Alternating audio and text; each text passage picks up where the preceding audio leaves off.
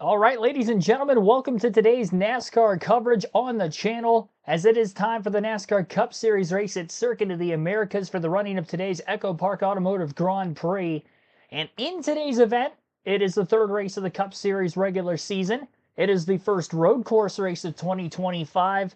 And I think we're going to have a pretty good show here today. The Xfinity Series race, honestly, I thought was pretty good yesterday. And I think we'll have an even better race here today in the Cup Series. New configuration, new layout at COTA. Of course, a 2.3 mile track now. Originally a 3.4 mile road course when they used the same Formula One layout for the first 4 years of running races here. But this year it will be a little bit different. Basically taking out after turn 6, you go into turn 6A, which is a left-hander, hard 90-degree corner, instead of kind of swinging out before getting to a couple more 90-degree corners, which will lead you into the longest straightaway on the circuit and in NASCAR at the time. So that's cut in half. Then you have turn 6B. You get back onto 12. We'll obviously diagnose that more as we get into the race a little bit later on. 95 laps, more laps obviously than what we had the first few years of racing at COTA for the Cup Series. That is because of the shorter layout also. And I can't wait to get into this. I think it's going to be a fun race. Again, the Xfinity race I thought was pretty good yesterday, and I think there is still room for improvement. And having more laps in today's race, I think is going to make for more fun. We have about 50 minutes from the drop of the green flag. 3:49 Eastern will be our green flag lap 1 beginning of the race. So we've got a lot to kill here in our pre-race show. We'll highlight the Fantasy League. We'll go over the in-depth analysis for who I think is going to run well, not run well, and new addition to the live commentary streams for what is now the third week in a row. We will be doing a quiz on Sporkle.com. So we're going to start off with that NASCAR quiz today. Because COTA has only been ran for 4 years, decided to go more of a, I wouldn't say a throwback, but this is a quiz that we've done before during rain delays when we did the Sporkle quizzes through last season. So I want to see how far we can get into this 20-minute quiz. And this quiz today is list of all NASCAR race winners. So NASCAR Cup Series, who has won a race? 204 drivers have won at least one Cup race all time. I'm ready for this. Well, I don't know if I'm actually ready because we're not going to get all 204. But the goal is to get above average, which we have hit so far through all the quizzes, all the ones we did during the Daytona 500 rain delay, and then the 2 pre-races before the 500 and before the Atlanta Cup race last week. I don't want to waste any more time because this is a longer quiz than we had last week. So let's get into this, and this will take us about a half hour before the start of the race. Ty, thanks for tuning in. Everybody else in the chat, again, you can play along. Actually, before I start this quiz, I need to think of a strategy because I tend to go kind of off the wall with these. I'm going to put all the modern drivers first. So everybody that's racing in the Cup Series today, or maybe just retired and they run like part-time Xfinity, like I'll throw Truex or Jimmy Johnson, Eric Almirola in there. He still runs races down there. I'll throw those names in there, and then we will see from there, backtrack, kind of work our way backwards in time. Start with today, work backwards. I swear okay, it was a little slow there. I might have to refresh the page. Yeah, let me refresh the page. It was acting a little slow on me. Kind of scared when that happens. Okay. I did have this page sitting open for like 10 minutes. There we go, refresh. We're good to go now. All right, active drivers. Yeah, I'll get the part-timers out of the way first. So we got Jimmy Johnson. Oh, we got that Johns guy, that's right. Okay, so Jimmy Johnson, we're going to get Junior Johnson with that as well. It does list how many wins they have had in their career and then championships too, so that's huge. Martin Truex Jr., that's right. So get the part-timers out of the way. And Eric Almirola. All right, so that's what I wanted to do there. Now we go modern. So let's start off at Penske. We'll throw in Ryan Blaney because that's my guy. Got the gear on. Joey Logano, Austin Cindric. I'll throw Harrison Burton in there also because he is not in the Cup Series anymore, but he'll be in there. And then obviously that's going to give me Ward and Jeff Burton because they have the same last name. Outside of that, Josh Berry hasn't won a race at the Wood Brothers. Okay, so we got Penske. Let's go Hendrick, Larson, Elliott, which is going to give me Bill Elliott as well. You're not going to be able to see the names because I'd have to scroll down the list. We don't have time for that. Let's see here. Bowman. Hendrick. We got William Byron. And we already got Larson already. We're going to get Red Byron also with the William Byron hole. Okay, Hendrick, let's go to Gibbs. Got Bell. It hasn't even updated Briscoe. It says he's got 1 win still. He should have 2. So this might not be updated through last season. Let's see here. Having a brain fart already. That's never good. That is never good. I said Hamlin, Briscoe, Bell. God, this is bad. Oh my goodness. Are you kidding me? Skip that. Reddick. 2311. Wallace. We're going to get Rusty in there as well as Bubba. And Ty Gibbs. That's why I was forgetting him, because he hasn't won a race. I'll cut myself some slack there. Gibbs hasn't won a race, so I wasn't forgetting anybody. That's why I was stumped. All right. So we got 2311 Racing. Herbst hasn't won yet either. Okay. I'll put Stenhouse, single car team. Knock him out of the way. Another single car team with a winner. Prix hasn't won, but he's now there. Gregson hasn't won FRM. Zane Smith, Gillen haven't won. I'll put Gillen just because, well, David's not going to be on here either. Who am I kidding? Okay, so front row doesn't have any. Spire, we got McDowell and Justin Haley. No Hocevar yet. Let's see. RFK, we got Keselowski. My mind's not thinking as quickly as I usually am with these quizzes, so that's not good. Busher. So we got RFK. Are there any other... I'll put... No, LaJoy has one. Custer has. Haas. I might have to refresh the chat, by the way. Nope. Okay, we're good. Making sure. All right. Again, Cup Series race winners, if you're just tuning in, that's our quiz for today. And we're trying to get the active drivers first.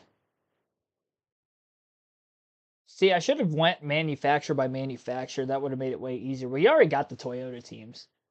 Trying to think at Chevy if I'm forgetting any teams here. We got Spire. We got Hendrick. We've got JTG Doherty. Austin Dillon and Kyle Busch. And we'll end up getting Kurt Busch with that as well. And then we've got... Is there any other Chevy teams off the top of my head with a race winner?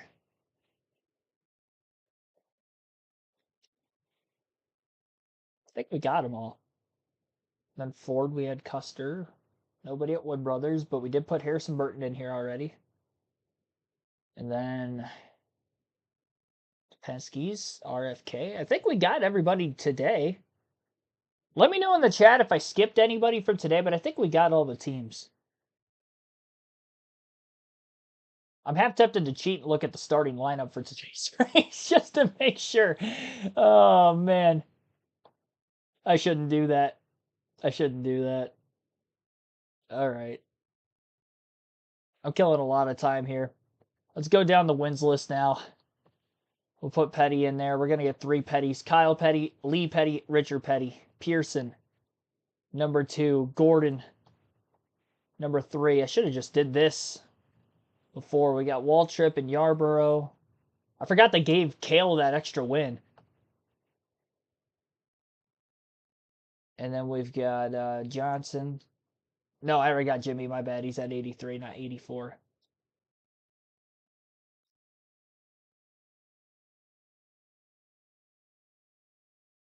Gosh, this is not a good day for me to do this quiz.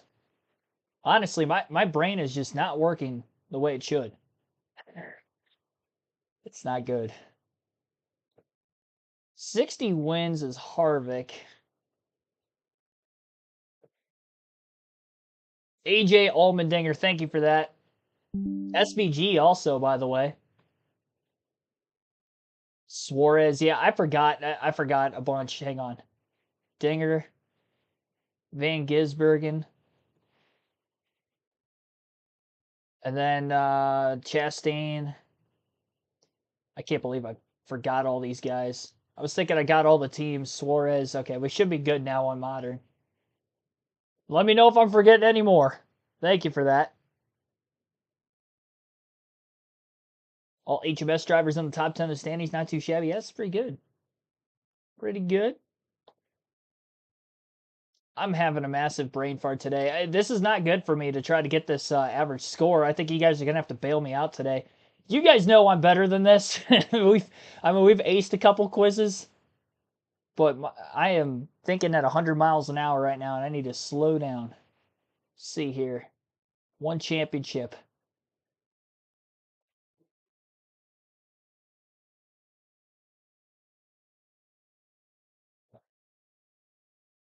Two championships and 50 wins is kind of throwing me for a loop too, not going to lie.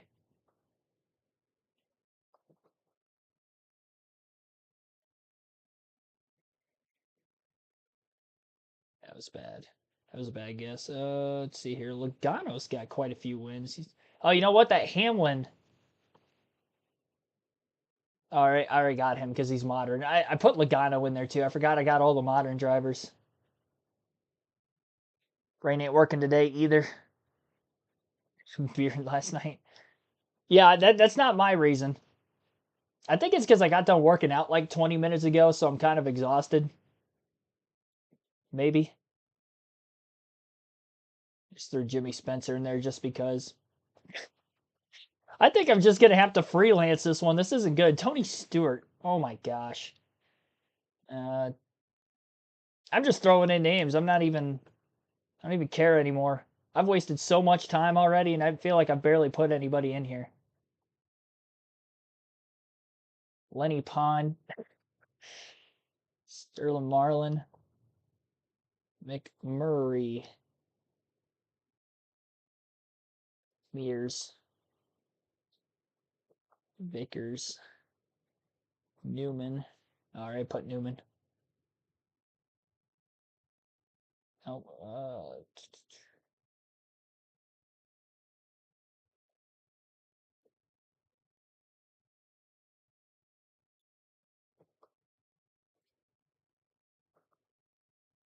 got my guy with the same last name as me. Before I forget, I'm missing 84 wins with one championship right now, and that's ticking me off, honestly. Pete Hamilton.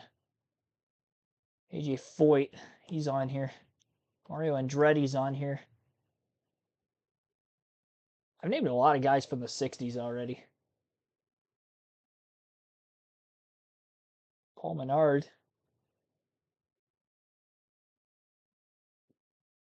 I'm just skipping around. Derek Cope. Kenseth. Martin.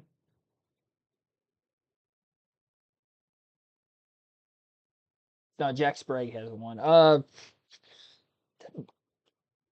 Yeah, Musgrave's not on here either.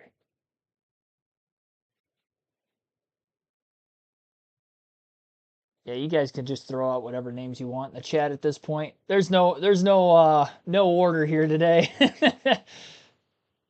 Bobby Isaac. I can't spell.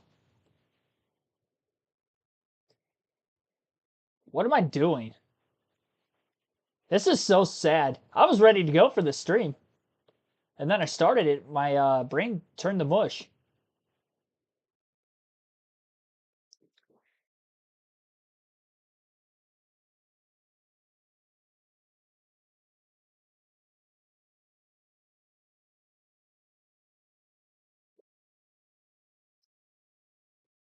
Bobby Isaac. I literally had to Google how to spell Bobby Isaac's last name. I do have Bobby and Terry Labonte. It's a poor effort, by the way. I'm embarrassing myself on the internet right now. That's what I'm doing. Oh, jeez. Jeez. We jumped all over the map. Tim Richmond. Harry Gant.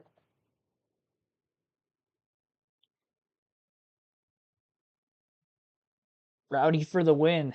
I think I'll have a good day today. We get into those predictions, and I'll let you know how I think about that. Jerry Nadeau. Jerry Nadeau. I mean, I guess as long as we get above average score, I'm definitely going to do this quiz again at some point. Because this is bad. I was ready. I did the modern drivers. I don't think that was the way to go to start things off here. Thank you for the Bobby Allison, by the way. I didn't realize I was skipping him. It's going to give us Davey and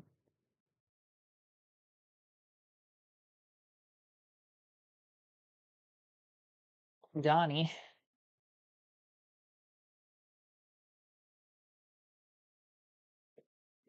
Jarrett is the 50 winner. It's going to give us Ned and Dale. 48 with 2 wins. Or 2 championship wins. Patrick Chatterley, Brett Whitesides, John Barber, and Christopher Kennedy. Thanks for tuning in as well.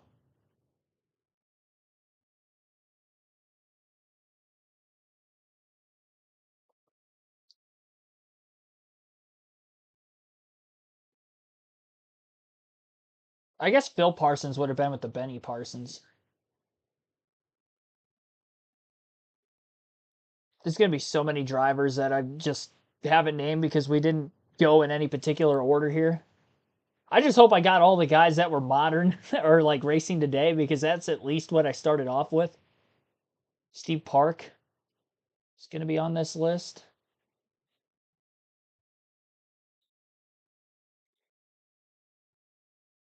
Dale Inman. I'm not sure how to spell his name. He race?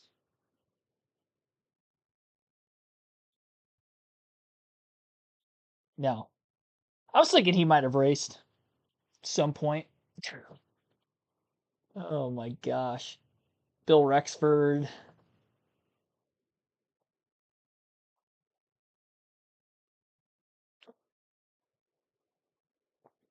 Joe Nemechek.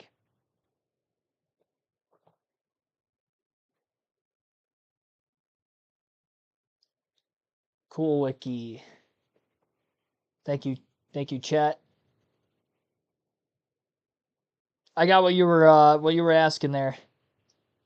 Say I'm not feeling well. No, I feel fine. I got this brain fog going on during this quiz right now that I've embarrassed myself because I'm not doing very good. I wasn't prep and ready for this part of the stream for the quiz portion.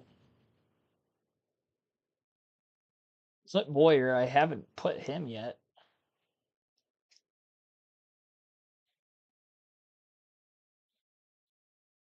The old 5-hour energy.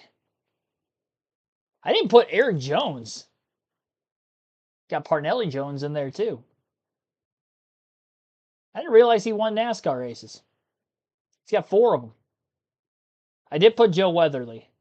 I started putting a lot of like guys from the 60s off the top of my head when I just started freelancing basically.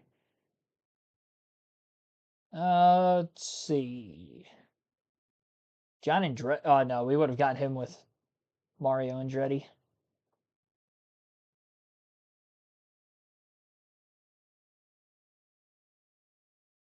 Quizzes are fun, but it boggles the mind. Yeah, when you get this far, it can, but I know I've gotten well over 100 on this before. We'll do this again when I'm 100% ready. I like I said at the beginning of the stream, I just got done working out like 20 minutes ago. So 20 minutes before the start of the stream, I should say. So like I feel like that exhausted me enough that my mental state to do this quiz was not prepped and ready. Flock, that's a good one. Oh shoot. That's I had a name pop in my head real quick and then I just Lund. Tiny Lund. That was the one that slipped out of my brain, and then I found it again. Herb Thomas. How many of the 20 wins people? We still got quite a few with over 20 wins.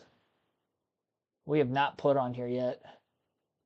Greg Biffle. Oh, I would have been so upset if I forgot my man, the Biff. Let's see here.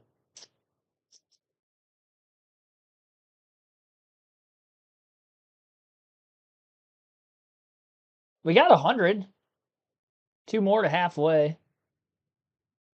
Honestly, doesn't even feel like I've gotten that many. I do have Bill Rexford already. I got the wall trips. There's probably some 500 winners in there I'm forgetting just because I didn't go in a particular order. I got Blaney. We got all the modern drivers. We got all the drivers racing today. I'm pretty sure of it. I don't think we skipped any of those because I did start off with that strategy and then that wasn't the way to go.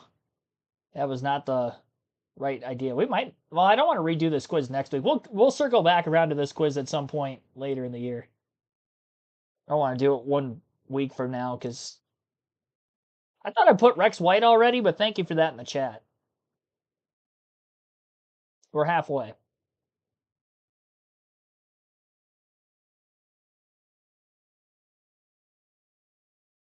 Yeah, I'm just I'm struggling here. There's so many. There's got to be so many from even my lifetime that I have not named yet just because I went so off the grid so early. Ricky Rudd, like that's another one. I know I forgot Sadler. Good old Elliott Sadler, Casey Kane. Okay, hang on. Now I'm starting to get on a roll, Mayfield. I wasn't I'm starting to get a little bit better there. Riggs hasn't won. Bodine.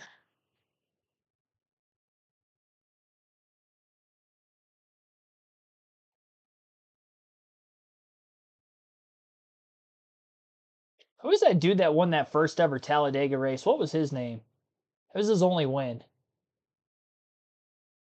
I don't remember it. I think it's going to be funny to see which ones I missed just because of how I was so bad at this one today. I just hope we have average score. I'm going to be upset if I don't have the average score. Mike Skinner never won a race. Atwood, Compton, they never won a race.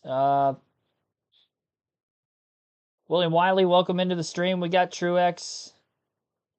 We got Rusty. I mean, we have 108 names.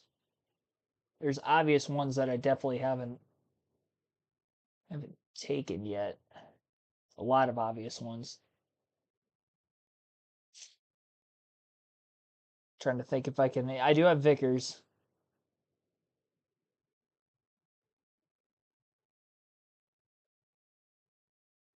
Well, moment of truth. Carl Edwards. So bad, dude. He literally just got inducted in the Hall of Fame. I know I can do way better than this. You guys know that. If you've been watching these streams just the last 2 weeks, we've been doing these quizzes.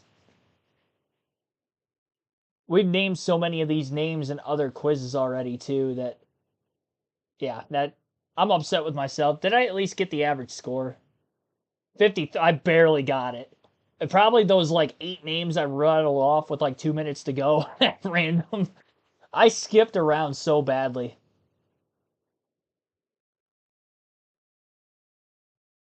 Yeah, I mean, like, Curtis Turner, Marvin Panch, Ernie Irvan, Leroy Yarborough. Like, we put these guys in so many other quizzes. Fred Lorenzen, the Carl Edwards one bothers me bad. Cotton Owens, Bob Wellborn, Paul Goldsmith. More for my lifetime on Pablo Montoya. I didn't even get to the road course ringers. I didn't name a single one outside of AJ, but that's because he still races. But yeah, I didn't put Ambrose. I didn't put Montoya. David Reagan, Ricky Craven for my lifetime, Ken Schrader, race to my lifetime. Yeah, it's bad one. David Ruderman, another one on there. I didn't go in any particular order. I'm awake. I'm just letting you know we will have energy for when the race begins. So don't worry. I just had that mental fog for the quiz side of things because I think it's because I got done working out like 20 minutes before the stream. That's the only thing I can think of.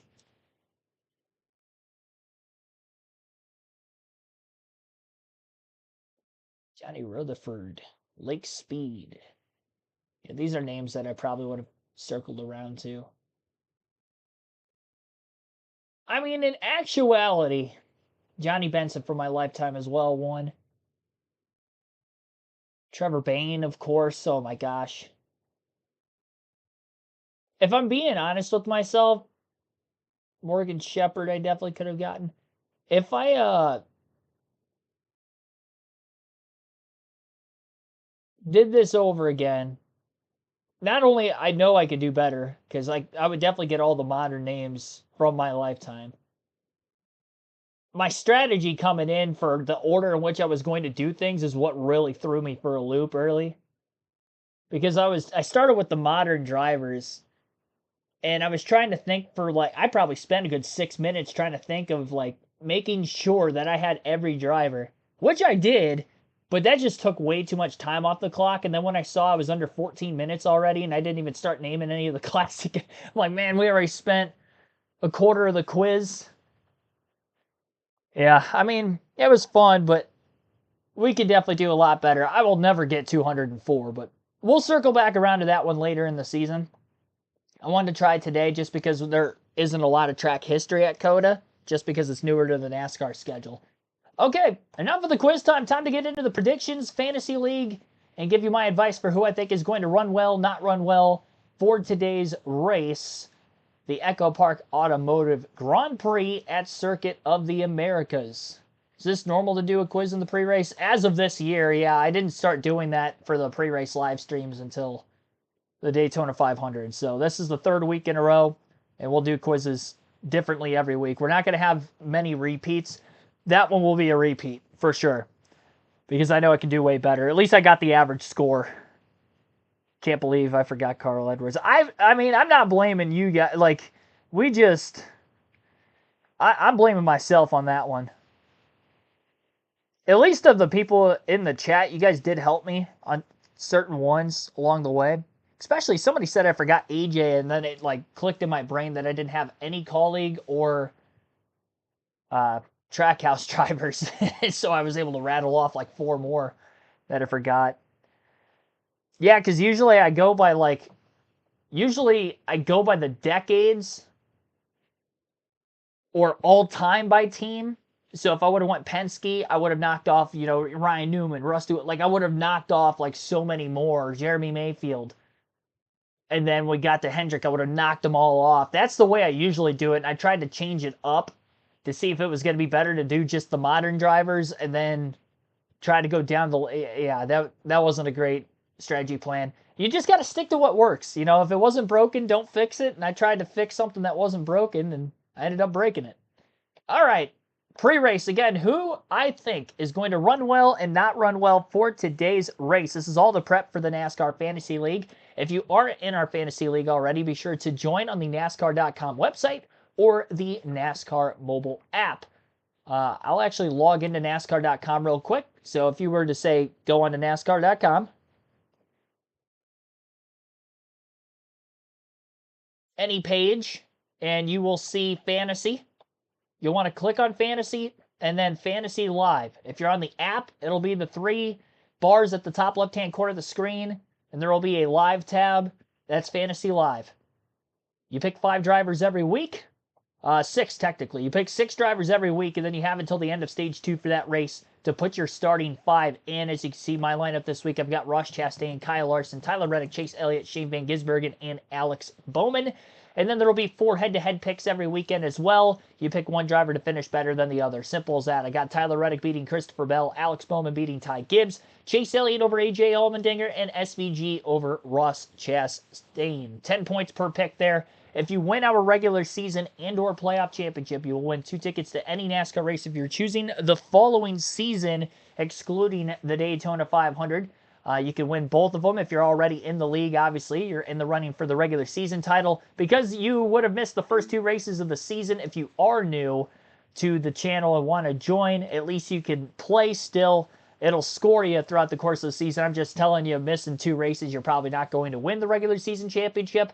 But you can at least get the gist of how it works. So then when the points reset for the playoffs, everybody's at 0 again. Again, we have 2 separate champions. So be sure to join if you have not done so yet. Again, that is on the NASCAR.com website, as you just saw me do through the screen. You click on the Fantasy Live tab, and you sign up with your email. It is free to join. And the name of the league when you go to join the league is KRC. So KRC League. KRC in all caps, space, capital L on league. I just put the name in the chat. So again, if you are new to the channel, definitely be sure to check that out. The only other thing, too, you do have to be a subscriber of the channel here on YouTube as well. So if you're not subscribed, hit the subscribe button and then join the league.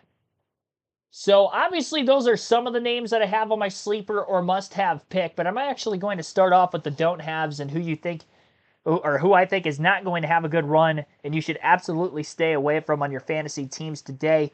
So far, I've only picked 2 drivers per race. I'm going to start doing 3 drivers per race for this category going forward because so far it has been the best category to start the year, and that was the case through last season as well. So as far as this weekend on the don't-haves, we've got Brad Keselowski. Typically, it's an obvious pick when we come to the road courses. I pick on Brad a lot, but it's an easy no-go. You can use him at many other of the intermediate tracks, short tracks throughout the course of the season. He'll be much better. And really, that's the case for most of the drivers on our don't-haves this weekend. No top 10 finishes in the 4 starts at COTA for Brad Keselowski. His best finish here is 14th, and that was in 2022. Finishes of 19th, 14th, 35th, and 33rd. The 35th and 33rd were the last 2 races here he got in incidences and failed to make it to the finish.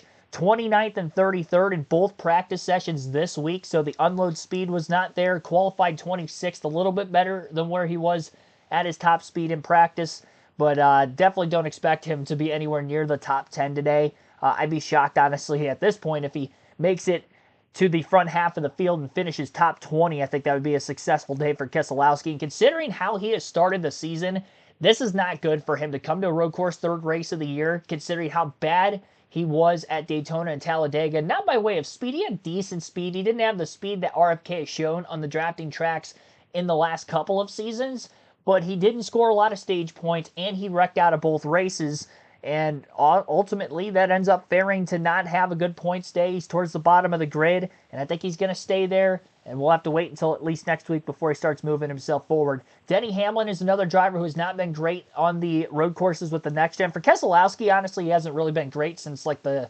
Car of Tomorrow at Watkins Glen, and that was pretty much the only time he's ever been good on road courses. As far as Denny Hamlin goes, he was pretty good on road courses through the Car of Tomorrow, the Gen 6, and even the late Gen 4 years there early in his career. But with the Gen 7, the next gen that we have now, he hasn't finished in the top 10 at COTA, and I think he's only got 2 top 10s on road courses overall, not counting the Chicago street race in there. But the other road course races, your Sonoma, Watkins Glen, COTA, the couple years they ran at Road America, just not good. Not finishing anywhere near the top 10. He has finished top 20, so I do think he can score stage points today, but I don't think he's going to finish in the top 10. He qualified 11, so I definitely think he's going to be one of the drivers, especially if he moves backwards in the first stage and falls to like 15th on the initial start, that he could actually contend for stage 1 win, depending on how many cars in front of him pit before the end of that first stage. I would expect a lot of guys to end up coming down, especially in the top half of the field, and we've seen Hamlin actually score quite a few stage points in these races. So ultimately, I think you should keep him out of your fantasy lineup because just to rely on stage points only can be a bit of a risk. And again, you'll be able to use Denny Hamlin many times this year. I'm sure he'll be really good at the short tracks and the intermediates like he was last season. Even though he hasn't really won since early in the year last year, he was still super consistent, great for fantasy.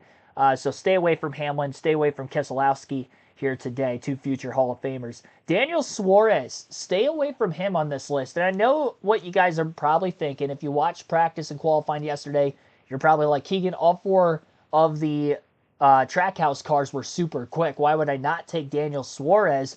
Suarez, although he has a career win on a road course at Sonoma in 2022, and it was with the next-gen car, and although he has qualified on the pole at Sonoma before, or front row, I should say, qualified second in 2022, won a stage right off the rip, remember that he got in a crash that race, and even in the other three races he's had at COTA with Trackhouse since, he has not scored a top 10 finish either. In fact, Daniel Suarez hasn't even scored a top 20 finish at COTA.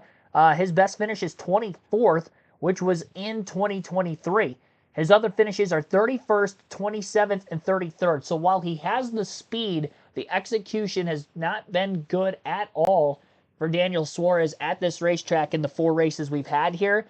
So I would stay away from Daniel Suarez as well. And I know it's a different layout, but it's basically the same track except for two turns. So I would imagine a lot of the statistics that we've had from years past still correlates for the most part to what we will see today and what we've seen so far this weekend. Suarez has speed. This is kind of like the 2022 race where he did qualify well, but they have to execute on the strategy side of things, and Suarez has to not make mistakes behind the wheel. And so far this season, he's been prone to making quite a few mistakes, especially at Atlanta last week. He got in a crash, wrecked out early, all on his own doing. He said himself, even in his post-race interview following the trip out of the infield care center, that he just wasn't on his A game that day and didn't seem like he had a lot of confidence, which is definitely not a good thing for a driver. You definitely want to have a driver with very high or good confidence going into the following weeks to come. So morals are low there for Daniel Suarez.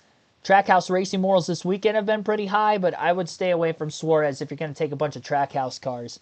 Now on the sleeper picks, I'm going to start off with Connor Zilisch, and I'm going to throw his name out there. And although you don't see him on my fantasy team for today, Connor Zilisch could be a good garage pick to where if he is having a good run throughout the course of the race, you could throw him in there before the end of stage 2, and you'll be set and ready to go.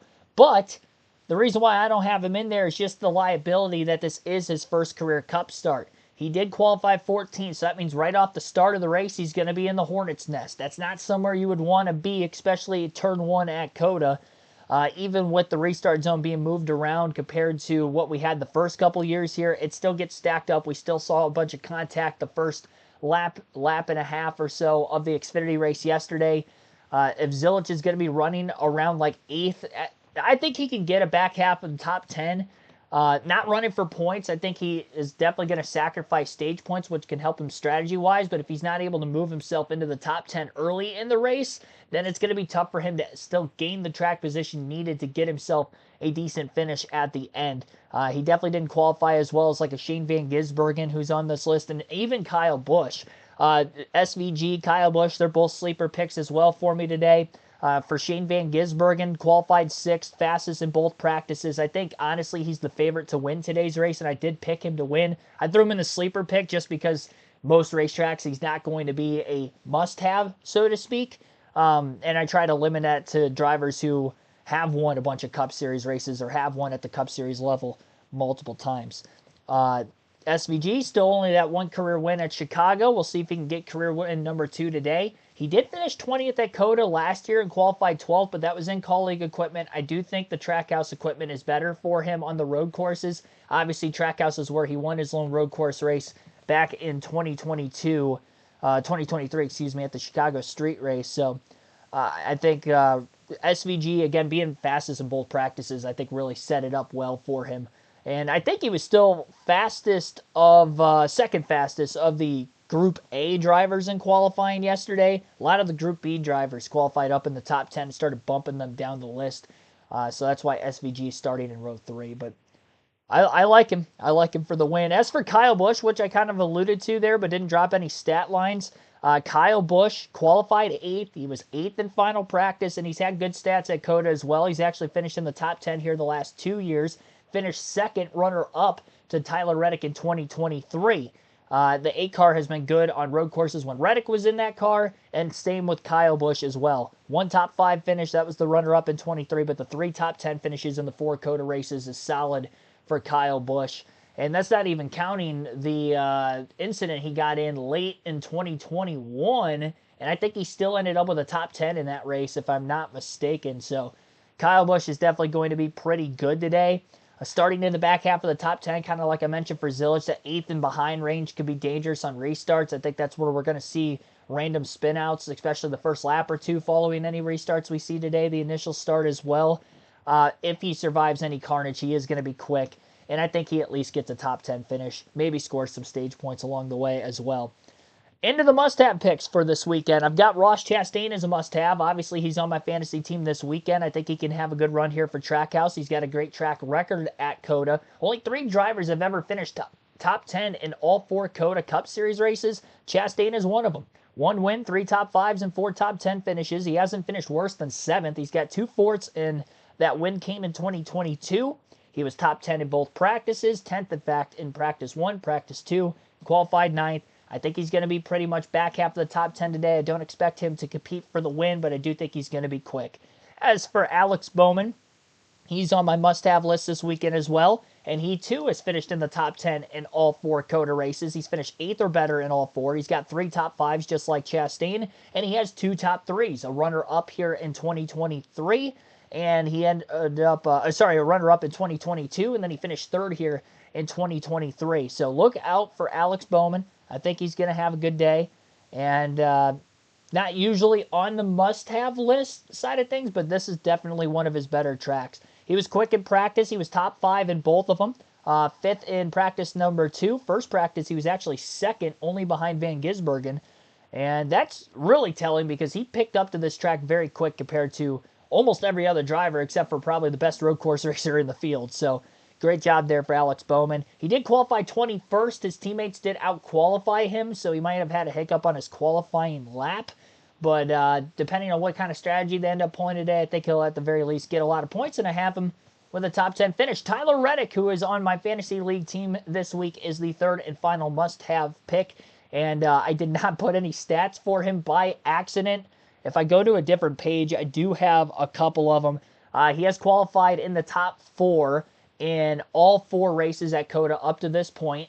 In those races, he had top 10 finishes. He's the 3rd driver of the 3 that are on the must-have list that has finished top 10 in every COTA race so far. He's one of them. He's qualified in the top 4 again today by qualifying on the pole.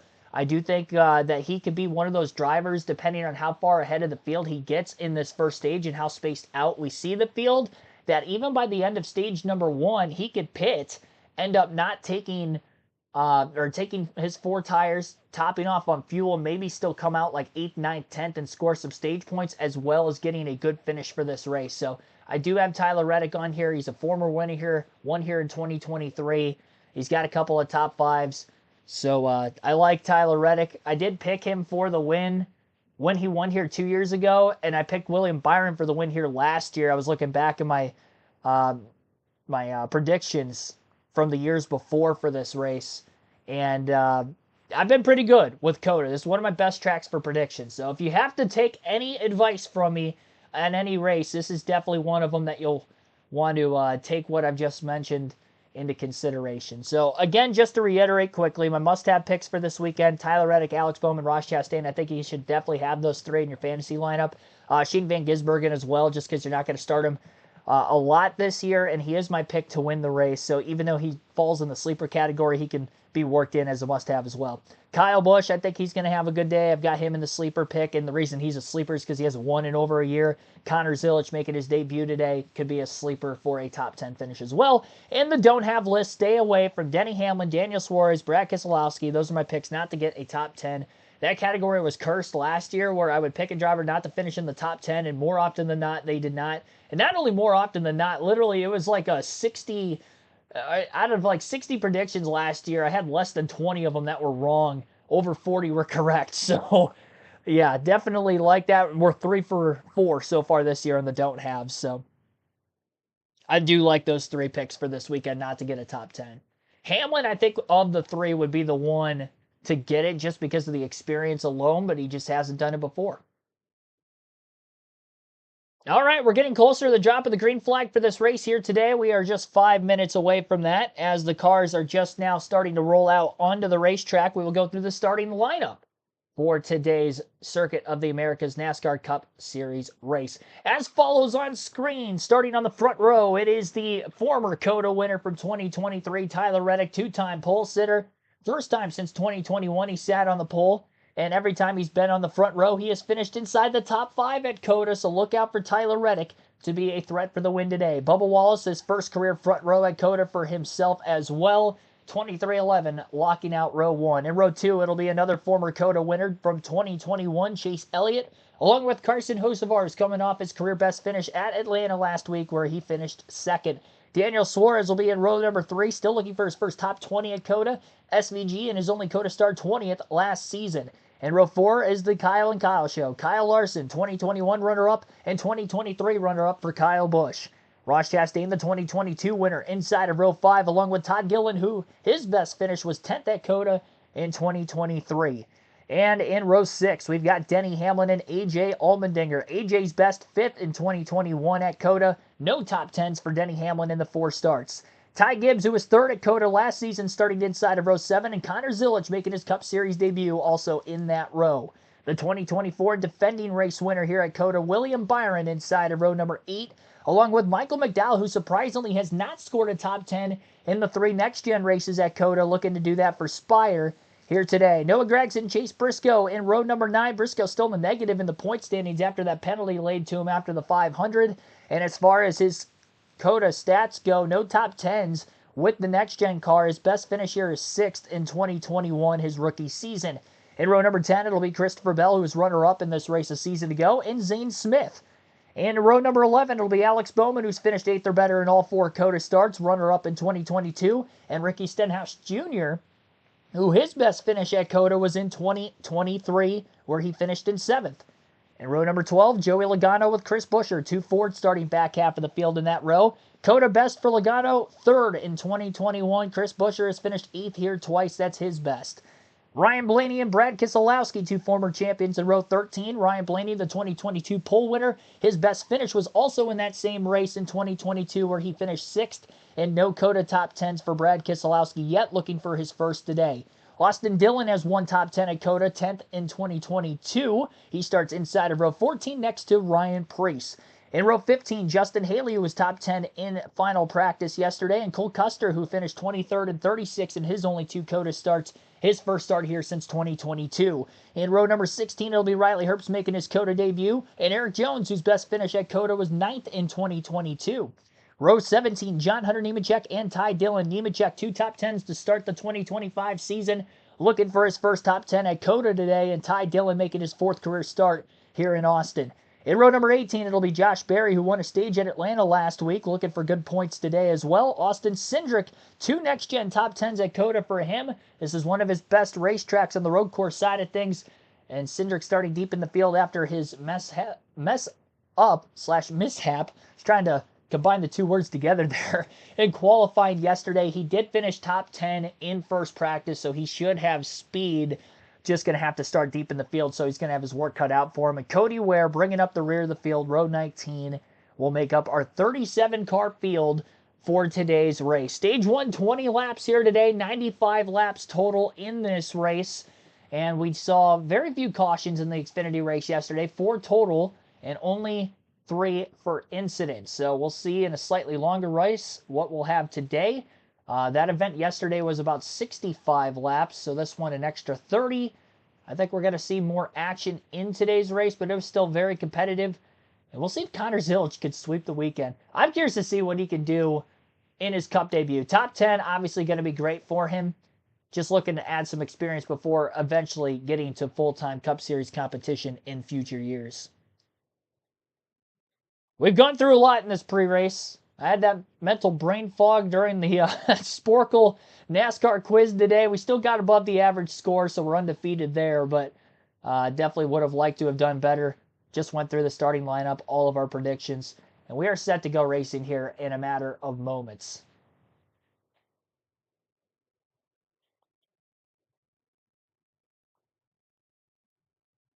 Since it's his Cup debut, a little early to put him on our list of road course ringers. But the drivers who excel on these type of circuits, well, there are the three who only ones who finish in the top 10 in every race here. William Byron, 70 laps led here. Chris Buescher leads all drivers in the next gen car here for average finish. Kyle Larson's led one, two of the last four on road courses. KJ Allmendinger with 3 career wins, and you know Shane Van Gisbergen's stats as we welcome Caitlin Vincent. Thank you, Michael. You were just talking about William Byron. Had a chance to talk with his crew chief, Rudy Fugel, earlier today. He told me practice didn't go as well as he had hoped, but then when they went to qualifying, didn't exactly put down the best lap either, which is why they're starting a little bit deeper in the field. That team qualified 15th for the race today. But he said William has emerged as one of the best road course racers in this Cup Series garage, and he just attributes that to all the growth and maturing he has had as a competitor over the years. Of course, Rudy has been with him since his Truck Series days, but William Byron won this race a year ago and looking to replicate that today. Josh Sims? Well, Ross Chastain is one of those 3 drivers that's finished top 10 in every single race here in Austin. I asked him, what's the key to that success? He told me all those races played out very differently, but Ross has a knack for getting around this place and putting himself in contention, and the team at the same time has found a way to keep up with the track. Now, he's got the track position to begin starting 9th in this race, so look for him to be a factor like he's been in the past as he looks for win number 2 here in Austin. Thanks, Josh. Busch Light's giving you a chance to win $1,000. Follow at Busch Beer on X and enter using hashtag Busch all for one. Hashtag sweepstakes during every lap that ends in a 1 for your chance to win. Let's check with our crew chief, Larry McReynolds. Mike, this road course is 2.4 miles with 17 turns. Every turn is different, and it can be a challenge to get your race car to handle good through all those turns. Over the course of a run, about all the driver can do is adjust his driving style. But let's go to our Toyota Tech car, and let's show you one other thing this driver can adjust. It's called the brake vise. The car actually has 2 brake systems, a front and a rear. There's the knob that's normally located on the dash. He can adjust the front and rear bars. Now let's go down to the master cylinders. Let's get in the corner on the braking. He can start cranking some front brake into it. Just crank as much as you need. Now, if the car won't turn or is tight in the corner, he'll start to crank some rear brake into it. My experience says you want to really crank some rear brake into it to make that car turn the braking. Guys, this is something they'll be adjusting on all day long, and they're going to wear the paint off that knob.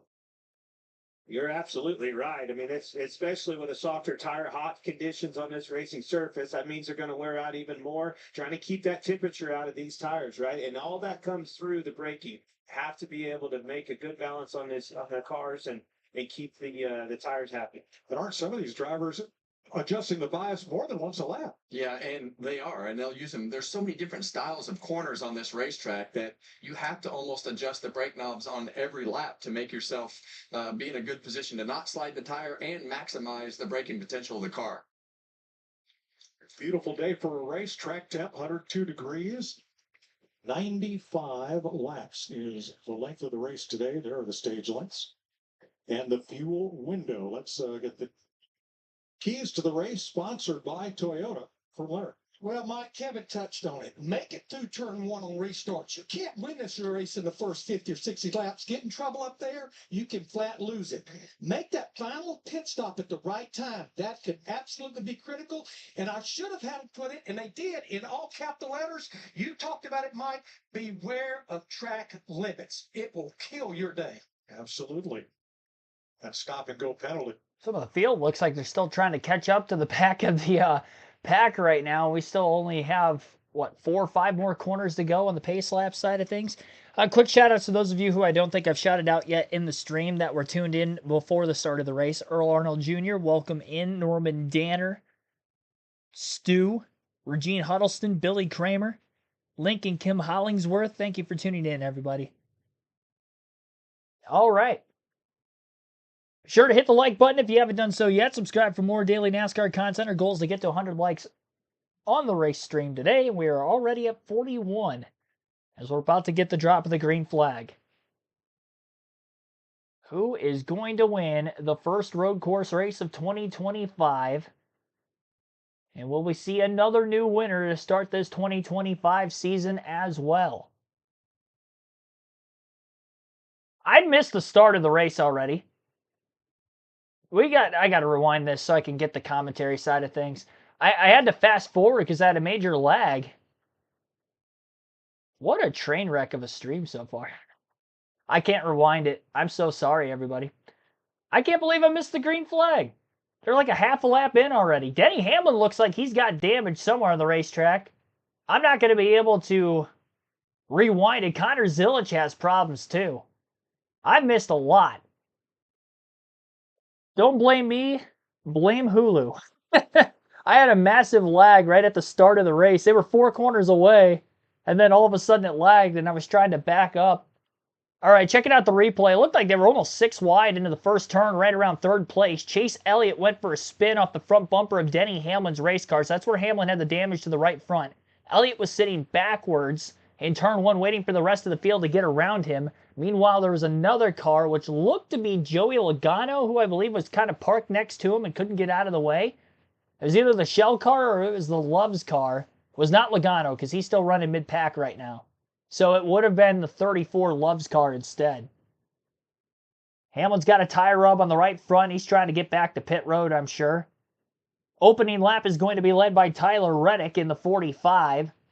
It does look like Hamlin stayed out of the pits this time by, so maybe looking for a caution. NASCAR could consider black flagging him because the right front fender's flapping quite a bit right now, and actually I think it might have fallen off of Hamlin's car. We're looking to get a debris caution and not have to pit under green flag conditions here. Hamlin qualified 11th, already fell backwards. Zilic qualified 14th, is at the back of the pack. And Chase Elliott qualified 3rd. Seeing where all those drivers are running right now, Zilic is in last, 37th. Elliott 36th. Zilic did make his way to pit road. Chase Elliott just at the back of the field, had to wait for everybody else to get by. Todd Gillen, that Love's 34 car, who was also stopped, is back in 33rd. And as far as Denny Hamlin goes, after starting 11th, having the contact he did, he only dropped 2 spots to 13th, which is probably why he's trying to nurse the right front around the racetrack. Both the 2311 Toyotas that started 1st and 2nd to begin this race still run 1st and 2nd at the front of the field. Shane Van Gisbergen went from 6th to 3rd on lap 1, and Kyle Busch on the first lap also went from 8th to 4th. Carson Hocevar fell backwards from 4th to 7th. Kyle Larson right around where he started, only up 1 position. Daniel Suarez also moved up about 4 spots from 9th to 5th. Kyle Larson hounding Suarez off of turn 20 right now and trying to make a run up the hill into turn 1. This main front straightaway now the longest straightaway in the racetrack after the reconfiguration to COTA. From turn 6A to turn 6B before getting back onto 12, eliminating that gigantic straightaway on the back portion of the racetrack. A lot of fans over there towards turn 1. Already saw a lot of action on the opening lap alone, and we still got about another 92 laps to go. As the field works their way through the S's, mostly single file, things not really spacing out too much until you get back to about 5th place. Top 4 all within 2 seconds of each other still. Reddick, Wallace, Van Gisbergen, and Busch. Door-to-door battle between the 19 and the 48 of Briscoe and Bowman. Bowman started 21st and is already up to 12th as he battles the 19 of Briscoe. Ryan Blaney qualified back in 25th place, and he's up to 14th. He's got 11 spots gained, most of which were probably that first lap with the stack up in turn 1. Chase Elliott has made his way up a couple positions to 34th after getting moved back in the correct direction pretty quickly from the opening lap. Christopher Bell up about a half a dozen positions to 15th. Hamlin still sliding backwards with the damage to the right front. He's now in 16th behind Bell. Start 11 settled in 13th after lap 1 with the damage, and he's still going backwards. This is a very aerodynamically dependent racetrack. Despite all the tight corners, there are quite a few fast portions of this track. The Hamlin's probably not going to be able to get as much of a pull in the draft down like the long straightaway on the front stretch. And if he's not drafting off of anybody in the wind, especially going uphill, that could hurt him as well. It does look like they have a headwind on that front straightaway also, which is probably going to hurt for Hamlin having that nose damage, again, on the right front fender. Still green. We didn't see a caution. Whatever piece that was flapping in the wind for Denny Hamlin must be off the course for us to stay green the last several laps. Spin on the front stretch. Ty Dillon in the 10 car. Right around the start-finish line. That was well laid off of turn 20. And he's got quite a bit of damage to the nose of his race car. Definitely got against the outside wall. Again, that was right near the flag stand. Kyle Busch pushing a little hard, trying to keep up with the top 3 cars in front of him. Slides off of turn 12. Ended up in the grass. And he went from about a 1.5 off the lead to almost 3 seconds back now quickly after the fact. Right front tire rub on the 10 of Ty Dillon as he tries to get back to pit road.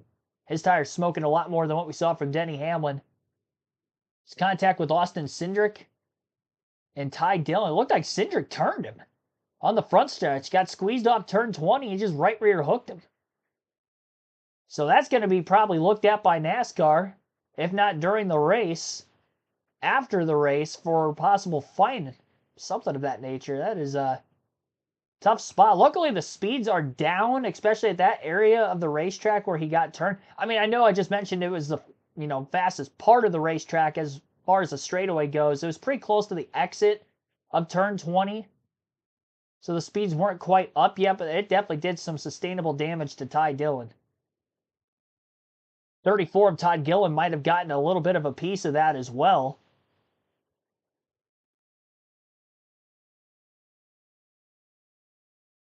As by the time Cindric came down and hooked the right rear of Ty Dillon's race car, they were nearly 3 wide. Noah Gragson off. Turn 1. Sat around on the excess pavement off the exit of the corner.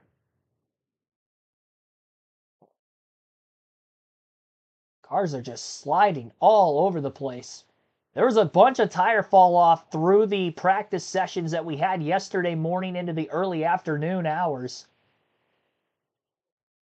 2 20-minute practice sessions for all 37 cars in the field this weekend. Wall's got his right sides a little wide off of turn 12 again, where we've seen quite a few drivers end up in the grass in that area of the track. You wonder how much dust and dirt might be kicked up onto the surface because of drivers going wide there, and that could be part of the reason why we still see drivers going wide in that area. Wall's power sliding his way off of turn 18. Ty Dillon's right front is completely flat by the time he slides into his pit box on the front stretch. Didn't catch a caution because there was no debris on the racetrack, and he was able to get all the way back around to pit road as the leaders are going to put him a lap down, as they're just getting to the start-finish line now to complete lap 5.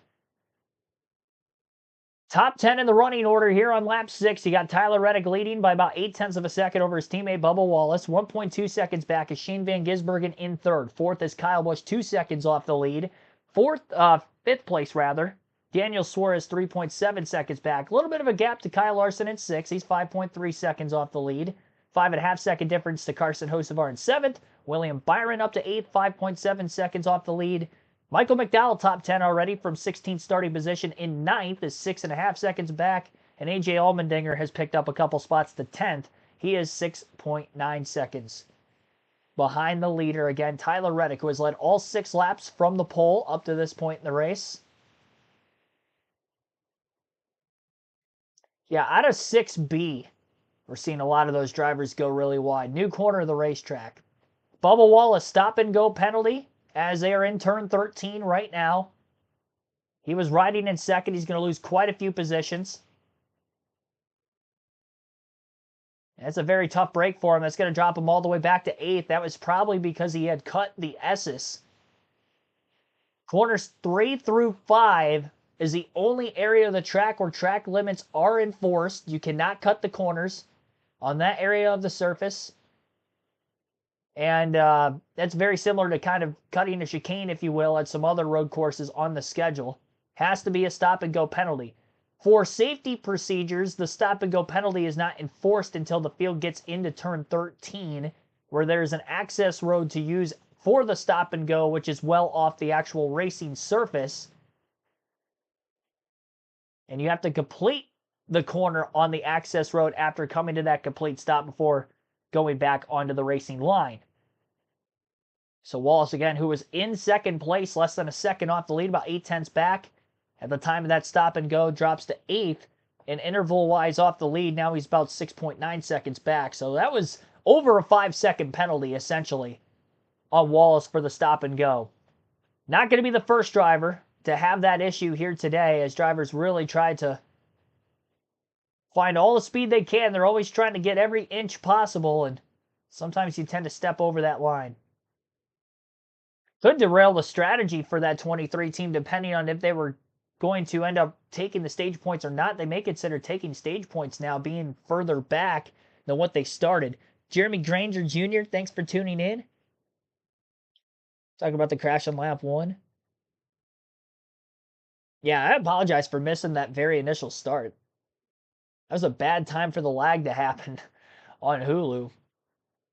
Right as they were starting, and I missed the first half a lap.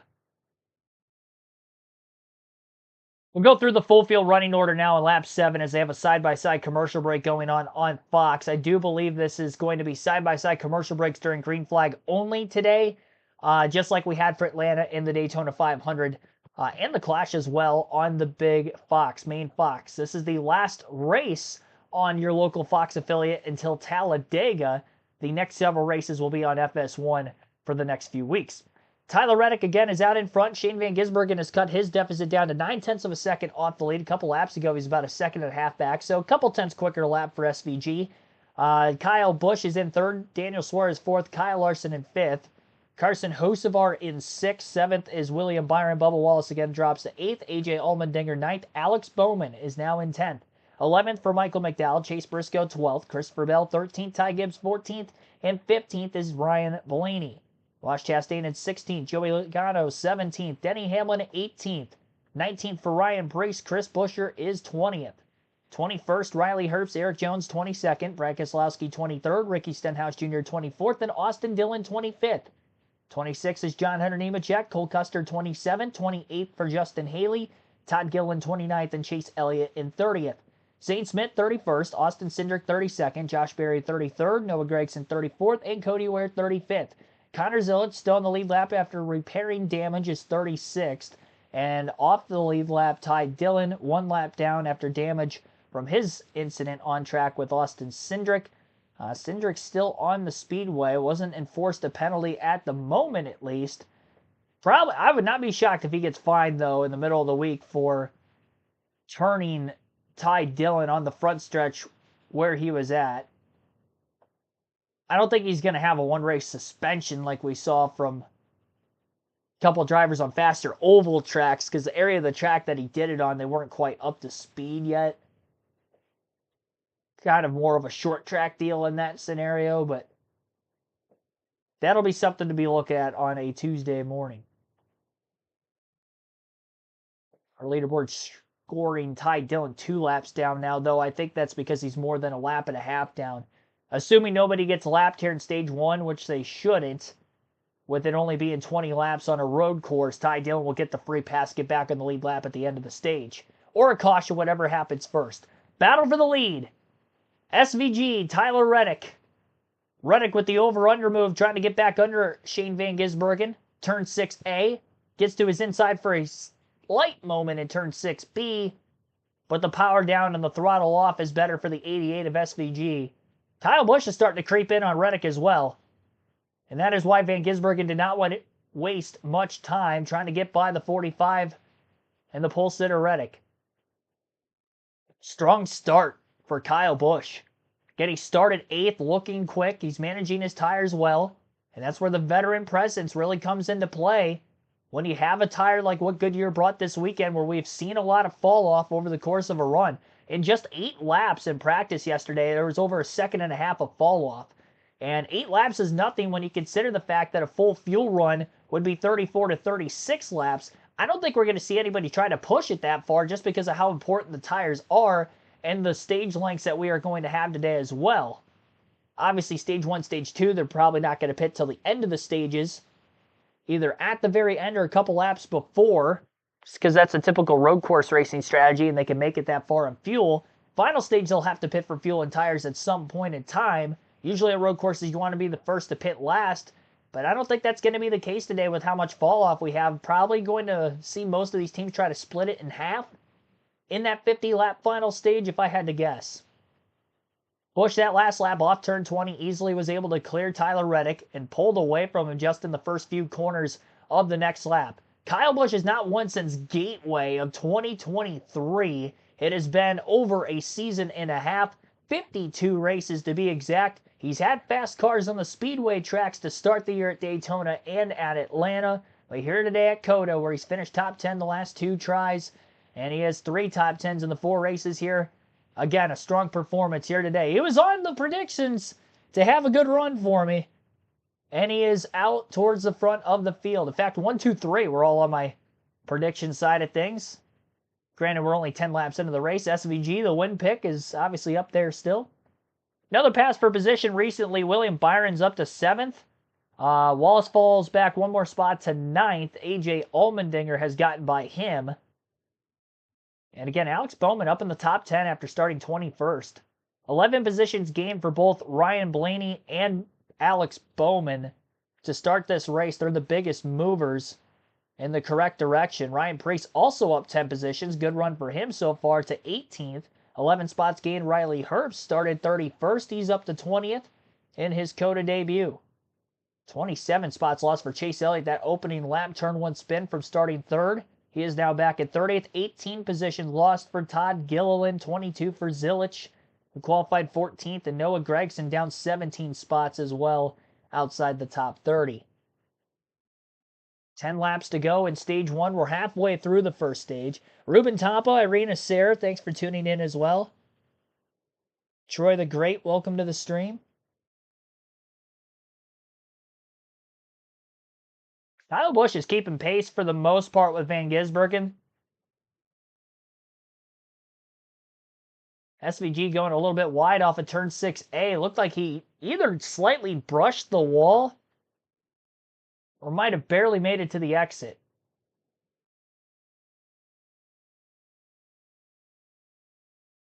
Definitely letting that car ride a little wide, using all the excess pavement off the exit of all these turns possible.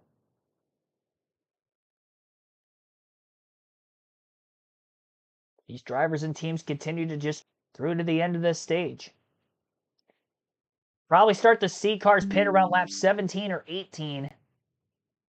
Especially once further back in the field. Pit road closes with 2 laps to go in the stage when the race leader gets to the start-finish line to get the 2 to go. So you have until then to hit pit road under green flag conditions. If you choose to pit before the end of stage 1, sacrifice the stage points if you're running at front to try to get the track position at the beginning of stage 2, and so on and so forth. Racetrack with all the disciplines that go with it. Look how busy this guy is. Inputs with the wheel all over the place, crazy, chaotic. Tap dancing on them pedals, but look at the focal point, all of his eyes and where they're looking as he's navigating this traffic, trying to get around Denny Hamlin. But look at these stats. In the next gen car, the 7th generation NASCAR race car, Chris Buescher has been the most consistent on road courses of the whole field. Oh, got a wheel lock up in front of us. He slipped up, he missed the corner as well. Hill there. Watch it from the full performance camera on board number 17, Buescher, who takes the spot for Benny Hamlin. That is 19th, Larry. Yeah, Mike, we just completed lap 11. That matches the longest run that we saw in practice yesterday. Kevin and Clint been talking about fall off. Right now, we're about just north of a second and a quarter fall off in those 11 laps. I think most everybody's going to go with the free stop strategy, which means, remember, they close pit road 2 laps before this end of the stage. So I think what you'll see somewhere around lap 17, about 6 laps from now, you'll see most of the leaders hit pit road to get those 4 tires. Thanks, Larry. 37 now. Chevrolet is at the front. Van Gisbergen and Busch. Then Reddick's Toyota. Suarez and Larson in the top 5. Long ways to go, obviously, here at COTA. Just on lap number 12, 9 laps to go in the stage up to this point. Shane Van Gisbergen with that 1.2 second lead over Kyle Busch in second. Tyler Reddick 2.4 seconds back in third. Daniel Suarez is still in fourth, 3.2 seconds off the lead. Kyle Larson 4 seconds back now in the top 5 and 5th. Those are the front runners. Frank Powers, welcome to the stream. What do I think? New COTA more aggressive, or does it help some drivers more? I think it's going to help the road course ringers just in those 2 corners a little more, adapt quicker. Like an SVG, Connor Zilic, even though he had his problems on the initial start. As the race goes on, these guys are obviously all great, and they're probably going to end up adapting quick enough by the end of the race. I don't think you're going to see as much of a gain from those guys, but definitely early on, which is probably what is going to help for Shane Van Gisbergen. A lot of these teams in practice yesterday, they ran consecutive laps of less than 10. Very few drivers made a 10-plus lap run in either practice session. I noticed that some of the Fords did, and that was about it.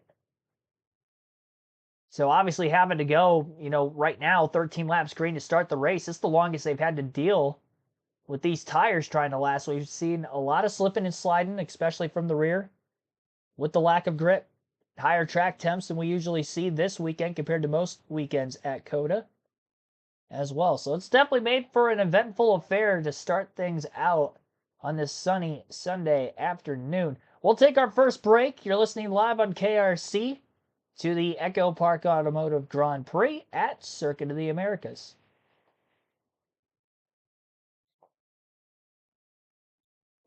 Check out our chat poll for the first time today as well. 46 votes have been casted for who you think is going to win today's race. 48% saying somebody other than Tyler Reddick, Chase Elliott, or Shane Van Gisbergen is going to win the race today. That's surprising. Those 3 drivers all qualifying up in the front 3 rows of the field. And SVG is leading the way in the race right now. He's second in the voting poll at 30%. Chase Elliott, who was in third at the start, got spun on the opening lap. He's got a lot of work cut out for him now, as he has 13% of the votes. Tyler Reddick slipped back to third, but still holds on in that position. Few seconds off the lead from SVG. He's only got 9% of those 46 votes. Sponsored by Straight Talk Wireless, real unlimited data. And by Busch Light. Race for the mountains. Enjoy responsibly. 7 laps to go in stage 1. Tyler Reddick led the first 8 laps. Shane Van Gisbergen has been out front for the last 5, and we were allowed to sit in on their pre-race team meeting. Solid weekend so far, fellas. We've been working on this for a month at the simulator. Not just our group, all 4 groups working together. And I think that proved out yesterday. Fast right off the truck. Race today, 95 laps, stages 20, 25, 50. There's going to be some mixed strategies. There's going to be some 2-stoppers and some 3-stoppers. We'll let you guys know as we get into stage 1 which one of those we're going to be. 5 sets of tires, including the ones we start on, should be plenty for what we're doing. Have some fun and bring the damn trophy back to Trackhouse. 1, 2, 3, 1. Van Gisbergen and Kyle Busch have opened up a 3-second lead on the rest of the field. Those 2 Chevrolets at the front. Yeah, and you see Steven right there. That's Shane's crew chief. He was my engineer for a number of years on the number 4 car. Great young talent. I think they do a great job with Shane trying to make sure that he's up to speed on everything that he needs. So That was pretty big there, Kevin. Biggest movers early in this race. 14 laps complete. Alex Bowman up into the top 9 has gained 12 positions. Zane Smith started out back. He and Riley Herbst are plus 10. Nemechek and Byron each plus 9. Josh? When I talked to crew chief Blake Harris of the 48 car, he said they were disappointed in the way they qualified, but they knew in race trim yesterday that this car was really good. So no surprise, they're one of the biggest movers of the day. This is the guy that's finished top 10 in every single one of the races here in Austin. He just came over the radio and said he is free in the high-speed areas. He is tight in the low-speed areas. Car not exactly where he wants it to be. Team said, we'll help you out during this next style. Well, he's moved up into the top 10. In fact, look at the top 9. 8 of them have something in common. They've all won on a road course in the Cup Series. Carson Hocevar, only driver in the top 9 who has not. 4th place at stake here. Well, we've talked about those Hendrick cars, Clinton, how they go over the bumps. We really were impressed with the way that they could get through all the bumps and the way that their car looked. And you see Kyle Larson starting to creep towards the back bumper right now of Daniel Suarez. Yeah, if you're looking for grip, look no further than what Hendrick is able to accomplish. All of those cars are fast. Obviously, Chase Elliott got turned around into the first of the race. Need to look and see, make sure that it's not a toe link bin or something like that. But all the Hendrick cars are fast. They're catching them. Bowman's up. Byron's up 9 positions. Bowman's up 12 positions. The 5 cars in your screen. Pretty fast out of the Hendrick camp. A lot of speed. Well, we had the Hendrick dominance on the road courses, especially with this 7th generation car. 7 straight years with at least one road course win, a longer streak than any other organization. And the only one with multiple road course wins over the last 11 races, including 4 of the last 5. Kevin, one thing we saw in practice yesterday, those Hendrick cars seem to have a better ride quality than many of the cars that are really bouncing over the bumps here. What could that be? Well, I think it can be a number of things. You know, it could be their spring package, could be their shock package. I mean, there's just so many things on these next gen cars that are different than the old cars. As we look at Chase Elliott right here after getting spun out early in the race, and he was so dominant in the Gen 6 car, and now, you know, we talk about him not having won a road course race in the Gen 7 car. So much of it is probably just like today, wrong place, wrong time. He's had the speed, he's had the results to go along with his talent on the road courses, but just hasn't been able to get to victory lane. But I think the Gen 7 car takes a completely different style of driving, shifting, braking, throttle usage, what it takes for the setup. And, you know, I think that has really changed the complexion of who the players are on the road courses. Larry, I got a question for you. 4 to go here. Obviously, you see cars on pit road. This is my question. How do you flip this stage? If they're going to pit here and you just was watching Chase Elliott, lost all the track position, Carter Zillich, these guys, what can they do different? Well, what they can do is come, as you see a bunch of them now, this will give them an additional lap on those fresher tires, and they should be able to make up some ground. Really, about the only one that can come with 2 to go is maybe the top 2 or 3. The rest of them, they're going to have to come the next lap, if indeed they're going to pit before this pit road closes. Like Chris Buescher stalled it, trying to exit his pit. Yeah, and then when you're in a position like Buescher and Keselowski and even Alex Bowman right there, you're trying to play the cards to leapfrog some of these guys and gain a second and a half a lap, 2 seconds on those new tires in a short amount of time. So the things that you can't do are make the mistakes like stalling it out of the pit stall, stalling it, or going too fast on pit road. You do not want to make a penalty in those types of situations, because that'll override everything that you just tried to do from a strategy standpoint. Now, Kyle Larson did get past Daniel Suarez for 4th place, but can't shake him. Daniel Suarez is great. I mean, this track is good for him, and he's doing a great job. Qualified good, keeping this car up front. For all the fenders are on and doing everything you need to do. Well, and we've seen all the Trackhouse cars. As you see, both of those cars hit pit lane. So Michael McDowell, his crew was over the wall too soon. You're allowed to come across the wall when that car is 3 pits away, and they were over too soon. That'll be a pass-through penalty. That will be costly.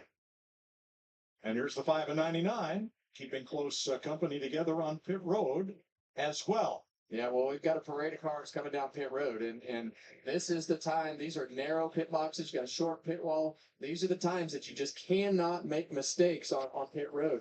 As you see, the right rear tire there on the 99 take a little bit longer than they probably wanted. Ryan Prix in. Ty Gibbs out. So the drivers who did not pit prior to the stage ending, Van Gisbergen, Busch, Reddick, Allmendinger, Wallace, Logano, and Elliott, who are now the top 7. Ricky Stenhouse has not been in. Austin Cindric has not been in. They're going to pit at the stage end. Or are they, Larry? Yeah, if you're like 9 or 10 seconds back, like Allmendinger on back, you can't get on the pit road before it gets closed. About the only ones that can get there this lap would be the leader, Van Gisbergen, Kyle Busch, and Tyler Reddick. Pit road's going to close, and that means now Allmendinger on back, you won't be able to get pit road. So here are the 2 leaders, as Larry points out. Once the leader takes 2 to go, the pits are closed. Are they coming? Uh-oh. Yeah. 1 and 1. That was my point. No, they're both on the pit road, guys. There you go. Both on pit road, but again, whoa, we got trouble. Only minute around. That's at the top of the hill, I think. Turn one. Caitlin? There's Kyle Busch, who's been running in the top five for most of the day. Not saying a whole lot on the radio, but he says, I am not good in corner 15 and still a bit tight for that aim machine, guys. Pretty good. St. Van Gisbergen in the 88 car, a little bit tight to the left-handers, tight overall, but been very smooth sailing for him so far. And the 45 of Tyler Reddick running in third place right now. He's been working out which gears he wants to run through turns 2 and through turns 3. The team giving him a lot of details on what's better. Close corners there coming off pit road, and that's going to hand the lead to Bubba Wallace, who's looking for stage points here, the 10 points that go with the stage win. Yeah, and we saw SVG coming out of his pit stall there. He had a little stumble taking off, and that was all that was needed for Kyle Busch to exit the pits right on his rear bumper. Now, Chase Elliott, as we mentioned, had climbed up into the top 7 because everyone else in front of him pitted. Well, that just shows you the track position he lost at the first of the race when he got turned around. He stayed on the racetrack and barely just got caught up to him.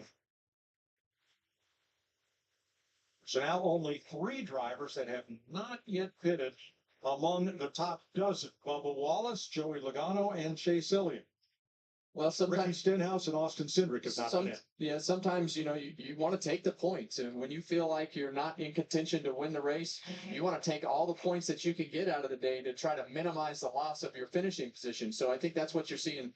Bubba Wallace, Joey Logano, Chase Elliott, all these guys are trying to just say, hey, we know that we're not in position to win the race right now, so we need to capitalize on all the stage points that we can to put ourselves in a position point-wise to have a good day regardless of what the finish says. I like this race for the lead right here. Kyle Busch is not going away. He's going to put the pressure on SVG. I say the lead. I was told him myself, not the lead. Well, that's okay. It's still top 5, and it's still a lot of stage points. After this stage, it probably won't be.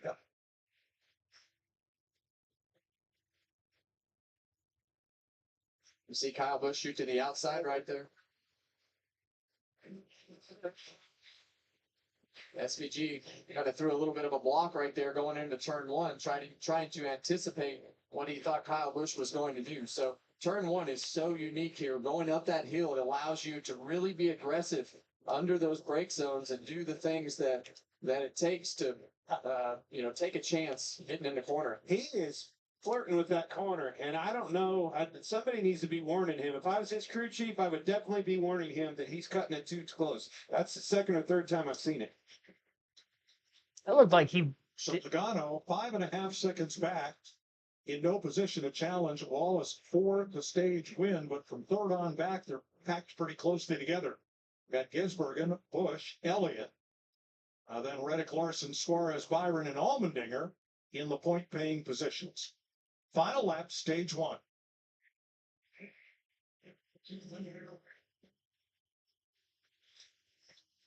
It looked like SVG cut that last corner. Turn 5 in the S's. Wallace through 19 and into 20. And uncontested, he will get the stage win here at COTA. First stage win for Bubba Wallace on a road course. Second place points to Joey Logano, Van Gisbergen, and Busch, a car length apart. Third, fourth, Chase Elliott, fifth. The rest of the stage points going to Reddick, Larson, Suarez, Byron, and Allmendinger. Bubba Wallace, your stage 1 winner. Struggling with the highs and lows. All right, well, there you have it. Bubba Wallace, first career stage win on a road course, first stage win of the season, as that will be a playoff point to carry with him if he does make the postseason, whether that be with a win or obviously pointing his way in. Lost one, thanks for tuning in. It's kind of funny you say that. Bubba Wallace just won the first stage. So, no. I kind of figured, though, with that stop-and-go penalty when he dropped out a second, they were going to maybe consider doing the strategy. That's exactly what they did. Stayed out, got the stage points. Try to do it over again in stage 2. there were a lot of drivers that came down before the end of the stage, so many so that Shane Van Gisbergen and Kyle Busch, who were first and second for a lot of that first stage, they ended up third and fourth. Not that far behind. Chase Elliott stayed out to get the stage points as well. So again, Bubba Wallace first, Joey Logano second, Shane Van Gisbergen third, Kyle Busch fourth, Chase Elliott fifth. Tyler Reddick in sixth after starting on the pole. He'd be third on this next restart, considering that Elliott, Logano, and Wallace will pit. Kyle Larson seventh, Daniel Suarez eighth, William Byron ninth, and A.J. Allmendinger rounds out the top 10. Alex Bowman, I know, lost a couple spots there during the green flag stops. I put it in the chat. Obviously, the broadcast was taking over on the commentary side of things during that moment. But Alex Bowman's pit crew had a mishap. They dropped the jack on the right side a little early, and the hose got caught on the front tire changer underneath the right front fender and splitter of the race car. So the jackman had to go back around real quick, jack it back up so they could get the hose out, and then go over to the left side and change those tires. So a little bit of a mistake there. It actually didn't cost him as much time as I thought it was going to. He only ended up losing 2 positions for where he was running because he was 9th, ended up 11th. So not bad. Still think SVG gets the win today. That's what I think. He was my pre-race prediction. Kyle Busch putting up a fight though. And based on the prediction side of things and where that ended up going for stage 1, the sleepers, SVG, Kyle Busch, 3rd and 4th. They'll be 1st and 2nd on the restart. And the only other sleeper would have ended up being Connor Zilic, who had that incident on the opening lap. And he still ended up 31st. Must-have picks. You got Tyler Reddick up there in 5th. SVG can kind of slide under that because he was, my win pick as well. Alex Bowman, 11th. He'll restart in the top 10 once the couple cars at the front of the field pit. And then Chase Elliott had that spin on the opening lap as well in turn 1. He ended up in the top 10, 5th at the end of the stage, but he'll be at the back of the pack now for this restart yet again. He's going to have to scratch and claw his way back through. And of the 3 don't have picks for this weekend to finish outside the top 10, Hamlin's got quite a bit of damage. He's been dropping back throughout the field. He's in 22nd. Brad Keselowski, trying to find him on our leaderboard. Can't find him. I think I'm scrolling too quick and I missed him. 18th for Brad. Daniel Suarez, 7th. Not bad. Still up there in the top 10. He's been quick this weekend, but he has not scored a top 20 at COTA in the 4 starts here, so that's why I had him on the don't have list. I've made 4 decisions in life, and this is going to go in that category. Well, it's as bad as the winds that we have today blowing here in Texas. The flag sticking straight out, but obviously incredible perspective of the track up here. Yeah, why, as to the track, why such impatience so early from drivers? And it's really been more than one. Yeah, I mean, listen, track position is everything. We know how hard it is to pass. It's going to be a challenge for Chase Elliott to get back up through there. And Chastain made a mistake on the first lap, but I think it shows you that these guys are going for it every single lap. And for the fans who came up here to enjoy the race, it really is a great view. You could take stairs, which we did not do, or you could take the elevator. Let's go back to the guys. By the way, the stage 1 winner here in Austin, he's never gone on to win the race. Mike. Thank you, Chris. I will not tell Bubba Wallace that, but thanks. All right. Safety car leads them around here. Wallace, Logano have not yet made pit stops, so Stenhouse has come to pit road, and so is Chase Elliott. You can see Chase Elliott changing that toe length. He got bent from the contact early on in the first corner of Chastain. Needing to get that repair fixed, costly here, but let's fix it as early as possible. This car is fast. He was very competitive. You can see that by the speed and where he started. Let's get this repair fixed. Maybe he can drive back up to the field. You're going to need some sort of stage strategy or something to get that track position out there. Well, the good news for Chase is they were able to make sure that they fixed the car, and he got stage points like you were saying. And that's the unique part about this road course strategy is you have all those options, and you saw Joey Logano. They know they're not good. they know they have no chance to win the race. But if they can come out of here with those points, man, does it look a lot better when you get to Monday in the point standings? Sure does. Now, another consequence of shortening this course by 1 mile, not only do the fans get to see the cars come by more often, but the caution laps are a lot shorter too. Today's aerial coverage provided by Goodyear. Since 1925, the Goodyear blimp has been inspiring fans to keep looking up and keep driving forward. What a beautiful racing facility. Plays host to Formula One, and this track is busy all week long, years long, year round. It sounds like it's going to get even busier building an amusement park over here. I can't wait to try that roller coaster out. Looks fast. Bubba Wallace, your stage 1 winner, has won more laps in the top 5 today than in his prior 4 races here combined. It's a big turnaround for him. Good opportunity. Made a little bit of mistake there early. Stopped and paid his penalty, but capitalized on all them stage points. So that is Wallace's pit.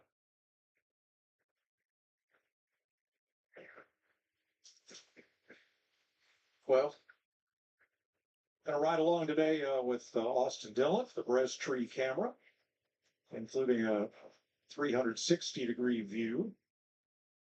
On board his Richard Childress Racing Chevrolet.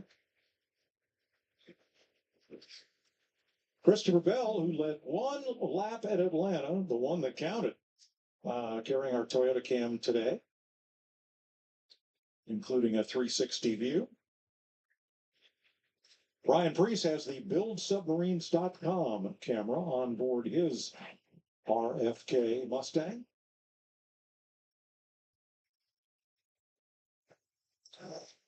AJ Allmendinger has the Celsius onboard camera, including that front bumper cam. Hope it's still there. I'd say that thing gets used before the end of the day for sure.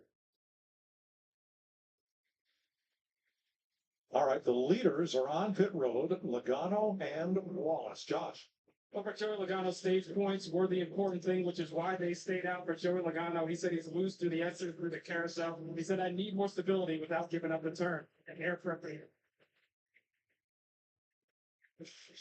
For Bubba Wallace, there was a plan change because of that stop and go penalty, deciding to get the stage points. As for the car right now, he hurt the rear tires early on the run. That's no letter, no quarter drive, no grip overall. He's been trying to save things and can't save it.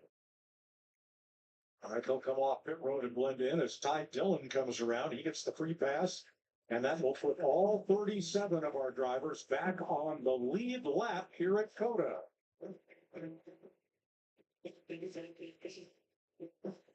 All right, top 10 for this next restart. We're going to have Shane Van Gisbergen in the lead, Kyle Busch second, Tyler Reddick third, Kyle Larson fourth, Daniel Suarez in fifth, William Byron sixth, AJ Allmendinger in seventh, Chase Briscoe eighth, Alex Bowman ninth, Carson Hocevar will round out the top 10. The stage break is our first caution of the race. I will say, why does it take 3 caution laps, especially on a road course, before you open pit road? I don't know. I don't like that. I don't like that. I think we've spent 11 minutes under the caution. I believe the first stage green flag 20 laps was 33 minutes. We've spent about a dozen minutes under caution right now just for the stage end. It's just too long. For nothing. For literally like no incident to clean up, no debris to go pick up. I'm sure there's sweeper trucks out there on the racetrack blowing the dust and dirt off from obviously not having, track limits like most motorsports would for road course racing. Different with NASCAR, and understandably so, when you consider how much heavier these cars are, a lot lower grip, lower downforce than open wheel racing that would, say, go on here at this track on a yearly basis. Patty at Rumdy Creations and JDM Inside, thanks for tuning in as well.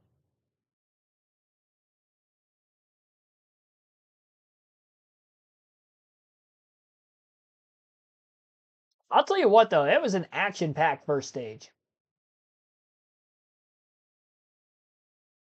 Kind of a sloppy start with that opening lap, but outside of the pandemonium there was quite a bit of movement through the field. Drivers who didn't qualify particularly well at started mid-pack were able to get their way towards the back half of the top 10. Drivers who maybe qualified back half top 10, like a Kyle Busch, was able to go from 8th to 2nd, SVG 6th to 1st.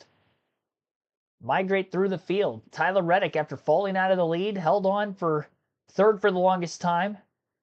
Ended up 6th because of a couple drivers staying out of the pits, cycling in front of those that did pit before the end of the first stage on that split strategy. The fantasy team's got to be doing great today, though. I was not expecting to score many stage points, if any at all, for like an SVG Kyle Busch that I had on my team, who I thought were going to run well. Tyler Reddick, too.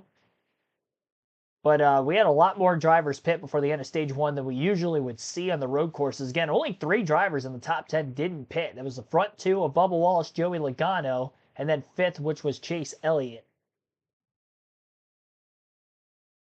Stream light counter at 45 right now. Our goal is to get to 100 before the end of this one. Again, just wrapped up stage 1 moments ago. 53 votes have been casted for who you think is going to win the race today. 45% saying somebody other than Shane Van Gisbergen, Chase Elliott, or Tyler Reddick. So still leading the poll there. 34% taking Shane Van Gisbergen, who's led the most laps so far. Pole sitter Tyler Reddick has dropped down to 8% of the votes. Chase Elliott at 13% still, as he'll be good on the stage point side of things for stage 1, but track position to start stage 2 is going to hurt him.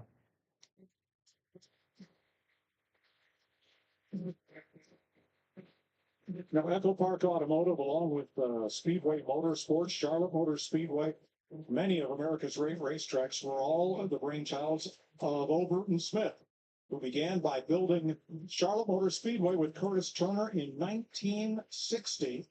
There are some of the notable tracks that he created. He built these great cathedrals of speed like Texas Motor Speedway, and was quite a visionary. Really helped make this sport as great as it is today. Ruben would have turned 98 years old today. Amazing guy, amazing vision, amazing life. And Bill Apple did Paul Park on the tree, raised some good kids that are doing just fine with this sport of NASCAR. Well, Clint, we saw shenanigans on the pre-race with you, my friend, making fun of me. We saw shenanigans on the first lap. I'm going to be more ready for it this Will we see more shenanigans on this restart turn 1? Yes. I'm almost certain of it. It's a calamity corner. It always has been. I got that term from him, and it happened 4 years ago, and it hasn't changed. Look around this whole racetrack. Where is the greatest concentration of fans? Well, there's right there. Did you see this? Amy. Yeah, but I think yours is a whole lot more handsome than the one covered in hairspray on. All right, so the white one over here on your left here is Kevin Harvick. I found Harvick and I found Chris Myers. Is that a 3-legged? Oh no, that's 4. Just like Myers, he's taking a break. Yeah. But my gosh, what an opportunity that landed right before me. I'm not sure we can be friends anymore. What do they call them things? Exactly what I'm thinking of you right now. Such a perfect fit. Couldn't have worked any better. Here we go. We're going green, boys. All right. Toyota Super GR pace car. We'll head for home. And here they come to the EchoPark Automotive Restart Zone. Well, the opening lap was nutty. We'll see what this is going to end up bringing on our first restart of the race following the end of stage 1. We're going to have 20 laps to go in stage 2, same like that we had for the first stage. Green flag back in the air. Van Gisbergen inside of row 1. Kyle Busch on the outside. 3 wide looking towards the middle. Outside of row 2 is Daniel Suarez as they work their way uphill into turn 1. Suarez still taking a peek. Reddick all over the back of the 88 just behind him. 3 wide between Larson, Bell, and it looked like the 19 of Briscoe for 7th. They all funnel out. No major incidents in turn 1 to record. SVG holds on to the lead into the SS now single file at the front 4. Byron squeezes his way past AJ Allmendinger. They were side by side getting into the SS for a little bit. Bell still door to door with another car also, which would have been Carson Hocevar for the moment. And still is Carson Hocevar. Gaggle of cars 2 and 3 wide into turn 6A, tightest area of the racetrack. The new portion of the reconfigured COTA for NASCAR this weekend. Alex Bowman locking his brakes up down into turn 12. Slides him just a bit underneath Christopher Bell. Hocevar still dropping backwards on the restart. Now he's 3 wide with Gibbs and Buescher alongside of him. Gibbs might have clipped the right rear corner panel of Hocevar's car. No major damage, but did get him a little loose for Buescher to clear the 77. It is just a scrum in the middle to the back of the pack. I mean, there's a lot of cars back there that have been 2 and 3 wide since the restart. Tyler Reddick fired past Kyle Busch to get to second through turn 1. And Shane Van Gisbergen still holding on to the lead. Busch looking to make an attempt to get back to second in turn 20. Does so successfully. That's the same spot of the track that Busch was able to get by Reddick for second place back in stage 1 as well. Does it on the restart this time, knowing that he has to get back to that positioning to try to keep pace with the 88 of Van Gisbergen. Busch charges turn 1 again, catches Van Gisbergen by surprise, and for the first time today, Kyle Busch leads at COTA. And SVG, after getting caught napping there in turn 1, closes the door to keep second place on Tyler Reddick, who almost snuck in and grabbed second away from him.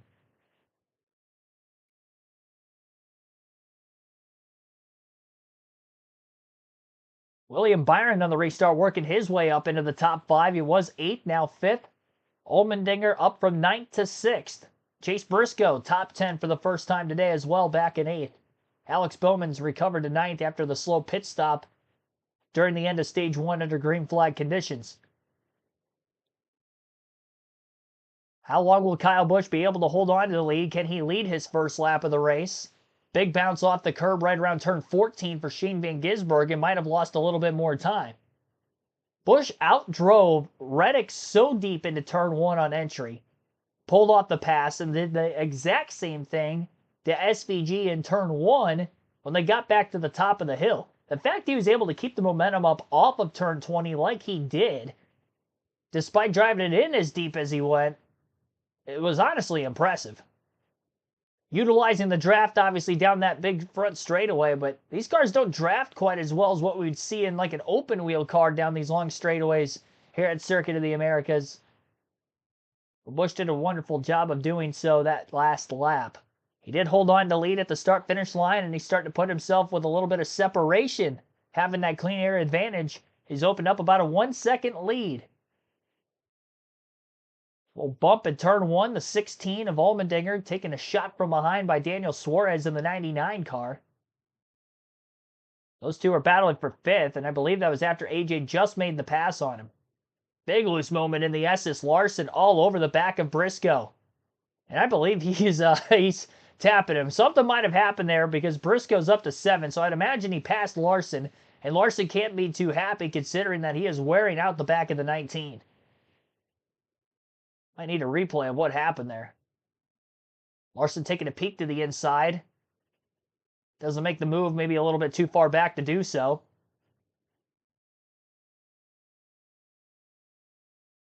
Tyler Reddick still the highest running Toyota in the field in 3rd, despite his teammate Bubba Wallace winning stage 1. Obviously, Bubba having to restart the back of the pack after the fact. And now Christopher Bell's slamming it into Kyle Larson down around turn 15. Got into his left rear, and Larson's starting to go backwards now. Bell, the winner at Atlanta last week. Looking for a solid run here today. He finished runner-up last season at COTA in 2024 to Byron. Might have had the best long-run car in that race. Fell behind on the pit strategy late. Was making up ground, but wasn't able to quite work his way back to the front soon enough. Started mid-pack here today, and he's up in the top 10 for the first time in 9th right now. 129 with Kyle Busch still out in front, extending his lead to 1.2 seconds over Shane Van Gisbergen, who's still in 2nd. Wonder if SVG's team might have went the wrong way on an adjustment, because he definitely doesn't look as strong as he was in stage 1. Could be conserving his tires a little better. We'll see what the long run speed will look like, because that is definitely where he was able to extend his lead over Busch back in the first stage, but he hasn't had to play from behind on the 8 car yet until now. So we'll go through the full field running order. Kyle Busch leads. Shane Van Gisbergen is 2nd. Tyler Reddick 3rd. William Byron 4th. AJ Allmendinger is 5th. 6th is Daniel Suarez. Chase Briscoe 7th. Kyle Larson 8th. Christopher Bell 9th. Alex Bowman 10th. Chris Buescher in 11th. Carson Hocevar in 12th. Ryan Preece is 13th, Ross Chastain 14th, and Ty Gibbs 15th. Brad Keselowski 16th, Denny Hamlin 17th, Riley Herbst 18th, Ryan Blaney 19th, and John Hunter Nemechek in 20th. Justin Haley 21st, Austin Dillon 22nd, Cole Custer 23rd, Joey Logano 24th, 25th is Connor Zilisch. Noah Gragson 26th, Michael McDowell is 27th, Bubba Wallace 28th, Todd Gillen 29th, and Zane Smith 30th. Ricky Stenhouse Jr. 31st, Austin Cindric 32nd, Josh Berry 33rd, Cody Ware 34th, Eric Jones 35th, Chase Elliott 36th, and Ty Dillon in 37th. Got the free pass at the end of stage 1. So all 37 cars on track and on the lead lap. Working our way to lap 30 this time by on the front stretch. You're listening live on KRC, Circuit of the Americas NASCAR Cup Race, the EchoPark Automotive Grand Prix.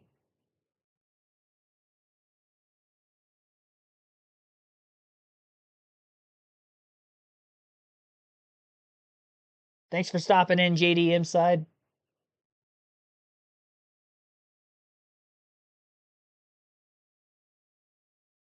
Byron in the top 5. Yeah, he definitely didn't qualify as well as he usually does here, but in the race, he's had a good performance. Front-running Hendrick car. 4 Chevys up in the top 5. No Fords anywhere around the front of the field. And that was the case for a lot of the road courses last season. Highest running Ford is Chris Buescher in 11th right now. No Fords qualified in the top 10 at COTA last season. And I believe they only had 2 of them in the top 10 by the end of the race in the finishing results. Yeah, I don't know how much y'all can feel front stretch today, but the wind is blowing like hell. I mean, this big ass flag over here by Victor's is straight out. The wind is. I think I did very windy up here, on and off, but we ever shout and stuff all day. It is that. Obviously, right now, maybe the film. 10 and wind is the name. Come on, just sit there and live. I think I'm gonna blow this thing. Steady 25 miles an hour, and those are big flags, and they are out straight here.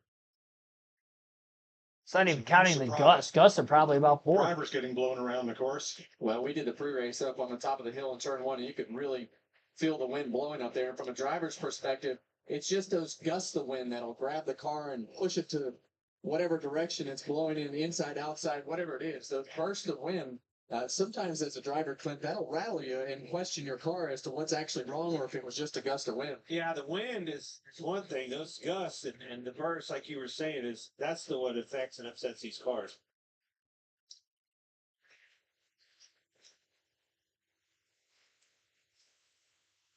Shane Van Gisbergen now 1.2 seconds back. Off Kyle Busch, Tyler Reddick 2 back. Then AJ Allmendinger, Byron, and Suarez. And Allmendinger lurking, you might say, in 4th place. But he is a charger. If there's any way to get that Holly car up toward the front, he'll find it. Well, this guy right here, William Byron, he's had a lot of success. As you see right behind him, Chase Briscoe dived to the inside of Daniel Suarez, but that's going to put him on the outside going into 15 right here.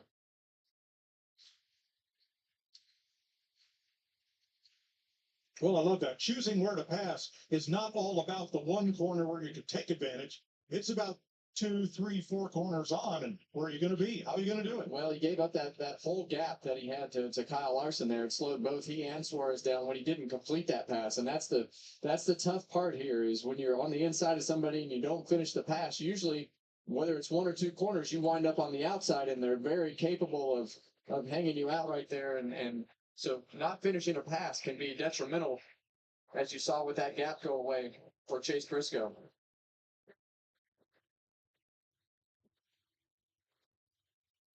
All right, there's been a lot of talk about track limits, and apparently, well, a number of people were confused. Here's the 16. All right, NASCAR just made a change. There's no track limits in turn 8 about it. No track limits in turn 6 only. So you realize what? Yeah. Well, that's it. You heard me say it, and I all the drivers, every single one of them, all the teams are talking about that. I don't think it was a change. I think they just didn't include 6. Well, we talk about track limits in the S's, and on the old configuration, turn 6 would have been right in the middle of the S's. And I'd have to go back to the driver crew chief handout to see if the specific turn numbers were specified. Regan. Well, Mike, what a good day for AJ Allmendinger right now in that 16 car. He's Of course, gaining they ground. had that little funny little back and forth on the radio a few moments ago. As for the car, though, he was not very confident when he got in that race car this morning. He told me a little while ago before he climbed in, he said, I don't think we're going to be good. We could not get the grip on the front or rear of the car that I wanted. Well, the latest update from AJ, the front of the car needs a little bit more turn, but the back is really good. Shouldn't be surprising. We know how good he is on these road courses, but looking very good right now. And yesterday he was not happy at all. He complained the whole time about Yep. his car and how bad it was, especially after that first session. But that's really been the progression of really everybody, including the car in front of him, Tyler Reddick. They've progressed through the weekend to make their cars better, and that's been a constant evolution as we've gone into the race as well. For more, here's Cable.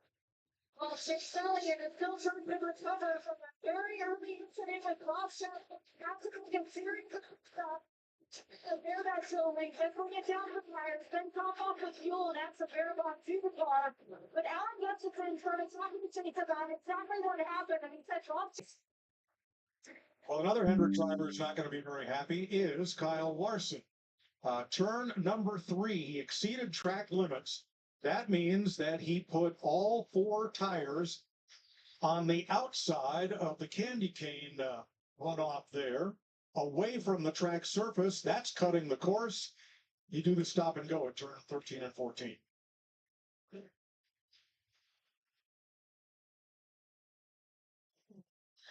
Van Gisbergen is pulled away from Allmendinger now as he chases Kyle Busch for the lead in Austin.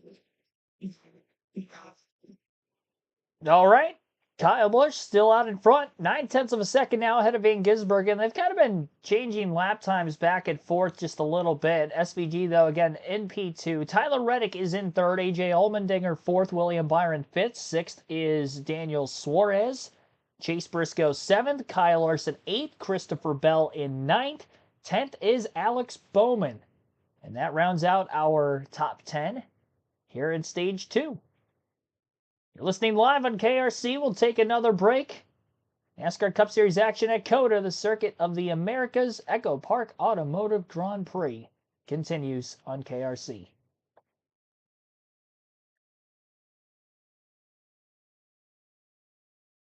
About halfway through stage 2, 12 laps to go yet.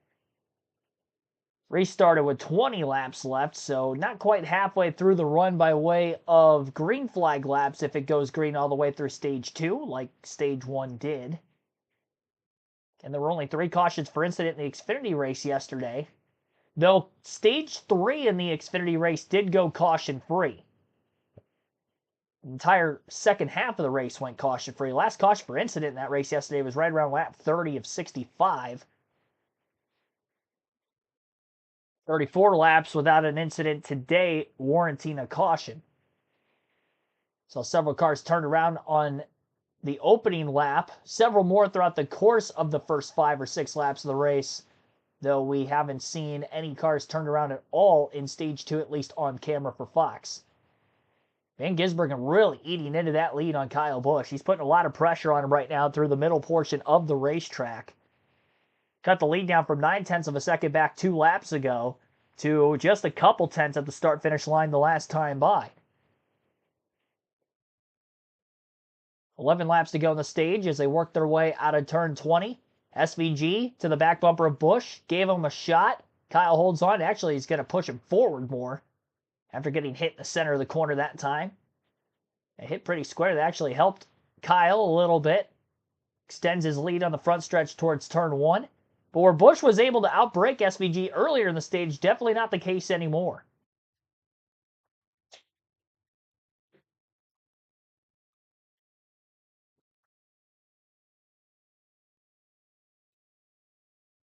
Welcome back to the EchoPark Automotive Grand Prix from Austin, Texas. Kyle Busch. Shane Van Gisbergen gave him a bump coming through turn number 20 to start finish, and here's SVG for the lead. I was just being lower in 6, setting him up for the inside. I mean, it was simple as that. Yeah, we saw him give the back bumper of Kyle Busch a shot there coming off of turn 20, and that's a textbook. It's a great place to pass. It's a left-hander, and so are the next two corners. So if you don't get it done there, you got more opportunity. That's a great point. Larry? Yeah, of course, Shane Van Gisbergen in the 88, he just took the lead, and we're 9 laps into this run. For about the first 5 laps, he complained about the front not gripping. And guys, I've talked to a lot of people about short run, long run speed. Looks like the 88 has long run speed. Tyler Reddick does not have long run speed. It can come from several things. The air pressure they're running, how aggressive they are with the setup, especially with the shock settings. And quite honestly, Clint and Kevin, you guys know this. I think a driver can make a big difference in short run and long run speed, taking care of it in the early going. Certainly can. I mean, that's exactly what you see. I think a combination of low air pressure, that's what the turn was. It wouldn't turn for a while. That air pressure built up, and now he's about a half a second faster than him. Allmendinger is too, very impressive. Those ringers today, the road course ringers, if you will, both of those guys fast. What happened to Tyler Reddick? He's back in 8th now. Right there, and Allmendinger not that far. He was 3rd before the commercial break. I wonder if he had to stop and go. Now it's the 87 of Connor Zillich you see on the screen. Up 13 spots since they restarted the stage break. That team came in, they got tires during the stage break. Everything was good with the car after the earlier incident. We saw that right front flat tire. He said maybe the toe's out a little bit, but not bad. As for how it's driving right now, he says it's very good. I just need a little more forward drive, meaning when he gets on the gas pedal, he needs it to go forward better for him. And I love what crew chief Darian Grubb did. You've got a young guy in the car. He was very calm, cool, collected through the whole process as they had those issues earlier, and it's paying off right now. Trying to pass Brett Keselowski for 16th and not without a little contact. Brad's not giving up easy. Still to the inside here. He's going to win this. Just like you said, setting him up for the next corner. It's exactly what you were talking about, Mike.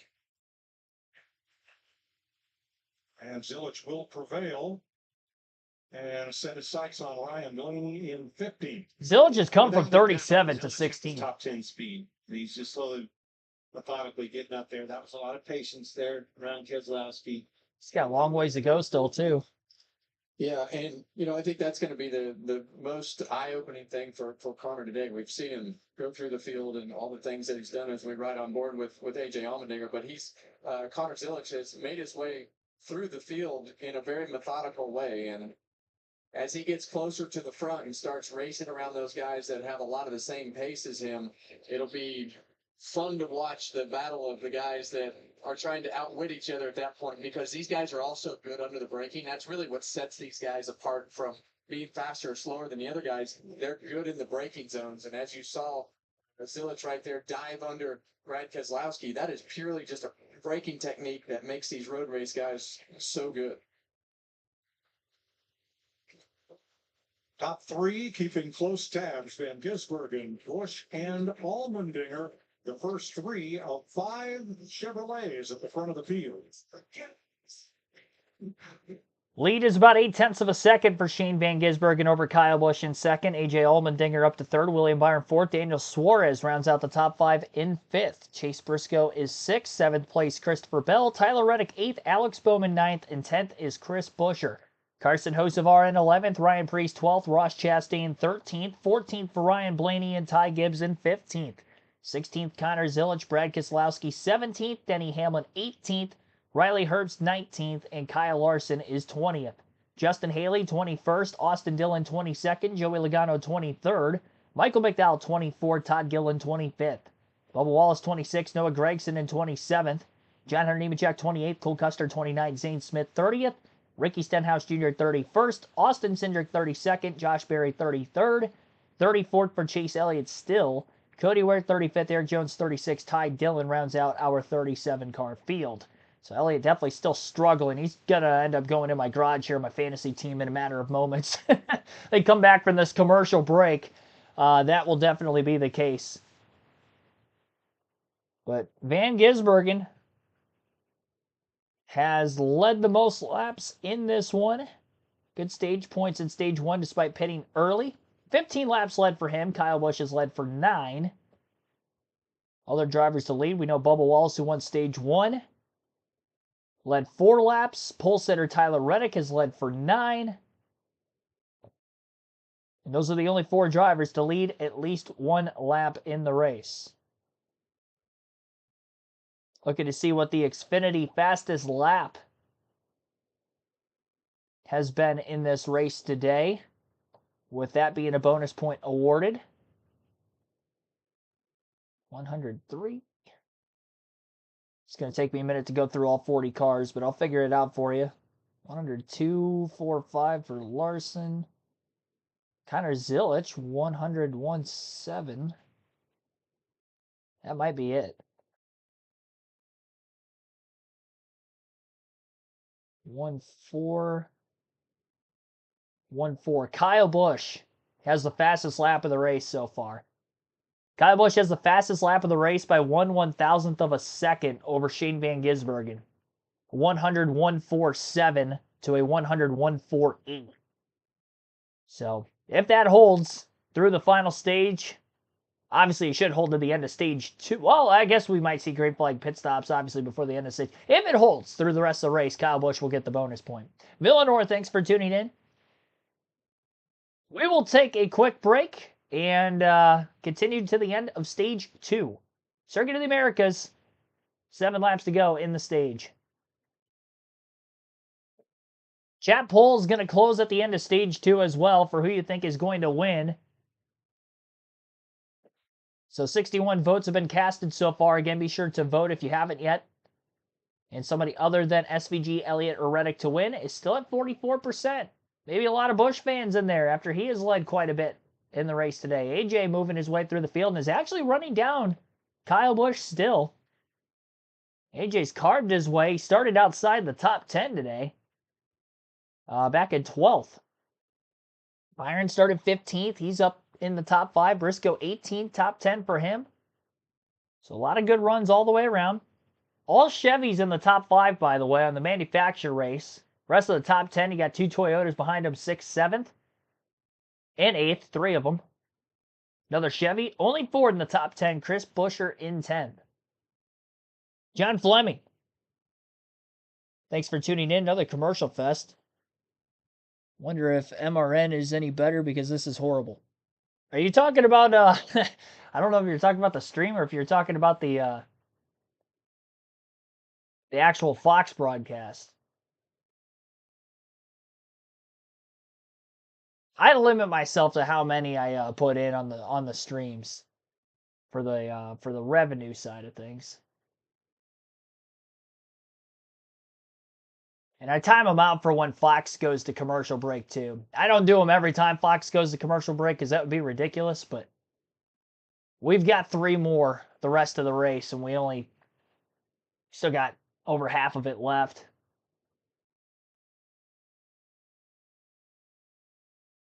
Usually for the Cup races, I try to land it in that 5 to 6 range. Xfinity truck races, 3 to 4. Just because the races are shorter.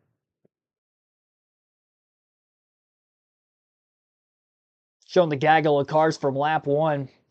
Yeah, Elliott bent the toe link on the left rear after getting contacted from Denny Hamlin in that nearly 5-wide kerfuffle, I guess if you will, on the opening lap. And even after changing the broken toe link during the stage 1 caution, that car just doesn't seem to be quick anymore. He didn't look that bad in stage 1, but considering he's still 32nd, he hasn't moved through the field very well. Also surprised Austin Cindric's been outside the top 10 this entire time as well. 33rd, or outside the top 30 this entire time. 33rd. He qualified deep in the field, but he was top 10 in practice yesterday.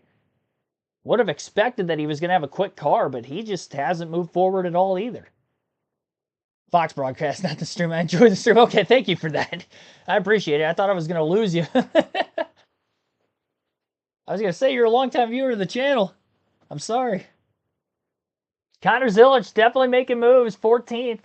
He's got the 3rd fastest lap of the race, so, I mean, he's got speed to compete with SVG and Kyle Busch, but that opening lap incident, left side of his car, had to come on a pit road. Kept him on the lead lap, finished outside the top 30 back in stage 1. I mean, you got to put into perspective, him and Elliott restarted around each other at the beginning of stage 2. Elliott's still outside the top 30. Zilich is making moves. So Connor Zilich, very, very fast here today. Got green flag pit stops going on right now. Which is when you have to Austin come Dillon really is in. close to it, right? The Couple others. thing is if that caution comes out before you've made your green flag pit stop that others have, you're going to give up a ton of track position. So it's kind of a cat and mouse game. I will say, though, we haven't really seen many cautions, so I would probably lean towards trying to wait as long as possible still. If I were the crew chief side of things and making the play calls throughout the course of the race for strategy. Christopher Bell up in the top 5 for the first time today. Daniel Suarez has dropped back a couple spots post-commercial break. Back to 7th for him. Briscoe also was able to get around him for 6th. Top 4 hasn't changed. Quite a big gap, though, between 3rd and 4th. AJ and Byron separated by almost 5 seconds. And Byron more than 3 seconds ahead of 5th, so he's just kind of in a league of his own right now. 10.9 seconds back to the 6th place car of Chase Briscoe. 14.5 to 15 seconds back is Buescher in 10th. Denny Hamlin stop and go penalty. Cutting the S's, serving that in turns 13 and 14.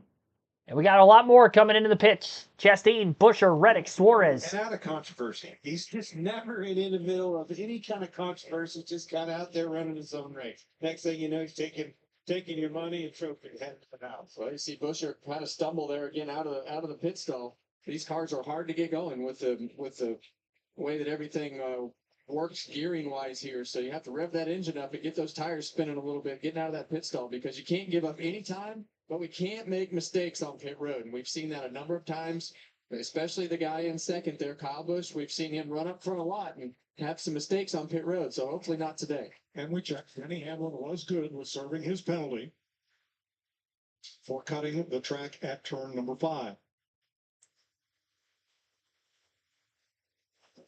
Then cycling through here was riding second place Kyle Busch. 1.5.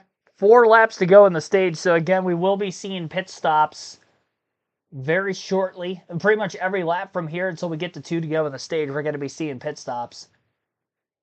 Top couple in the field, SVG, Busch, AJ, they're definitely going to stay out at least one more lap, I would imagine.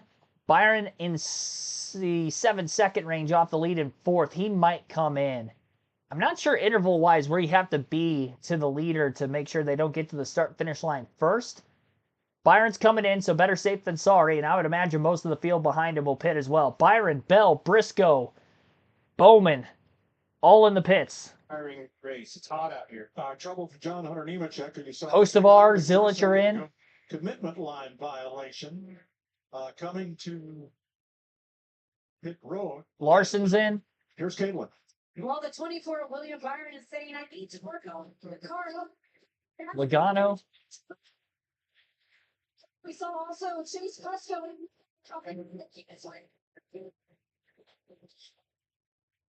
Left rear grip at the short run, guys.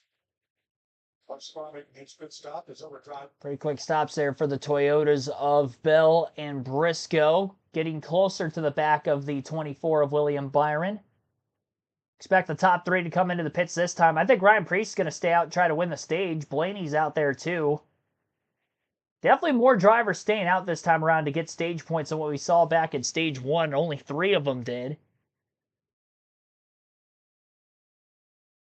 But here in stage 2, there are a lot of drivers that have cycled ahead of those that have already made their pit stop.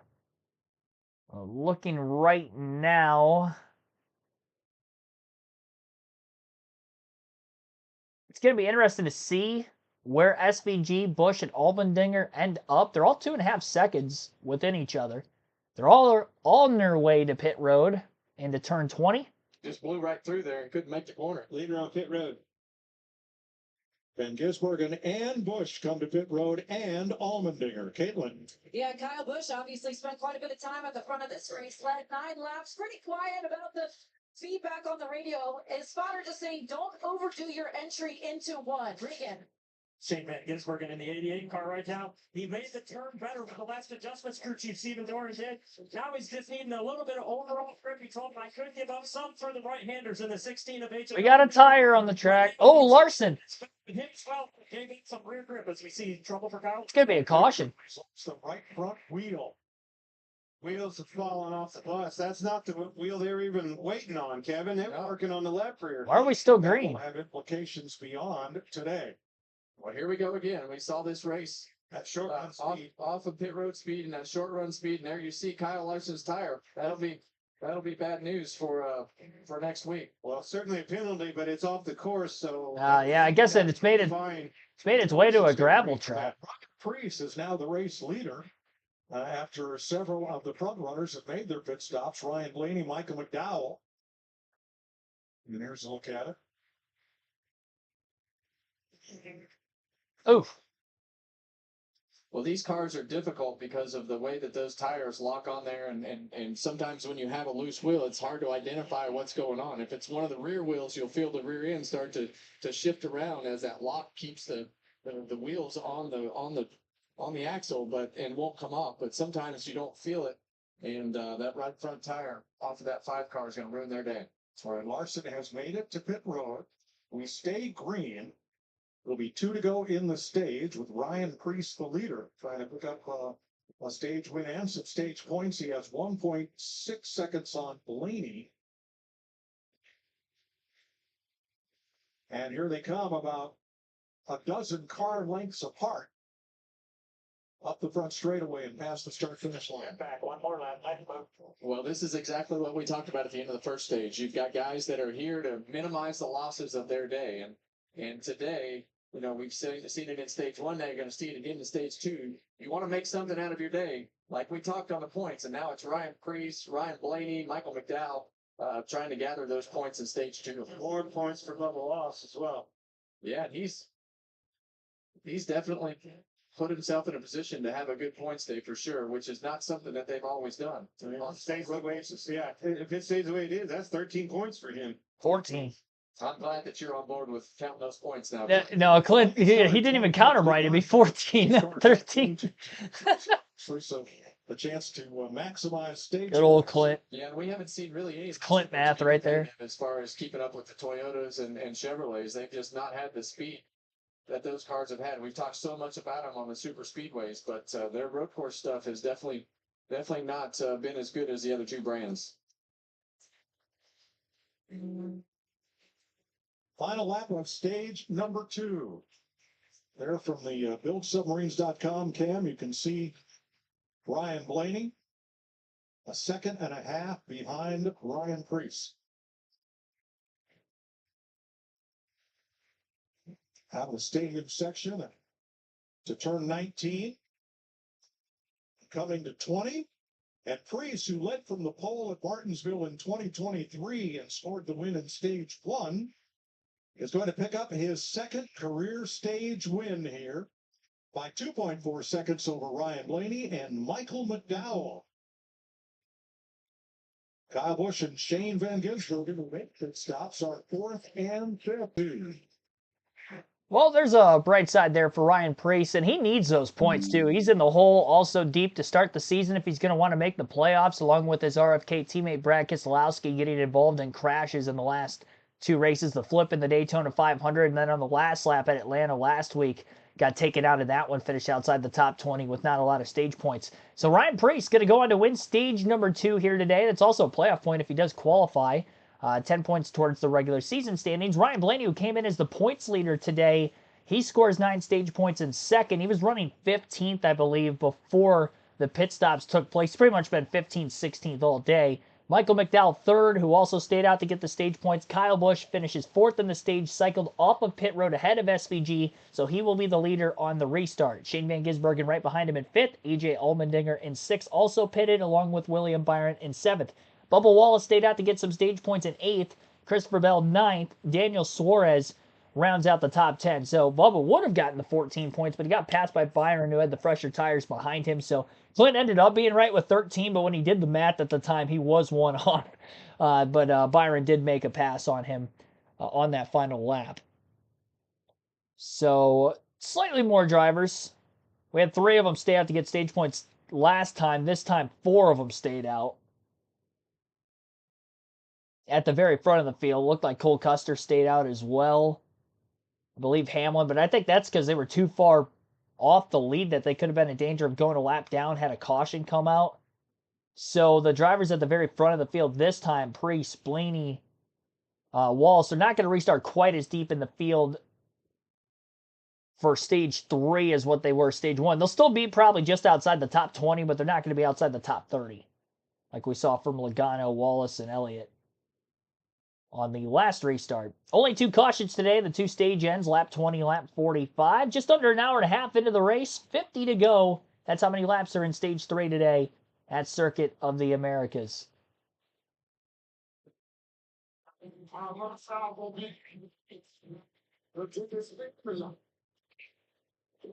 think this might be an ad for Indy. I don't know if it's NASCAR back on Fox. IndyCar race was actually on earlier today. They had their opener in St. Pete.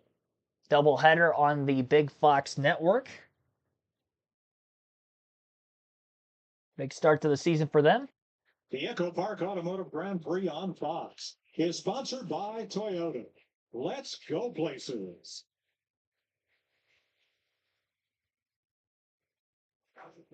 How aggressive is too aggressive? Do you think he did anything wrong, or is he just Keep standing on the gas, Okay. Carson. Keep standing on the gas. As long as you have shoulders big enough to take all the criticism and everything that comes with it. You know, he made a big mistake with Blaney and got off center and spun him out. I didn't see exactly what really made Kyle Busch mad, but I mean, he was making aggressive moves all day. He has a driving style that is very aggressive. He's not scared to put that car in places that it shouldn't be and take chances. And there's going to be some times when he's got 4 or 5 guys mad at him after the race. There is no better way to learn. Join Kevin and the crew every Tuesday and Thursday for NASCAR's #1 on the charts podcast. Oh, I forgot to take Chase Elliott out of my fantasy lineup. Automotive.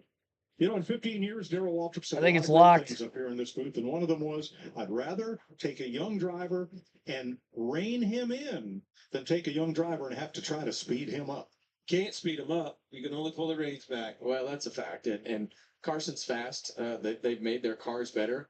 And I think you've seen that with the performance and things that he's put on so far this year. But, you got to make sure you got to correct some of the mistakes that you make. And if you're okay with having those broad shoulders and learning on the fly, it's very good that he has the speed. So you just have to correct some of those mistakes. Well, let me add one thing to that. You've got to earn the trust of the people you're racing with, too. Well, eventually it's going to bite you. I think, they all say, we heard it last week, we're going to wreck him. Nobody's really wrecked him. Well, he got wrecked yesterday in the Xfinity race. Okay. And that's going to happen, but that's okay. I mean, take your lumps, and when you get wrecked every once in a while or shoved out of the groove, that's kind of the trial by fire that happens on the racetrack, especially in the Cup Series. So it's I love the speed that he has, and it'll be fun to watch it evolve if he can handle all the criticism. I think that's just it. He is fun to watch. He's going for it. He had an opportunity. I like it. He took it. Made some people mad. Apologize on Monday. Pit road is open, and here come the leaders, Josh. Let's start with Brian Prix, your stage 2 winner. Happy with the pace of that car. A little struggles in 3 and 4, but otherwise like the way that car is trending. Ryan Blaney, he said he needs a little more rear grip in that car. He said he's still struggling a bit, but the car is getting better as the run went along, guys. Well, it's interesting that you hear Priest talk about 3 and 4, because that's a flat section of the racetrack, a rhythm section, and you have slow sections. So usually if your car is working good in the slow sections, not so good through the S's. All right, 2 stages are history in Austin. Who will capture the flag at the end of this race? Well, that's tough for me. I did forget to change my fantasy lineup there at the end of stage 2, like an idiot. That's the struggle of, doing the live commentary side of things. I'm talking. It's hard to kind of multitask. I did that a few times last season, and now I've already done it 3rd race of the year this season. Kyle Larson had a tire come off with 2 laps to go. He has major damage, and let's see here. He's multiple laps down. So, yeah, that's not good. He's in last. He only had 1 stage point. And Alex Bowman, who has been back half of the top 10 pretty much all day, is the guy, unfortunately, who is in my garage. No stage points for him. So I guess if he is to get in a crash of his own, there's a chance Larson could still outscore him. But that would be the only way that would end up happening for me. Interested to see what the lineup is going to look like here when we get to this next restart. I don't think it's completely accurate at the moment. Going to have to wait for the leaders to get to the start-finish line the next time by. We'll close the chat poll. Means we're at the end of stage 2. And it did get closer as I let that go through the second stage, but other still wins at 42%. You guys, objectively, of the 66 votes, think somebody other than SVG, Chase Elliott, or Tyler Reddick will win the race. SVG at 34% has led the most laps in this one. Chase Elliott, 15%, despite having the struggles he has had. And Tyler Reddick only at the end of stage 2 and for what will be the start of stage 3. Time for the diecast showing. At the end of stage 2, we do these during every live commentary stream throughout the season, Truck Xfinity Cup.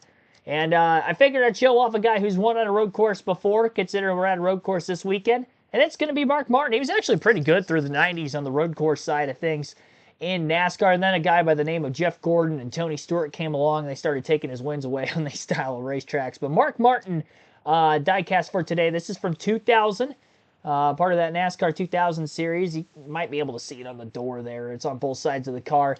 I really like the font on this number 6. It's probably my favorite Roush font, to be completely honest.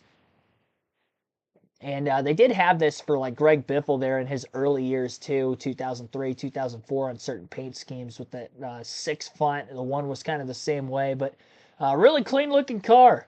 Got the white, the red, white, and blue. Can't go wrong with that. Valvoline's always had some great paint schemes over the years, and I think this is an underrated one. Maybe not my favorite Valvoline scheme, but still a good one. And got to have a Mark Martin diecast. I mean, you're a NASCAR fan. One of the greats all time. Runner-up in the championship 5 times. How impressive that is. Even though he never won it. I mean, just to do something like that, there's not a lot of drivers that have finished top 2 in points that many times in their Cup Series career. One of the elites, 40-time plus winner in the NASCAR Cup Series level, all time. If we could hang on, Jamie McGurry, Chris Myers. From the observation tower, we're still observing. We're down in the pits, keeping an eye on things. Kyle Busch, a story, in position to maybe end that 59 race winless streak, the longest of his career. What surprised you? Yeah, I think the pole sitter Tyler Reddick, we thought he was going to be a contender to run with SVG and some of these guys up front. Has faded back just inside the top 10, but expected a little more out of him today. Shane Van Gisbergen came in as the favorite in this, according to those betting and the odds that were put. Ross Chastain of the 1 car. This is lap 1, turn 1, and the 1 car into Chase Elliott, causing some problems. Denny Hamlin also has worked his way back after that. And Connor Zillage, the 18-year-old, went down a bit, but has worked his way back. Yeah, Zillage back up into the top 14. We see right here, this could have been a huge wreckage. You see Austin Cindric gets into Ty Dillon right there, puts the 10 car into the outside wall. Didn't bring a caution out, though. They were able to get back, and Bubba Wallace, after a penalty, was able to go on, Chris, and win stage 1. Yeah, and Shane Van Gisbergen has led the most laps, taking the lead from Kyle Busch. And those two are in position. And that what happened on lap 44. Hendrick Motorsports has had 2 of the 4 winners here. And William Byron, by the way, has worked his way back up from far out. And who's free falling? They'll update you on that. We'll take a little look. Some of those, Logano was up there for a bit. He's fallen back as the Fords, again, have the lead at the moment. Yeah, I can't wait to see this battle with SVG and Kyle Busch. I know that Shane was able to get by him a little ago. It won't be near as easy when they get to battling towards the end. Yeah, William Byron, last year's winner, launch methodical, working his way, setting himself up for position for a possible run at the victory at the win towards the end of the race. Let's head back upstairs. Kyle Larson would be the free pass car, but he is under penalty, so he has to start at the back. Of all these drivers, they all stopped just before the caution or during the stage break, except one, Larry. Yeah, everybody is on a 2-stop strategy except Michael McDowell, the 71. I love his crew chief, Travis Peterson. He's like the Mad Hatter. They pitted at lap 23. He'll be able to run about 10 laps to be able to pit and make it to the end. But what may have led to this, Mike, Kevin, and Clint, is that penalty at lap 17 over the wall too soon. That led them, I think, to get off strategy of everybody else. Thanks, Larry. So 5 Chevrolet. Michael McDowell might destroy things on this restart. He's on older tires at the front of the field. Everybody else around him on fresher tires with just a couple laps under them. So they've been through a heat cycle. They're not going to be cold and slipping and sliding like the older tires that Michael McDowell is going to have. He's going to be over a second a lap slower here these first handful of laps. But we'll see what he can do. He's the restart zone leader. Green flag back in the air. Doesn't get the launch that Kyle Busch does on his outside, as Busch is going to try to take the lead into the first turn. Though a pretty good restart for McDowell. Otherwise, working up the hill. We'll see how the braking zone works in turn 1. Kyle Busch staying door to door with the 71. Exit of the corner. Nearly nose to nose into turn 2. Right-hander. Easy for Busch. He's going to give up that spot into the S's and be patient for the time being. AJ Allmendinger takes over 3rd place ahead of Shane Van Gisbergen, who's now 4th, and just slotted ahead of William Byron. Busch working his way through the S's. Great corner exit. Dive bombs to the inside. Turn 6A, pass for the lead. Busch back out in front. McDowell credited for leading laps under the caution, but Kyle Busch is going to lead the first green flag lap more than likely here in stage 3 if he can hold on for another little less than a half a lap. Chase Briscoe, maybe a little contact with Daniel Suarez pulling out of line, looking to make a pass on him, cleared him, and might get Tyler Reddick as well. McDowell will lose 2nd place to Allmendinger.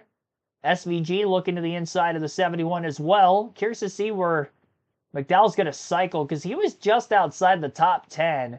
Right around 13th, 14th place, because I think he was just in front of Blaney for a lot of this race. I wonder if he's going to be able to kind of cycle back to there, maybe just in front, just behind. Because at some point, the tire fall off tends to stop at about that 1.3 to 1.6 second range. And they flatline. That's got to be the help there. Caution. Well, no caution, but Daniel Suarez is wide. We might get a yellow. Yeah, we do have a yellow. Okay, caution is out because one car is up against the tire barrier, and it's unfortunately rookie Connor Zilich. Both Trackhouse cars involved in the incident there, Zilich and Suarez. Tough to tell how it started. That was off of turn 19. And we have our first incident of the race. Heavy damage on Daniel Suarez as his COTA woes continue. Failed to finish top 20 in the first 4, and it might be the case again here because that right front looks broken. And we'll be back to Circuit of the Americas after this, where we are under caution for the 3rd time today. Looked like Suarez definitely spun. Not sure if Reddick got into him getting into turn 19, causing the spin. And Connor Zilich just cleaned out Suarez. Pretty nasty hit there. He was trying to gas it up, get to the outside of the 99 on that excess pavement, and ended up nailing him. 2 Trackhouse cars, 1 crash. And I would imagine both of them are going to be done. And it's not the way that Zilich wanted to go. He had probably the 3rd quickest car in the race, 3rd or 4th. He was right there with Busch, AJ, SVG. Didn't qualify well. I mentioned even at the start of the stream that if he didn't get a top 10 today, it was going to be because of an incident being in the Hornet's Nest early in the race. That's exactly what happened. Did a great job getting back up to as high as 14th before the end of stage 2, but still back in the middle of the pack for this restart. Suarez spins from about 7th, 8th, 9th place, and yeah, Zilich hit him hard. Think Zilich is too young to throw hands. I mean, he's pretty tall, honestly. But I just feel like you match yourself up when you're like 18 against guys that are older than you, you're probably not going to win. More often than not. There's age is a factor. It's when you're like starting to get into like your mid-20s and then you got like a 40-something-year-old and that 40-year-old's kind of dropping off a bit. Like that's when you can start winning at a younger age, but I feel like 18 might be a little too young to start winning when throwing hands. That's my expertise on that. I don't have any expertise on that, but that's my 2 cents in it. Wade, thanks for tuning in. I took SVG for the race. Shane Van Gisbergen's my pick to win. Led the most laps, currently 3rd. Kyle Busch leads, under caution, 3rd yellow of the day, 1st for incident. Suarez and Zilich. And Suarez was one of those don't have picks today. I might end up going 3 for 3 again because Hamlin's had damage from lap 1. He hasn't been in the top 10 all day. Keselowski's barely been in the top 20 all day. Although Brad's up to 13th, he's doing fairly well for himself compared to usual on the road courses. Hamlin's 27th. I might end up going 3 for 3. I definitely think Suarez is out. I doubt that they're going to be able to fix that car. We'll take a quick break while we're under caution. And the Fox booth will break down the crash when they come back. You're listening live on KRC NASCAR Cup Series of COTA. EchoPark Automotive Grand Prix on Fox is sponsored by Wendy's. Try Wendy's fresh, juicy hamburgers today. Welcome back to the EchoPark Automotive Grand Prix from Austin, Texas. Here's why we are under caution. At turn number 19, that was a hard hit. Daniel Suarez and Connor Zilich. Boom. And as a team owner, it just always seems to work that way. Two of your cars smashing into each other, but that's definitely 50% of the cars the Trackhouse had all wiped out in one exit right there. So right here, it looks like what happened. You see this curve right here. You want to put the right side tires on the exit or on the candy cane part of that corner. So you'll split that hot dog curve that's below that. It's an extra curve on the inside. And I think Daniel Suarez, you see that access road right there. I think what happened is he got too low and he got that left front tire to bouncing, and then the car just pitched around on him immediately. But yeah, right here you see that hot dog curve. You want to put the right side and split that curve. And I think this road right here is what got the car bottomed out and pitched the car sideways. You see a lot of loose ground there. Dirt. Yeah. Where people have been shortcutting that. A little greedy, getting a little greedy. Well, there's speed there because if you miss that apex on the candy cane part and don't hook that hot dog curve, you wind up wide and then you wind up wider on the exit. Now, stopping in the pits is the 48 of Alex Bowman.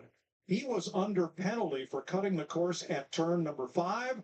He'll have to restart tail end of the longest line. Yeah, that's exactly what we explained. I've done it several times in this car, but the suspension will bottom out on those stops. That road, just like you were saying. And you hit that road, and it just pitches the back of these cars around. So you have to be super careful. I wrecked the very first practice session at California Speedway, Clint. You remember this? You were covering it. As you're going to see Connor Zilich just pile into Daniel Suarez right here. Oh man! But when the rear suspension bottoms out like that, it just when it rebounds up off those stops, it just pitches the back end around and you spin out.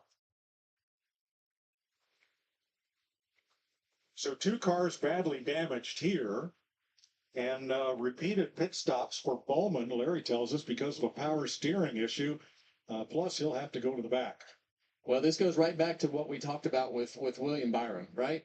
You know, you have to keep yourself in these races and not make mistakes on the racetrack, not make mistakes on pit road. You know, you not have the gremlins of everything that can happen with the mechanical gremlins. So there's just a lot of things that can go wrong with your weekend, even if you have speed. The AMR safety crew on the scene helping the drivers involved.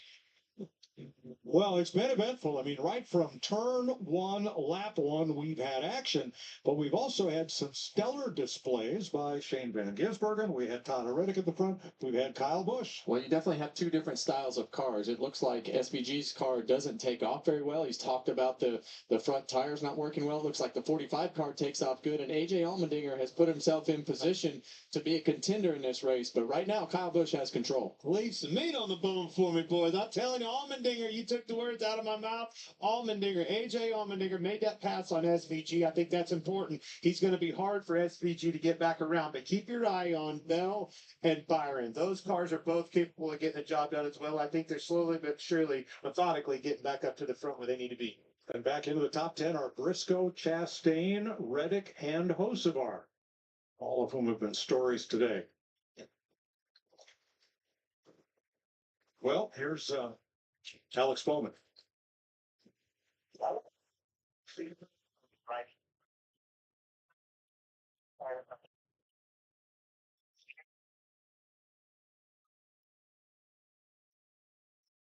Totally understand. It's bad timing. There was nothing. I mean, you went off the track. There's no question. But the biggest hit there was the fact that caution came out. We talked about this in the pre-race. That's a thing, right? It's potential, and that's exactly what happened. It was before he got a chance to serve the penalty. They bit him. The caution came out. Now you got to go to the tail end of the longest line. Well, you talk about luck, right? And sometimes it's just bad luck, and fortunately, came at a bad time. The worst time. Now, Larry, everybody was on pit road between lap 40 and 43, with the exception of Michael McDowell. who is still out there. He has not pitted since lap 23. You have an idea of what his strategy might be, and can it be successful? Well, I don't think he can hold a light to those cars up there, especially he's got 20 more laps on his tires. This could buy them a better finishing position. But right now, Michael McDowell and everybody else has to make one more trip to pit road. I think McDowell comes somewhere probably around lap 59 or 60. And honestly, for everybody else, Mike, that's when the window opens to make it to the end. They may run a little longer, but lap 60 is the magic number essentially for everybody to pit and make it to the end. All right, we're cleaning up here in Austin with 43 laps to go, and Kyle Busch in command of the EchoPark Automotive Grand Prix. Bang, bang. It did look like they were having some troubles trying to repair the wall that Zilich had ended up hitting there at the exit of turn 19.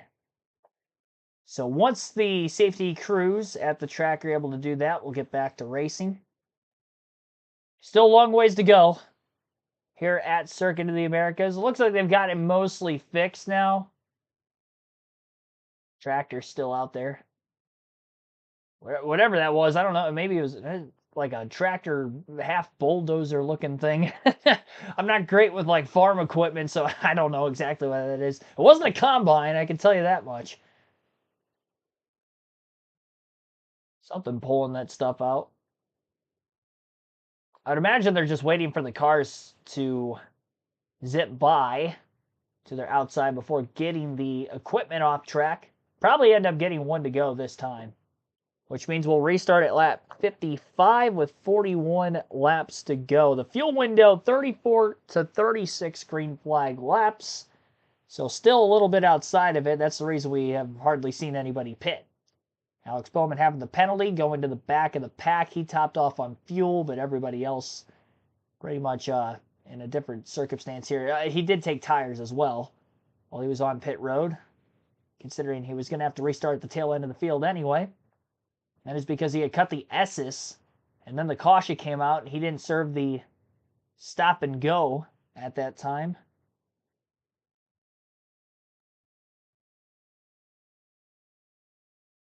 I wonder why he didn't serve it that lap, because the caution came out well after they got through turn 13 and 14. I feel like that could have been avoided. Obviously, if he doesn't, miss the S's, it would have been avoided, but would have only lost a handful of positions instead of a couple dozen, really. He was definitely inside the top 15. Top 10 on this next restart, we're going to have Kyle Busch in the lead, AJ Allmendinger in second, Shane Van Gisbergen in third, Michael McDowell fourth, Christopher Bell is going to be fifth, sixth for William Byron, Chase Briscoe in seventh, Ross Chastain eighth, Tyler Reddick ninth, Carson Hocevar rounds out the top 10 in today's race.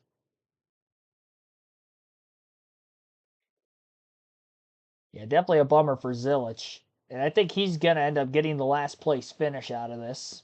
Suarez 36. Kyle Larson gets the free pass. He goes from 2 laps down to 1 lap down after his right front tire came off towards the end of stage 2 under green. Now chasing a 4th title. The rest of the league, though, is coming for their crown. The new season kicks off March 28th on Fox.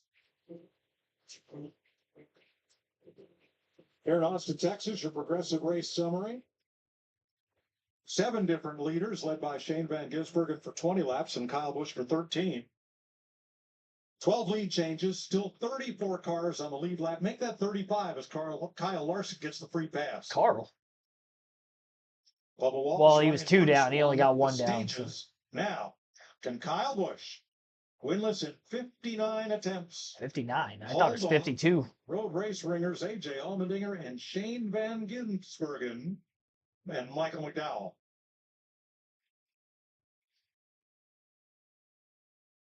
The first test will be turn 1. Yes, it will. Well, they're going to all be more aggressive. I mean, we're just in that window that we're running out of laps and time to be able to put yourself in position to win this race. And You know, we've seen Kyle Busch take off good. We know Allmendinger will be aggressive. The 88 struggled on the restarts, just kind of launching, and then you've got McDowell on the outside of row 2 that, you know, he took off better than we thought he would, but he still got old tires. Keep an eye on that row 3 too, Byron and Bell. Then Well, Busch did a good job in the last restart to get to the lead, but that was on somebody who had older tires. Now he's got somebody on equal tires to his outside. Green flag back in the air. Van Gisbergen with a huge block on Christopher Bell. Bell's there. They're rubbing fenders at the start-finish line. Byron's going to sneak by both of them and try to shoot the gap underneath the 8 and the 16 for the lead. Now he's caught 3 wide middle. Allmendinger gets a push from behind by the 71. They're 4 wide out of turn 1. Who's going to bust out of there in second? And it looks like it's going to be the 2 Gibbs cars, second and third of Bell and Briscoe. This does allow for Kyle Busch to pull away some. A.J. Allmendinger, who restarted second, that push from the 71 going a little wide, falls now to 7th. And Bell is hot on the heels of Kyle Busch, looking for the lead for the first time today after starting deep, well, mid-pack in the field, but it's taken a long time for him to get anywhere near the front. So as far back as Shane Van Gisbergen has been in this race as well, he's now in 6th. He was trying to squeeze Bell, who had a better launch than him, and Christopher Bell was able to sneak through there, contact to the outside of him as well. Just 3 wide middle for second, 4 wide middle really for second off of turn 1. He ended up coming out with it. And his teammate who was underneath him was able to follow him every step of the way through there. 2 of the not as experienced drivers in the field now trying to run down Kyle Busch, who has led the second most laps in the race today. Michael McDowell falling back a little bit, still inside the top 10. Just got passed a couple corners ago there by, looking to see who that was. I don't think the leaderboard on Fox is correct right now. It definitely wasn't AJ. AJ had already gone by him. I think it might have been SVG. Chastain. It was Chastain. So McDowell is in 8th now. Now it updated. It's like our raw feed where it just waited for them to get to the start-finish line before updating. Noah Gregson, shout out to him. 13th place right now. He was outside the top 30 at the end of stage 1. I'm not sure how he got up there, but he did. And Justin Haley up to 11th after starting very deep in the field today. He was top 10 in practice yesterday, but qualified outside the top 25. Ryan Blaney back up to 15th, where he was running even after getting stage points for finishing second in the last stage. He's somehow surviving the carnage in the middle of the pack on these restarts. That's a danger spot to be, but he's done good holding on for himself as well. Ryan Prix, who won the last stage, is 18th. Stage 1 winner Bubba Wallace outside the top 20 right now. And he is pretty deep in the field there, 22nd. Here's Connor Zilic after his crash. That's so much fun preparing for this event. And that second stage driving from outside the top 30 to 14th, I think, was a lot of fun. And, you know, passing a lot of guys that I used to watch on TV growing up. So hopefully I'll be able to get a chance to come back and do this again. I had an absolute blast driving through the field and wish it didn't end early. Thanks, Connor. Oh, he'll be back. For sure. Well-equipped road course racer, to say the least there. Connor Zilic out. Last place finish in Cup debut. Not great. I was actually just talking about that for Carson Hocevar, finishing last in his first Daytona 500 last year, too, a couple weeks ago, leading up to that race. William Byron passed for third in turn 1 on Chase Briscoe in the 19. Briscoe going to duck in line behind him off of turn 2 and try to hold off A.J. Allmendinger for a couple extra corners. A.J. putting a little bumper tag to the back of that 19. Settling in here. Can Byron put any sort of pressure on the 20 and the 8 in front of him? Lead at the start-finish line for Kyle Busch that last lap. About 0.4 of a second. 39 laps to go in the NASCAR Cup Series event here at Circuit of the Americas. Pretty tightly bunched stills, 3rd through 5th on the leaderboard. Allmendinger and Van Gisbergen lost a ton of spots on the restart. They were 2nd and 3rd. They fell to 6th and 7th. They got 1 spot back each. And now here's Daniel Suarez, who also was in the same incident. It's very disappointing, Regan. This is not the way I want to talk to you. our car was good. I thought we were gonna have a top 5 run. I don't know if we're good enough for the win, but a top 5 run for sure, top 7 maybe. And lower pressure, the car is lower, hits everything harder, and I just hit the curb, that big exhaustion right there, and it spin me out. And unfortunately, that my teammate Connor was out there, and he hit me, and I ended up my race and his race. Like I could have spun out of myself and keep going, but unfortunately, he was there, and sometimes it's hard. You have to make a decision to go left or to go right, and there's a little bit of smoke, and unfortunately, he decided to go right, and there wasn't much room there. So a little bit fortunate, but nothing we can do now. Turn and move on. Thanks, Daniel. This track is picking up. Again, Zilich and Suarez, the only 2 drivers out of the race, and the only other car off the lead lap, Kyle Larson, 1 lap down. He was 2 laps down. Again, had that tire come off at the end of stage 2. Got the free pass with that yellow. Well, technically, I guess he would have been 3 laps down because he would have gotten the free pass at the end of stage 2. And then he also would have ended up getting the free pass during that last caution. So from 3 laps down to 1 more yellow, he's back in the lead lap. Not sure how quick he is. Speaking of quick, another Hendrick car that had problems earlier in the race, Chase Elliott, is up to 20th on speed. So they've got that car a little better from where it was after the damage sustained from the left rear toe link brake back on that first, and again, opening lap, opening turn spin after contact from Denny Hamlin. Alex Bowman went for a spin in turn 12 during the Connor Zilich interview moments ago. And unfortunately for him, he has dropped back to tail end of the field still, which is where he restarted following a penalty. Bowman 22 seconds off of the lead, and he's still a couple seconds behind the next car in front of him, which would be Cody Ware in 33rd. Next Sunday, NASCAR on Fox heads to Phoenix. And that race will actually be on FS1. First points-paying race on Fox Sports 1 this year. We'll be live for our coverage. NASCAR Xfinity Series will also be racing next week. Got Michael McDowell in the pits. Michael McDowell comes for service after being on a completely different strategy.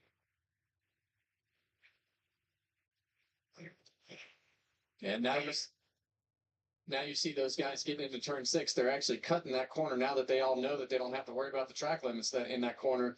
They're all cutting it straight to the grass to get that entrance even wider into 6A. That'll be changed next year. You watch.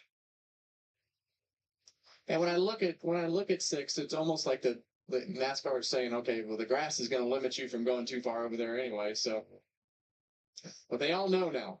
Right. That was definitely in hot pursuit of Kyle Busch and has been ever since getting to second on that last restart. They put some time and distance on Byron and Briscoe behind them, while Allmendinger and SVG just have not been able to get by that 19 car yet, running 5th and 6th, even though they're within a half a second behind him as well. As we get deeper into this run, tires start to fade again. Passing might become more available. That's where AJ was making a bunch of moves. In stage 2 in particular, went from about 8th to 3rd in the 20-lap stint there. Noah Gregson's still picking up spots, as well as Ryan Blaney. Some of the biggest movers since his last restart, up to 11th and 12th. And they're actually the 2 highest running Fords in this race. Joey Logano, who hasn't been talked about all day, was outside the top 20 for most of this race. Is up to 13th, also with him. Keselowski, so a few Fords hanging out just outside the top 10. We'll have to see if any of them could get in before the finish of the race. Justin Haley up to a race-high 9th place position. Might be the underdog of the race up to this point. He's had a great run from starting 28th. Shout out to Justin Haley. 36 laps left now here in the NASCAR Cup Series race at Circuit of the Americas. Fuel window to make it to the end of the race is pretty much about open. It'd be risking it if we go into overtime at this point, so we're probably going to see quite a few drivers go a little further. We saw Michael McDowell at the end of his fuel run. He's going to definitely have to stretch it to the end. I believe he was still just inside the top 10. I think he was either 8th or 9th when he hit pit road. Didn't lose too much ground. Kyle Busch a little bit quicker. That last lap. Lap times have quickened here in stage 3 as well. It's amazing that they were able to do that. We didn't see a sub 100-second lap time in the race until stage 3. Each of the top 3 have ran laps sub 100 seconds. Kyle Busch, who had the fastest lap at one point earlier with a 100.147, still has the fastest lap. And actually, that last lap was his fastest of the race. But the problem is the guy behind him in second ran an even quicker lap that last lap, as it just changed simultaneously. So both Busch and Bell ran their fastest laps of the race that last lap. Bell a little quicker, 99.669. He would have the Xfinity fastest lap if it holds. Surprised that the tires haven't worn out still this deep into the run, considering we've been green for about 7 laps now. Still running quick laps on top of it, and that's why they're extending their lead over everybody else behind them.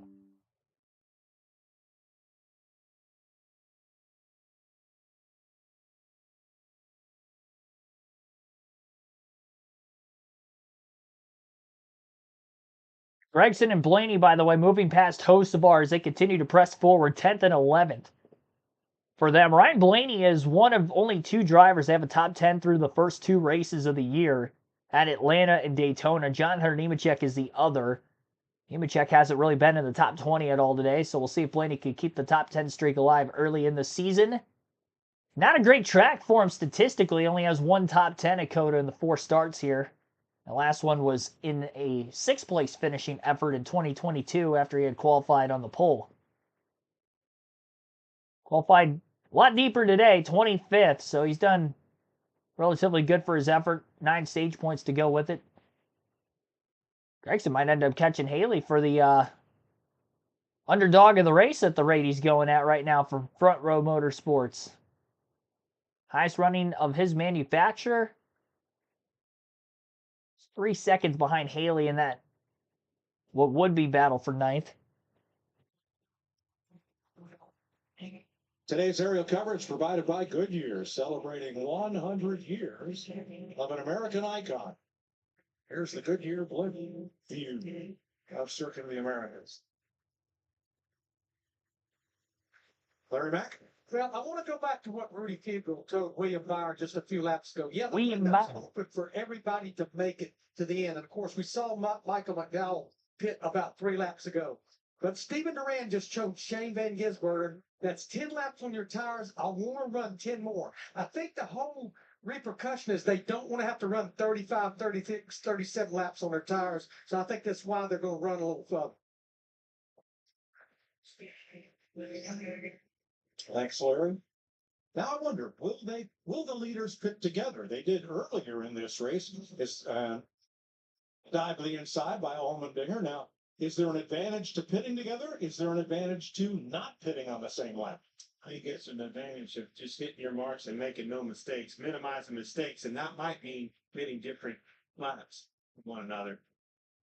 But if one of those top 3 pits, you better not be far behind them. You're going to be giving up a lot of time to stick or fresh tires. That's exactly right. All right, we're going to step away as we come to 34 to go, but we're going to go Fox side by side. So the drivers head for pit road. You won't miss a thing. Kyle Busch, Christopher Bell, William Byron out in front in Austin, Texas.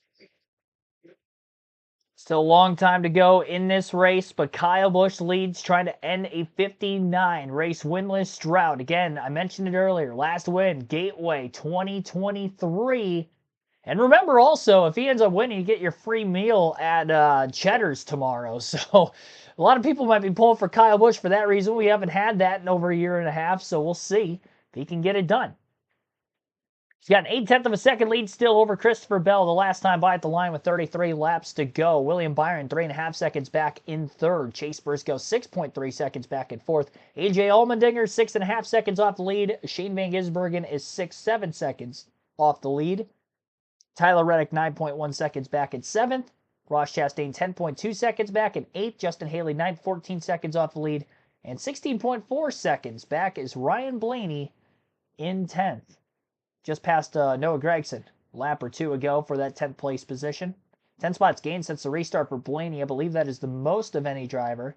Most spots lost, not counting McDowell, who already has been to pit road and is trying to stretch the fuel window to the end. Josh Berry lost 10 positions from 19th to 29th. 11 spots lost for Custer as well from 23rd to 34th. Xfinity fastest lap of the race is still Christopher Bell's 99.669, which was at lap 60 just a few laps ago. 22 laps led now for Kyle Busch. He has led the most laps in the race to this point. 20 laps led for Shane Van Gisbergen, 9 from the pole for Tyler Reddick, 2 for AJ Allmendinger, 3 for Ryan Prix under caution after winning stage 2. Last couple laps there as well. And then 4 laps led for the stage 1 winner, Bubba Wallace. Prix, the stage winner against stage 2, so that's why he led those laps earlier on. Michael McDowell led for 3 laps on his pit strategy by staying out and stretching the fuel window at the end of stage 2, hoping that he could cycle back in the top 10. Take a quick break. You're listening live on KRC, our second to last one of the race.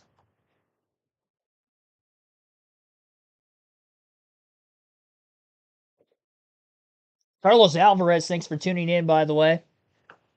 Should be broadcasting in the booth. Mike Joy, you know your stuff. I appreciate that. Maybe I could be his successor someday. That is, I've been vocal about wanting to get to Charlotte. The plan is to move there before the end of the year. Probably going to be after the racing season.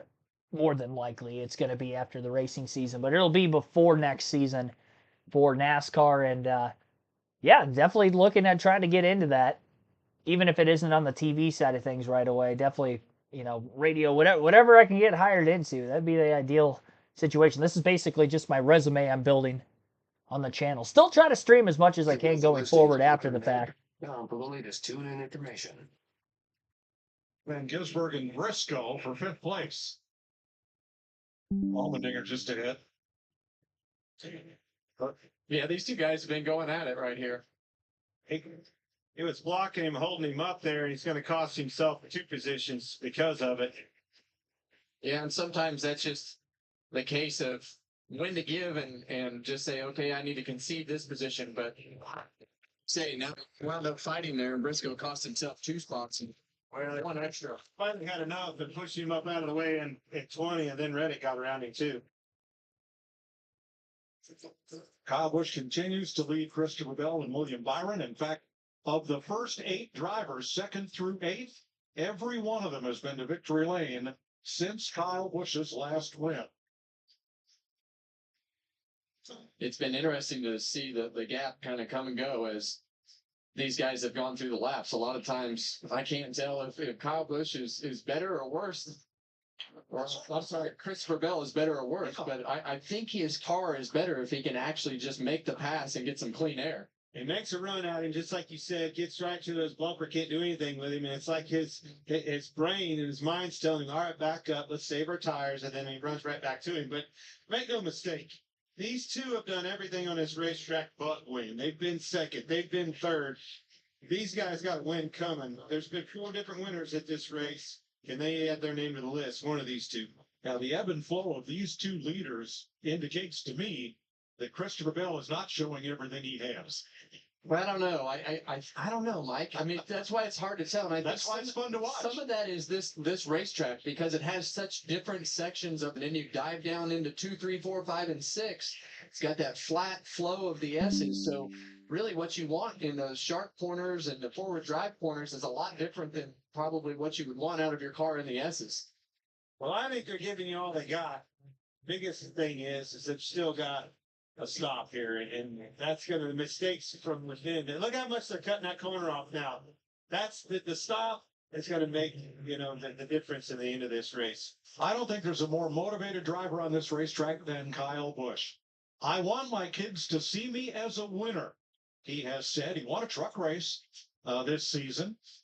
Some would say taking candy from the kids in the truck series. Some would also say yesterday Connor Zilic stole all the candy from the grown-ups in the Xfinity series. Okay, that's racing. But it's been 59 races since Kyle Busch has been to victory lane in NASCAR's premier series, the one he races in every week and the one in which he most wants to score. Well, it's been one for the other one, so let's see who wins. 1 week, right? There it is. Rear tires are going away.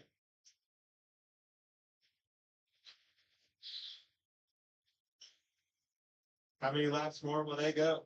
Well, I think that's going to be the interesting part. But as these cars start to wear the tires, I mean, the workload just continues to go up, and you're kind of managing the slide of the cars as you go through the corner. We've had a lot of foot cams today and been able to watch the footwork on the braking zone. But now that we have this camera right here, you're going to see these guys work the wheel, and as they go up the hill into turn one. You know, this is a corner where you have to turn your head all the way, and you don't really pick up the apex when you're looking to the left. You don't really pick that apex up until you're about halfway into the turn towards it, because it's such a sharp corner. I'm not sure these two exchange Christmas cards. They do have a history together. Yeah, it was here. They do? Here's a look at it. 2022. I forgot about this. Yep. That was back in his Gibbs days. That was 3 years ago, and this was last year.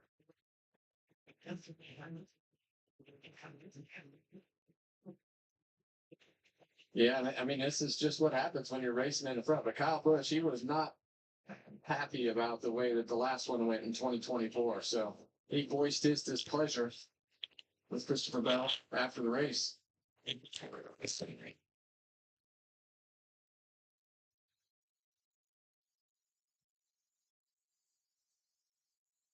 29 laps to go.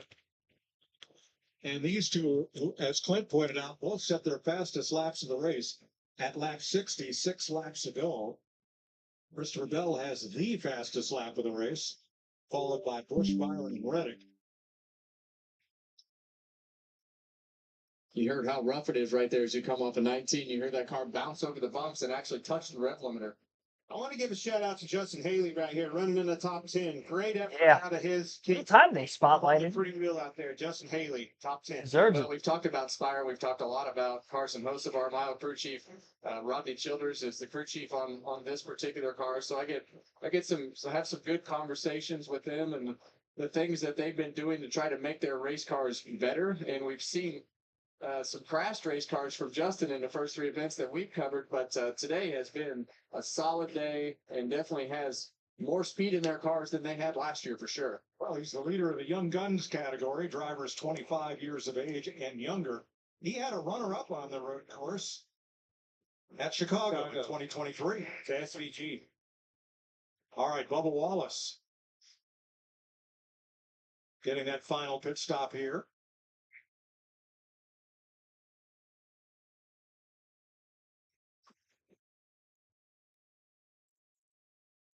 Quickly in and out, that'll begin the pit cycle. Well, let's not forget all the struggles that the 8 car has had on pit road. This would be the most important pit stop that they've had over the year to execute correctly. With a lot of pressure on them. This week, Fox College Hoops Friday tips off at 8 Eastern on the Big Ten Showdown. 20th ranked Purdue looks to stake their claim for the conference crown against UCLA.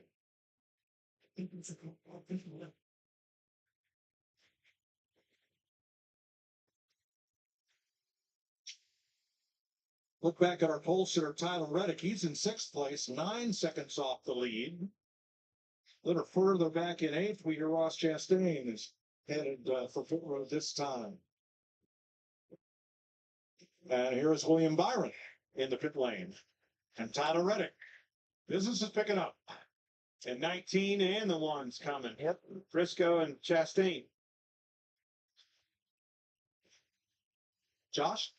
Well, for Ross Chastain, we're running in the top 10 for most of the day. He's only complaining about this. Chris Busch was Austin Dillon, Carson Hocevar.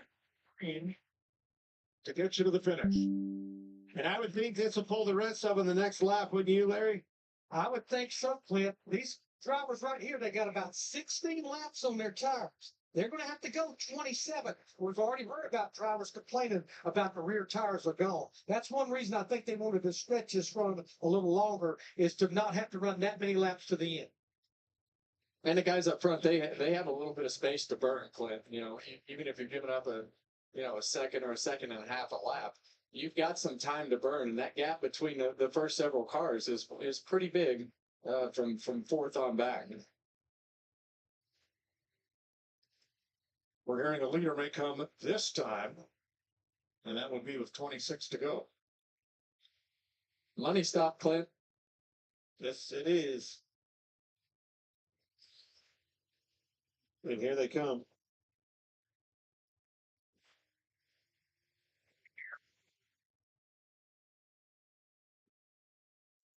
Down to pit road speed and on the way to Caitlin. Bell staying out.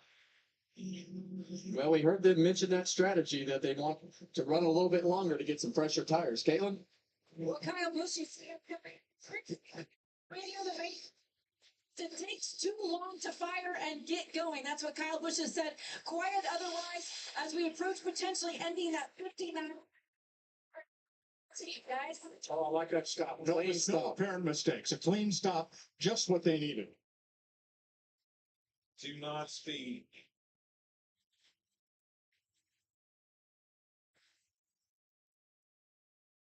Christopher Bell. Yep, Haley makes a stop. Christopher Bell staying out. Trying to pit one lap later. Get himself one lap fresher tires for this run to the finish than Kyle Busch is going to have. Well, you look back at Allmendinger and SVG having those fresher tires as they get towards the end of this race. If a caution or something does come out, you know, just being able to capitalize on the speed of the tires. It all just depends on the circumstances of the end of the race. And I think from third, fourth back, I think those guys figured that they needed a little help if it ran green anyway. So why not take a chance? This is the race, and that's exactly the decision. That's a lot of laps on the racing to go, like Larry alluded to, and I want my tires to be good at the end of this. Well, the best news for Kyle Busch is that he came out in No front of traffic. a whole pack of Yep. cars that were already on the racetrack, and now he's at the head of that group. So he should be able to have clear track and minimize his time or maximize his time gain on these new tires instead of being stuck in the middle of a pack trying to pass. All right, Allmendinger in the pit lane, and again, Christopher Bell goes by and stays on the racetrack. Regan? Mike, after that last restart, AJ Allmendinger thought that maybe he had a little bit of an issue with the front steering after some contact on that restart. Otherwise, he has been abnormally quiet on the radio. Hasn't said much about the car other than he liked it after he needed front turn early on.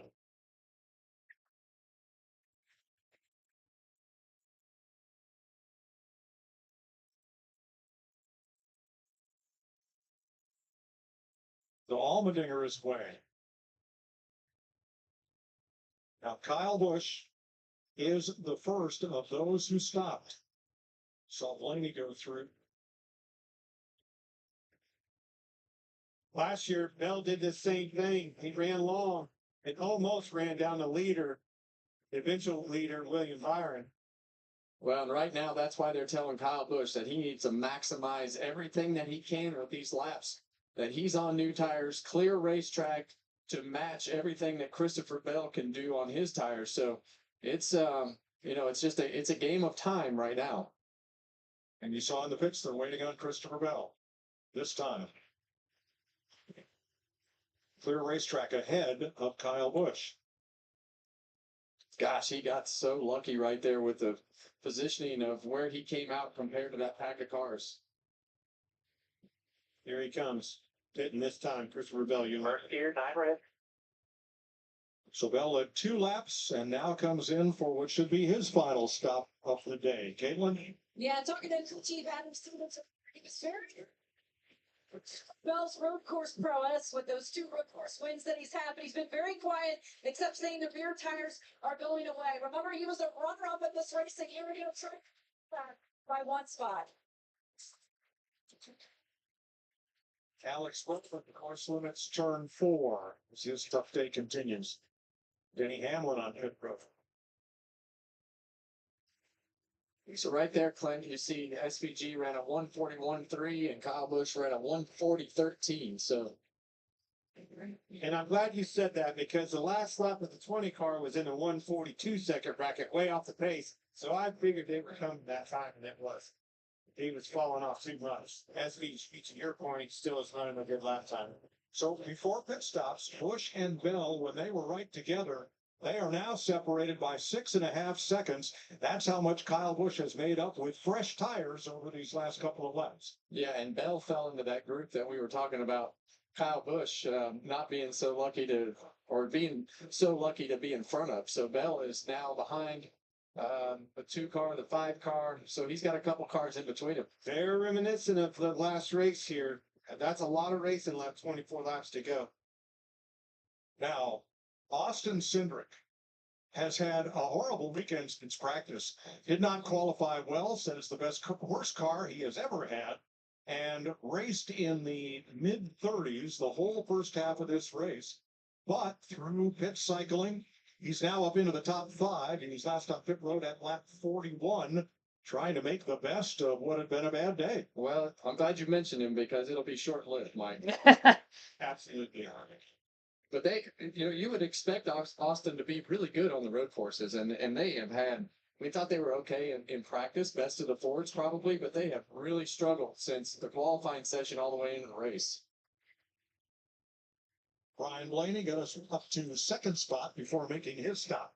Larry, is it surprising you that Van Gisbergen is staying out this long? Yeah, the only thing I can figure that Stephen Duran is trying to do is basically split it in half. That way he's not having to run a lot of laps on either set of tires. But the downside, and I know cautions have been few and far between, the downside, if a caution comes out, his day is done. His day is done to these guys that just pitted before fresh tires. Well, I don't think they thought they could win, Larry. I think that they just were like, hey, we got to do something different because they were just too far behind. And, if this, if we get to the end of this run and those tires fall off a cliff, that might be his only chance. And we're hearing a couple more laps before he will make his stop. Van Gisbergen, that in. And Mike, that'll about split it in half right there. That'll be very close to it. I think it's going to surprise these other cars that fall off. We haven't seen this many laps run all day. You told us that, Larry. I like this call. I think the back half of this run is going to be very important at half speed. And it might play right into his favor as well as Bell. So Van Gisbergen is going to need to run, let's say, 5, maybe 6 less laps on his tires than Kyle Busch. Kyle's going to have to get 26 laps on this set of tires. Still there. Using them.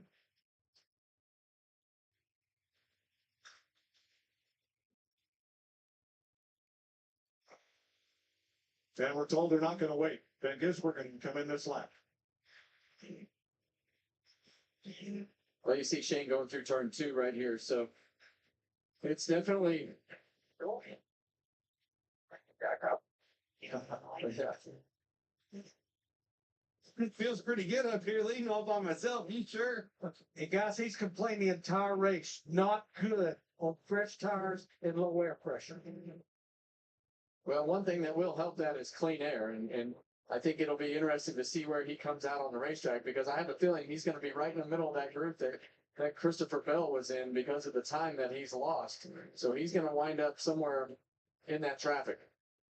Josh Berry on pit road and Van Gisbergen this time.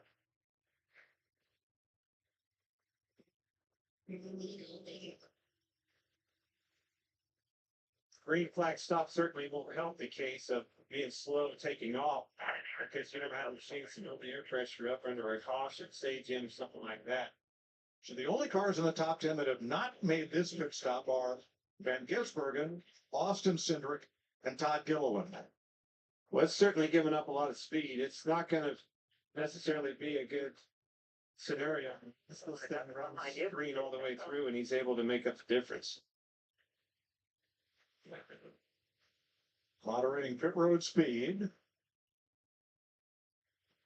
16-second lead coming in on Kyle Busch. Here's Regan.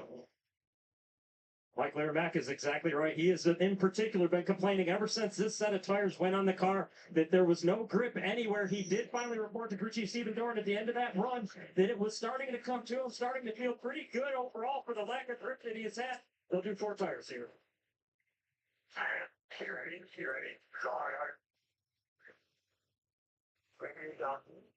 He leaves his pit stop in 3rd spot, but about 5 cars are going to overhaul him before he gets out on track and up to turn number 1. Yeah, that's what we were talking about, was he was going to fall into that pack that Christopher Bell fell in, but he's going to fall all the way to the back of that pack behind Todd Gilliland. and Chase Briscoe right there. So now he's got several more cars that he's going to have to work his way through to even have a chance, but it's going to be tough. Now, Gilliland on worn tires hasn't been to pit road since lap 47, but everybody else has fresh ones.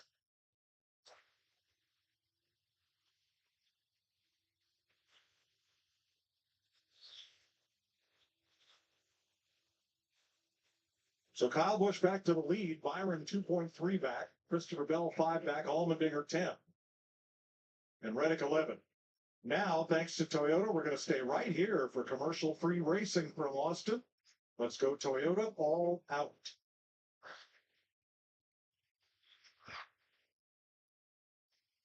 Riding with Christopher Bell, 5 seconds off the lead right now.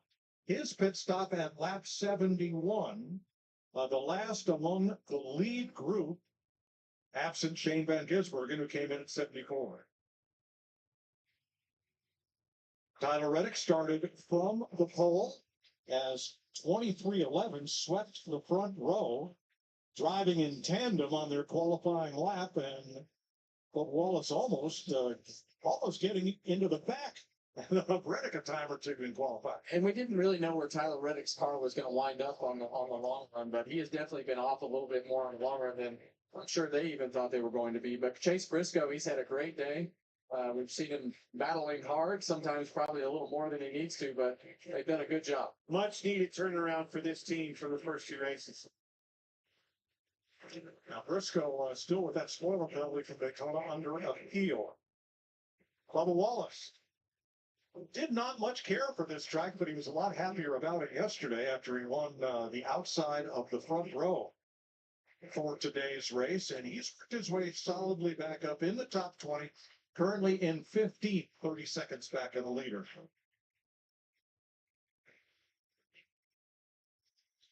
So Bell has kind of been holding station here at about 5 seconds behind the race leader. That gap varies by half a second either way. I don't think he's going to be able to pace that well long enough 23rd on the lead lap to catch Busch. 38 seconds out of the front spot, and last pitted on lap 69.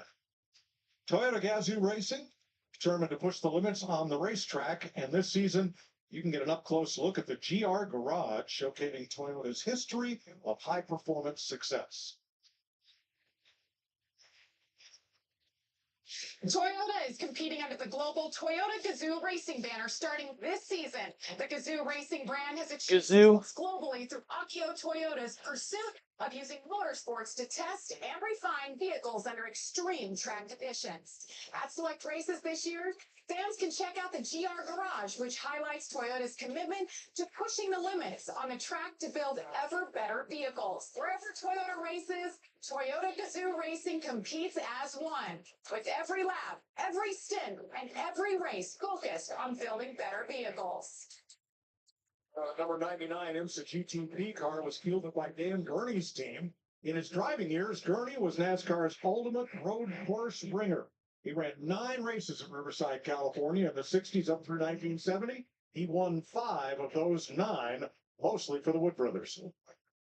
Well, here's the story. The story is your leader and then Christopher Bell. Keep an eye on this. This gap is shrinking, and it should. I don't know if he's going to keep that up. And his tires are definitely newer, and he's running them down. Will that last? Will they keep running them down? Well, he's knocked a second out of Busch's lead over the last lap and a half. And Gisbergen there ahead with Briscoe now. Well, we know he has the biggest tire advantage of anybody in the field with as long as he waited to pit. So make quick work of Briscoe right there. That 15-second gap is a lot. Well, yeah, 15 seconds. Yeah, and, well longer than and like we talked, I mean, they knew that they didn't have a chance to win, so they wanted to put themselves in a position to where, you know, if something happens at the end of this race, they had better tires, and that was going to be their best shot. And he'll probably get pretty close to where he was on the racetrack regardless, but he's way behind compared to where he started. Reddick alongside Allmendinger. This will be for 4th place. Settle in here, man. Settle in. 25.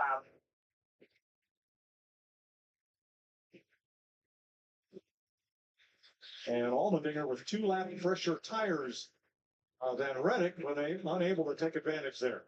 Well, I can tell you 9/10 of a second on that lap is how much quicker Christopher Bell was than Kyle Busch. The thing that we don't know is Kyle saving some tire? Is he trying to put himself in a position to make sure that he's in a good spot at the end of this race? So we don't know that, but we just see the time shrinking. What we do know is Christopher Bell just ran his fastest lap of the race. By a lot. Yeah, 99.4. I mean, he's 2/10 quicker than his original quickest. Ford at a horse race, but can it last? There's still 18 laps to go. Well, he doesn't need to. Don't abuse those tires. And he doesn't need to waste a bunch of. Oh. Wow. Austin Dillon.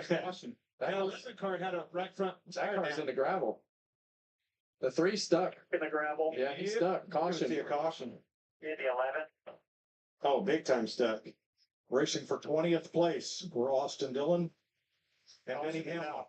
Toe link's broken on the left rear. That's high-sided. That's not coming out of there without the hook. You're locked up both front and when you out. All right, Kevin. Now who is a benefactor of that? That would be SVG. Those softer tires put him right back in contention with those guys. The fresher tires, you know, I think for SPG, I mean, that was exactly what they were hoping for. They knew that they weren't going to catch up because of how far they were behind. Now they put themselves. Well, now the question is, do we see other cars pit? Have they made the right adjustments today to get How many cars are going to pit here? That car has not been that quick on restart. But that's not the case anymore. He doesn't need to take the fire off speed. That was low air pressure. In my opinion, it was low air pressure. That's back out the window. He's been running laps. Okay. NASCAR will get Austin Dillon out of the kitty litter there. Here's what happens. Oh, locked him up.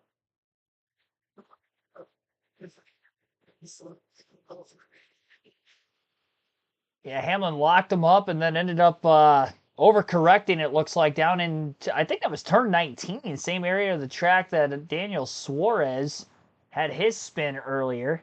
A little bit different of a spin this time, though, for Denny Hamlin in the 11. Well, this is shaping up to be interesting. Caution is out for the 4th time today, just our 2nd incident. Austin Dillon stuck in the gravel trap. No, it is not turn 19, by the way. What corner of the track is that? Might have been 14. But I can't confirm that.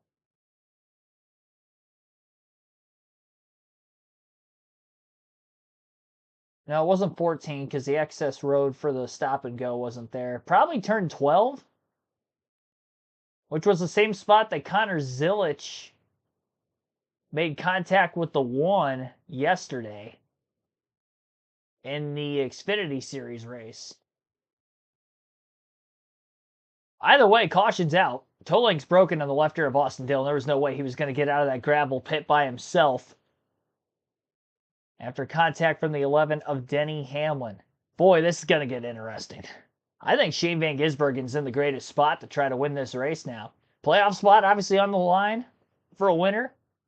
And, I mean, you look at a guy like SVG, rookie in the Cup Series, to try to do that. Even A.J. Allmendinger in 5th place was good on the long run at times. Today, we're still going to have a decently long green flag run to the checker if we don't get any more cautions. We'll get this thing restarted with about 15 laps to go. Yeah, definitely not what you wanted if you're Kyle Busch. Christopher Bell having slightly better tires. He might be able to get a jump to get to the lead. He had a great restart the last time just to go from about 5th to 2nd. That 4-wide move. This has gone a bunch of different directions here, and I'm all here for it. Entertainment level is going to be high for this one. I just hope we don't get caution after caution after caution. There are quite a few cars on pit road. They're still on commercial. Quick shout-outs. Easy Network, I don't think I've shouted you out yet. Robert Goodrich, Bond1771. Thanks for tuning in. AJ Summers, welcome to the stream. Sean Bonifant, thank you for watching as well. Just over 70 people in the chat right now. 62 likes. Be sure to hit the like button if you haven't done so yet. There are a lot of cars on pit road. Entire back half of the field definitely in the pits. Here we go. But you know, feet. We'll have to pay that to come over like that. Conway doing them has been absolute thrill. Yeah, sure. The two just hooked you there. I got a flat or wheel coming off right front. Yeah, but yeah, okay. I just couldn't see anything on both. Oh, you did amazing, buddy. You did nothing wrong today.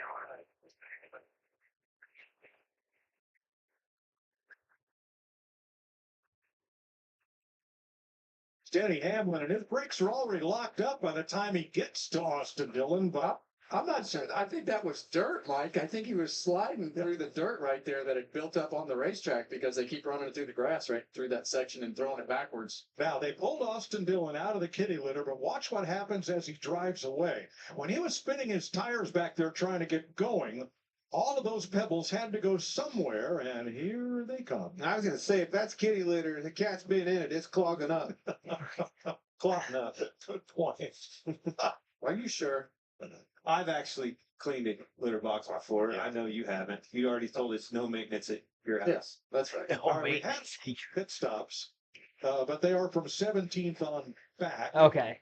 Top So six, get an update top from Ringo. 16 stayed out then. Well, Mike, just to update the 88 to Shane Van Gisbergen, and we mentioned how he didn't like that last set of tires that was on the car. He struggled for grip everywhere. Well, right now, he said the car is much better with this set of tires, just a little bit free with the back of the car, meaning it's sliding around just a little bit. So keep an eye on him with those fresh tires and happy with it. And the 16 of AJ Allmendinger, the exact opposite. He thinks he has a bad set of tires on the car. It's the first time all day long that he's been adamant on the radio complaining about how the car is driving. Unfortunately, they decided they had to stay out. They couldn't give up the track position right here. So kind of swap roles with these two cars. All right, so the cars that did not pit under this caution are lining up in positions 1 through 17. I would say with some certainty that your winner is going to come from the first 6 positions right now, except for who's 7th. Remember how Ross Chastain started this race trying to lead it out of turn number 1 from 9th position. Well, it's definitely, this is getting ready to get physical. I mean, it's going to be rough. You're going to have to take some chances. We saw Ross at the beginning of the race, It's contact sport. To the very inside, bulldoze a couple of those cars because he was just carrying too much speed. So I would say you're going to see that aggression here again. Well, if you like door-to-door action, you're going to like next week. We move over to FS1 for the next 6 races. We're going to be in Phoenix, in the jewel of the desert, Phoenix Raceway. Pre-race at 2 Eastern, green flag for the Shriners Children's 500, 3:30 on FS1. And I am so glad to have 9 former Phoenix wins here in the booth with me. Let's see, that's 0 for me. I think that's me. You got pretty good Oh, there. Yeah. How many for you, Clint? God, I didn't like that place. Oh, I liked it before they repaved it. Yeah. Well, it was always a really good racetrack for me, and I was fortunate growing up as a kid. That was our Daytona 500. We would go to Phoenix every single year for the Copper World Classic at the beginning of the year. And so we got to race there a couple times and with the Cup cars. So it was fun to be able to have a lot of success there at Phoenix, and hopefully, I don't think I'm going any further. I think 9's it, Clint. Yeah, I'd say that's it, old buddy. I'm sorry, Clint. Russell handed me the stat, and I thought we had a Quinella going here, but what? Well, it's 9 for Kevin, and What did you call it? you and That's I not, have you didn't done. say- That's a Quinella. It's a horse racing term where you pick the first 2. We've lost control. Caitlin. Yes.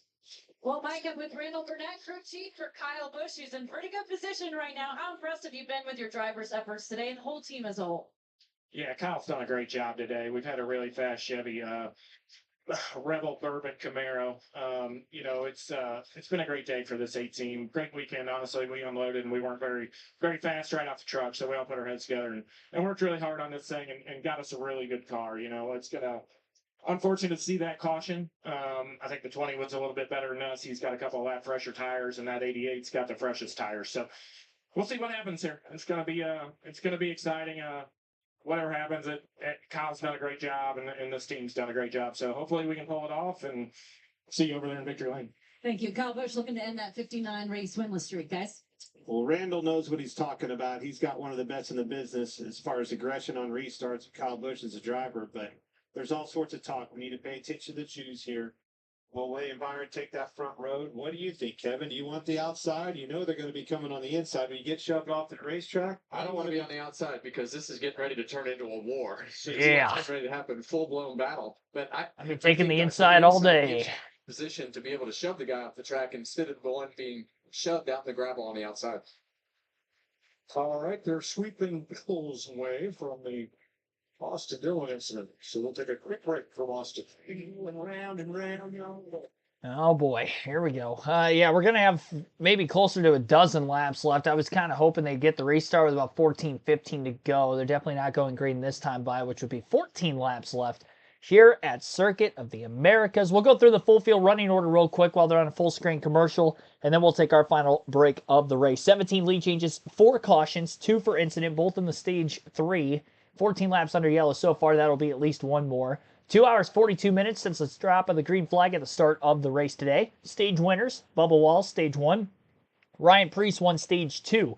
Kyle Busch in the race lead. He has led the most laps so far. Let's see how many that is. 34 laps led now for him, and leads the field still for this upcoming restart. William Byron in second, Christopher Bell third, Tyler Reddick fourth, AJ Allmendinger fifth, Shane Van Gisbergen in sixth, seventh for Ross Chastain, Justin Haley eighth, Ryan Blaney ninth, Noah Gregson in 10th. Joey Logano 11th, Ty Gibbs 12th, Austin Cindric 13th, Todd Gilliland 14th, Josh Berry 15th, Alex Bowman 16th, Ricky Stenhouse Jr. 17th, Cody Ware 18th, Chase Briscoe in 19th, first car on fresh tires that just pitted, and he was actually the highest in the running order at the time of that stop as well. I believe he was in 8th. Chris Buescher in 9th, Chris Buescher in 20th, 21st, Bubba Wallace, Ryan Prix 22nd, Chase Elliott 23rd, Carson Hocevar 24th, Riley Herbst 25th, Brad Keselowski 26th, John Hunter Nemechek 27th, Eric Jones 28th, Zane Smith 29th, and Michael McDowell 30th. Cole Custer 31st, Ty Dillon 32nd, Denny Hamlin 33rd, Kyle Larson gets on the lead lap. He was 3 laps down. As caution, he gets another free pass. He's now 34th, last car in the lead lap. Austin Dillon, the broken toe link. I think he will be able to continue, but he is definitely a couple laps down in 35th. 2 cars out of the race, the Trackhouse Racing Chevys of Daniel Suarez and Connor Zilic, 36th and 37th. Again, we'll take our final break. You're listening live on KRC. We will be racing here shortly and take you to the finish.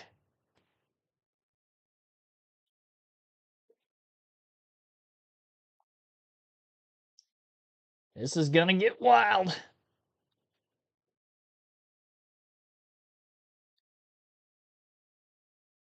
I just hope it's not going to be too much calamity. But I think the racing's going to heat up. We've seen some good finishes at COTA. On long green flag runs, short green flag runs, I think we're going to have another pretty good finish here today. Great final run in a battle yesterday between Zilic and Quapple at JRM in the Xfinity race. They were going toe-to-toe from about that 10 lap to go mark to 5 laps to go. Try to get caught up in case I've been lagging for a minute. That's not what he chose. No, it's not. But what he's talking about is, and we saw it with Ross, he tried to keep filling that hole. He just misjudged the speed and wound up going too fast and hitting the guy that was parked in the middle of the corner in the 9 car. But I agree with Rudy, and he's right. Both sides, both positions have won and gained and lost. That inside clogs up as everybody blocks one another, and then another, and then another, because those dive bombs are coming. If you can get through that and not get pushed out, you're in the catbird seat. If not, you're going to get pushed way out and be in trouble. I think you're right on the front row. I think that now that I sit here and think about it, I think that outside is going to launch good, and I think you're going to be. You might be 3 wide, maybe 4 wide, but you won't be 5 wide like you're going to be in the middle of the pack here. Mike, you heard it. You heard it. He finally said it. You're right. I was talking about Rudy. All right, Van Gisbergen has the best tires. He was in lap 74. Bell's tires are 3 laps older than Van Gisbergen's. Allmendinger another lap older. Kyle Busch another lap older. Byron and Reddick 2 more laps older. Van Gisbergen is definitely on the best tires right here. He's a very good race car driver. Yep. Choose violation for Bubba Wallace. Ooh. From 24. That's tough. Green flag back in the air. Here we go. Byron, Busch, front row. Busch, the controlled car. Pretty good launch, though, on the outside for the 24. Nobody fanning out deep yet. Now Christopher Bell looks low. Kind of a block more than anything on Tyler Reddick behind him. Chastain late into the braking zone. Gets into the back of Reddick. 4 wide for third place as Byron slipped backwards. Contact between the 16 and the 88. Reddick will squeeze in line into the S's right in front of Van Gisbergen. Not a great restart for the guy on the freshest tires for this final restart, potentially final restart. Out in front of the field, Kyle Busch is about 2 to 3 car lengths ahead of Christopher Bell. And remember that Bell's got slightly fresher tires than that of Kyle Busch. Can Kyle hold on for the lead? Parking lot off of turn 6A. Still green. A lot of damage on the 54. Ty Gibbs. Everybody continues back in the right direction again. Tough to tell exactly how many cars were involved there. They actually got out of it pretty quickly. It is a mess around where Alex Bowman is at, right around 15th on back. Everybody's like almost side by side, 3 wide back there. Middle portion of the racetrack right now. About to enter into the horseshoe as they work their way through 13 and 14. Tyler Reddick banging fenders with Shane Van Gisbergen as SVG tries to overtake him on the outside. Contact from behind now. Reddick getting hit from the rear by the 4 of Noah Gragson. Gragson slides through turn 18, clears the 45. Noah Gragson's up to 7th now. And Reddick is going backwards on the restart. SVG wide in turn 19, and Gragson's up to 6th. Maybe 5th place as the leaderboard updates. I don't know if they'll be able to hold on. What a restart for Noah Gragson. Chase Briscoe on the fresh tires clipped his teammate Ty Gibbs. That's what sent him around in turn 6A. I don't know how more cars didn't have more damage from that. Several of them had to stop just to miss the spinning Gibbs. Gibbs luckily kept it off the outside wall. Got clipped by a couple, which is where the slight damage to the front of his car came from. But again, we do stay green. 12 laps to go. Kyle Busch leads the race. Average of the last caution at COTA with the next-gen car. 11 laps to go. And 2 overtime finishes, 2022-2023. The more green flag laps we get during this run, though, the more spaced out things will be, and we may not see an incident. We've seen several cars go wide and spin in this first lap and a half since the restart. Chastain just went wide, in fact, right out of turn 6B. He lost several positions. He had all 4 tires out in the grass. Now he's getting hit here by SVG. And Shane Van Gisbergen is back to 11th. I wonder if Chastain and Van Gisbergen got together. And they both ended up going backwards. Remember, Chastain restarted 7th. SVG was 6th. It is flat-out bumper car racing back there now. And so much for the fresh tire advantage that Shane Van Gisbergen had because he just can't get out of harm's way. Alex Bowman on even fresher tires after pitting is side-by-side with Chase Elliott for 12th, right behind the Trackhouse cars of Chastain and Van Gisbergen. 34 of Todd Gillen also in that scramble of cars right around the top 10. Top 5 interval between them. Kyle Busch leads. Christopher Bell's 3/10 back at the start-finish line that last time by 11 laps to go. William Byron, 2.5 back in 3rd. AJ Allmendinger, 3.1 seconds off the lead in 4th. Tyler Reddick under heavy duress on that last restart, but he is in 5th now. 4.2 seconds off the lead for him. Bell all over the back bumper of Busch after getting out of the S's. 6A looked to the inside but couldn't quite get there. Bell trying to take advantage of the slightly fresher tires. More green flag laps we run. The tires are definitely going to even out by way of how much wear they're going to have once they flatline at about 1.5 seconds of fall off over the course of the run. In fact, that lacking. These two really get to racing with one another as well. William Byron could be in the battle for the race win as well. He's still trailing by about 1.2 seconds in 3rd, but slightly closing. Last lap, Byron was the quickest of the top 3. 10 laps to go this time by. Out of the horseshoe. Busch extends his lead through 13 and 14 by about a car length or so over Bell. Turn 19 more aggressive with the lower cutting line for Christopher. 4/10 of a second lead at the line. About a car length and a half or so for Busch back to Bell. 10 to go. Why? I don't see anywhere on this track where he's at a disadvantage to Bell. Bell's going to have to find himself an advantage. Well, you're just gonna have to keep applying the pressure, force him into a mistake, which is what you had there. A spinner at 20. Be close enough to Larson. Kyle Larson. Kyle Larson. Rough day for him. He's right on him again through the S's, and Larson has not refired. Not sure if that'll draw a caution or not. He's still trying to crank that car and get it going. Here's the setup in the 6 again, looking to the inside to Kyle Busch. Larson gets away. Yeah, and I think at some point you're gonna have to use the front bumper right there to get him up out of the groove, to check him up, to get up alongside of him. Well, Kyle's certainly leaving the door open in that 6A right there. That's the passing zone, and that's where Christopher Bell really closes in on him. I think he's through 6, where we were talking earlier. He's cutting that track a little bit more and straightening himself up for the entrance of 6A. Well, you can't take too long right here, Mike. If you're to the bumper and you're 10 laps from the end of the race, you've got to use the front bumper. If you don't think you could make it happen that quick, you're going to start losing those opportunities if the car starts going away. And once he gets into Bush's bumper, that is going to put William Byron right on top of the both of them. Bingo. And he's already there. He shrunk the gap a lot. 140.16 to 140.40 on the leader right there. Byron. Nice one for Gregson in 6th, Haley in 7th, and Gano was up to 8th. And Gisbergen has slid to 10th behind Chastain. That's as close as the 20 car has been off of turn 20. Looking to the inside again. See that braking is very good. Oh, he overshot it. He's going to lose a spot. Here's maybe for taking, but maybe that was close. About wiped them both out. That'd have been big. Clear? Hang on. Take it off. Go get it. We're good. Breathing room for Busch. I was saying he was better under braking, and I saw him. See how much he's cutting that corner off and setting himself up, carrying. He's a lot of speed to 6A. He's better everywhere, and when you see him get further back, it actually makes it look worse because he gets more air on the front of the car, and you really see the speed of the car. Let's see it again here. Coming up the hill to turn 1. Well, he almost hit him too. Brakes. That's the only thing you can do when they lock up like that.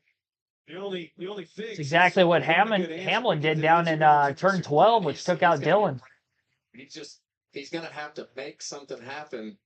For me, I think he needs to set himself up, be good where he's at, and that's that passing zone at 6. Be there through the S's, put the pressure in me. Kyle Busch is a little bit slower, tells me he's struggling a little bit in the speed of those S's laterally with his rear grip, and that's going to set him up for the pass. Just be there. And leaving turn 1, I thought Byron would complete that pass on Bell. Just shows you how quick that 20 car is. It also showed patience with Byron. Well, you saw the back end of that A car slide off of turn 19 right there as he went over the curve. Still a lot of racing left. Yep. This isn't the last lap. 8 laps to go. That's a long time around this. 8 to go for the number 8. Final Reddick closing in from 3.5 seconds back. And it's Allmendinger -6, Gregson -7. Logano and Chastain. Kyle Busch has done a great job today. Had that car up front all day long. Hasn't slipped the wheel very often. Minimum mistakes out of the 8 camp all day long, in the pits and on the racetrack. There, he's cut that corner off like Bell. But look how much Bell's closed that gap up again. He is so good through the S's. Christopher Bell, I mean,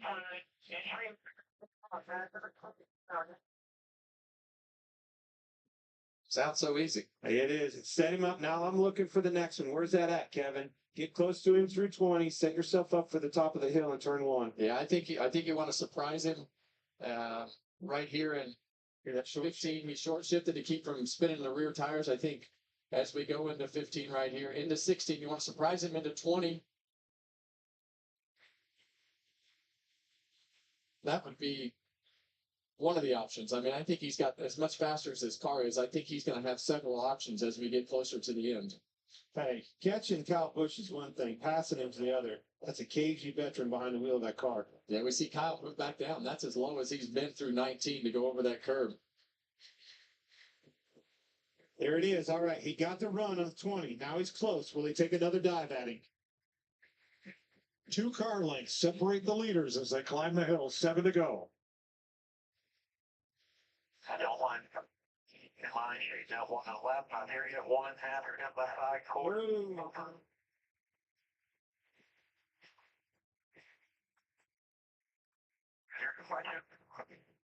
Here we go. Right side bumper. Right side bumper. Clear. Back out 1.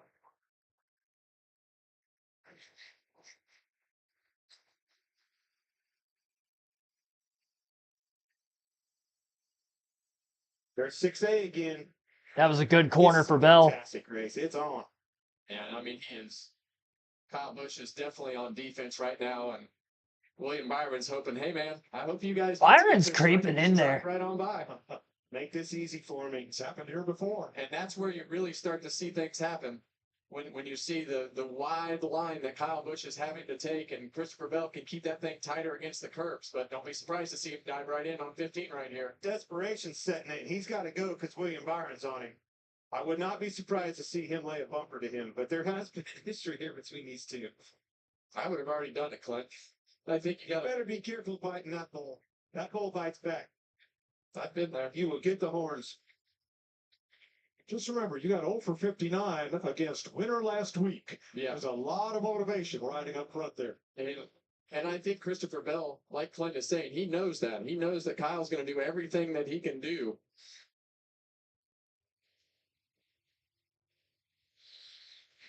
Here we go again. Top of the hill. Car length and a half this time as they pass us just past the exit of 20. So much better under braking, but I don't think he's close enough. Now I want to set up. Here comes 6 and 6A. Watch how much faster he is through the S's if he can stay on this way. Oh, he's got him. He's got. Oh! Careful here comes Byron. That was a dangerous area to try it, but I think if they could have got through there cleanly, he was going to get him. Position, and then you put yourself at risk of getting a penalty through the S's. Wow.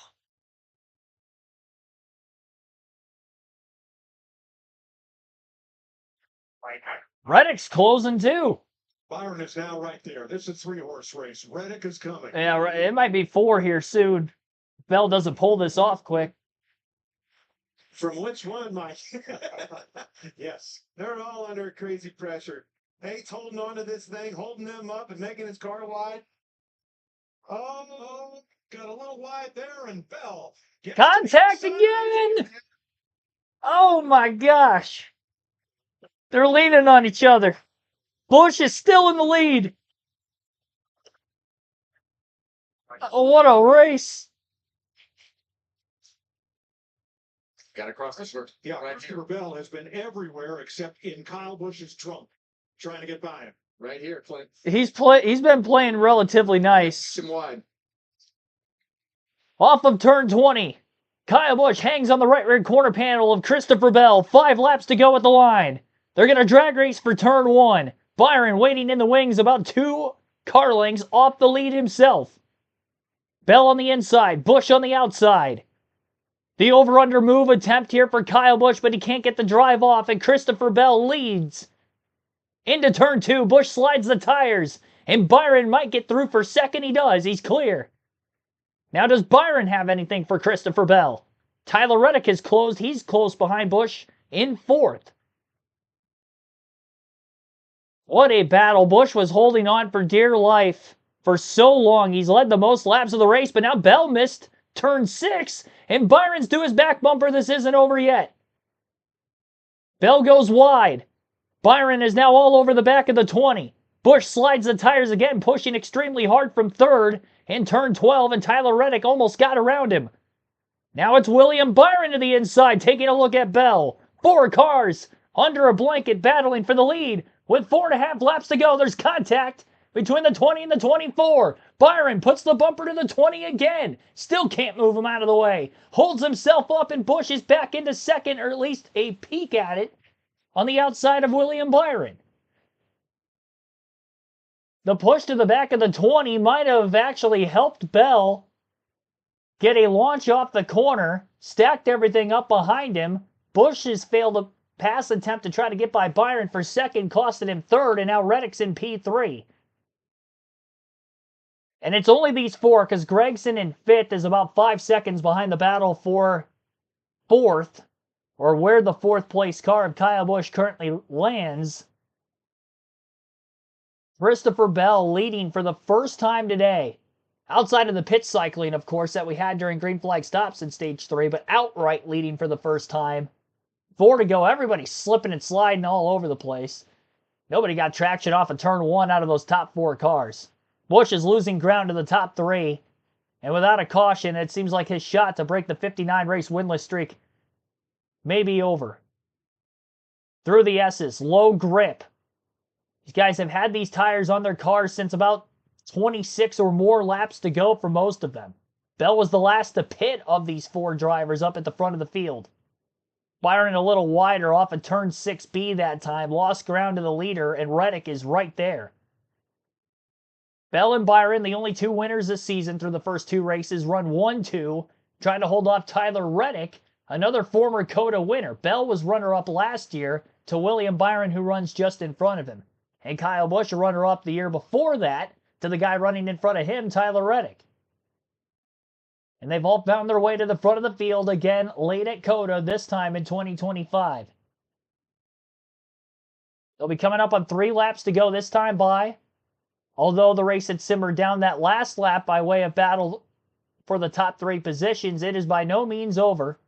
With the low grip that all these drivers are dealing with, one hiccup, one mistake, and somebody will be there. Because remember, Bell made a mistake in turn 6B, turn 6A, I guess it technically would have been, which allowed for Byron to get to his back bumper a couple laps ago to begin with.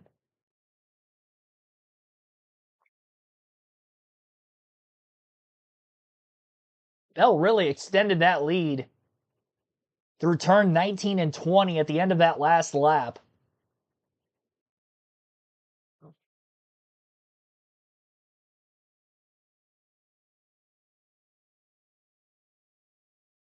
Seven-tenth of a second difference. About 8 now. Bell's been pretty good through the S's for the most part compared to the other drivers around him. It looked like Tyler Reddick was really better than Byron to get to second.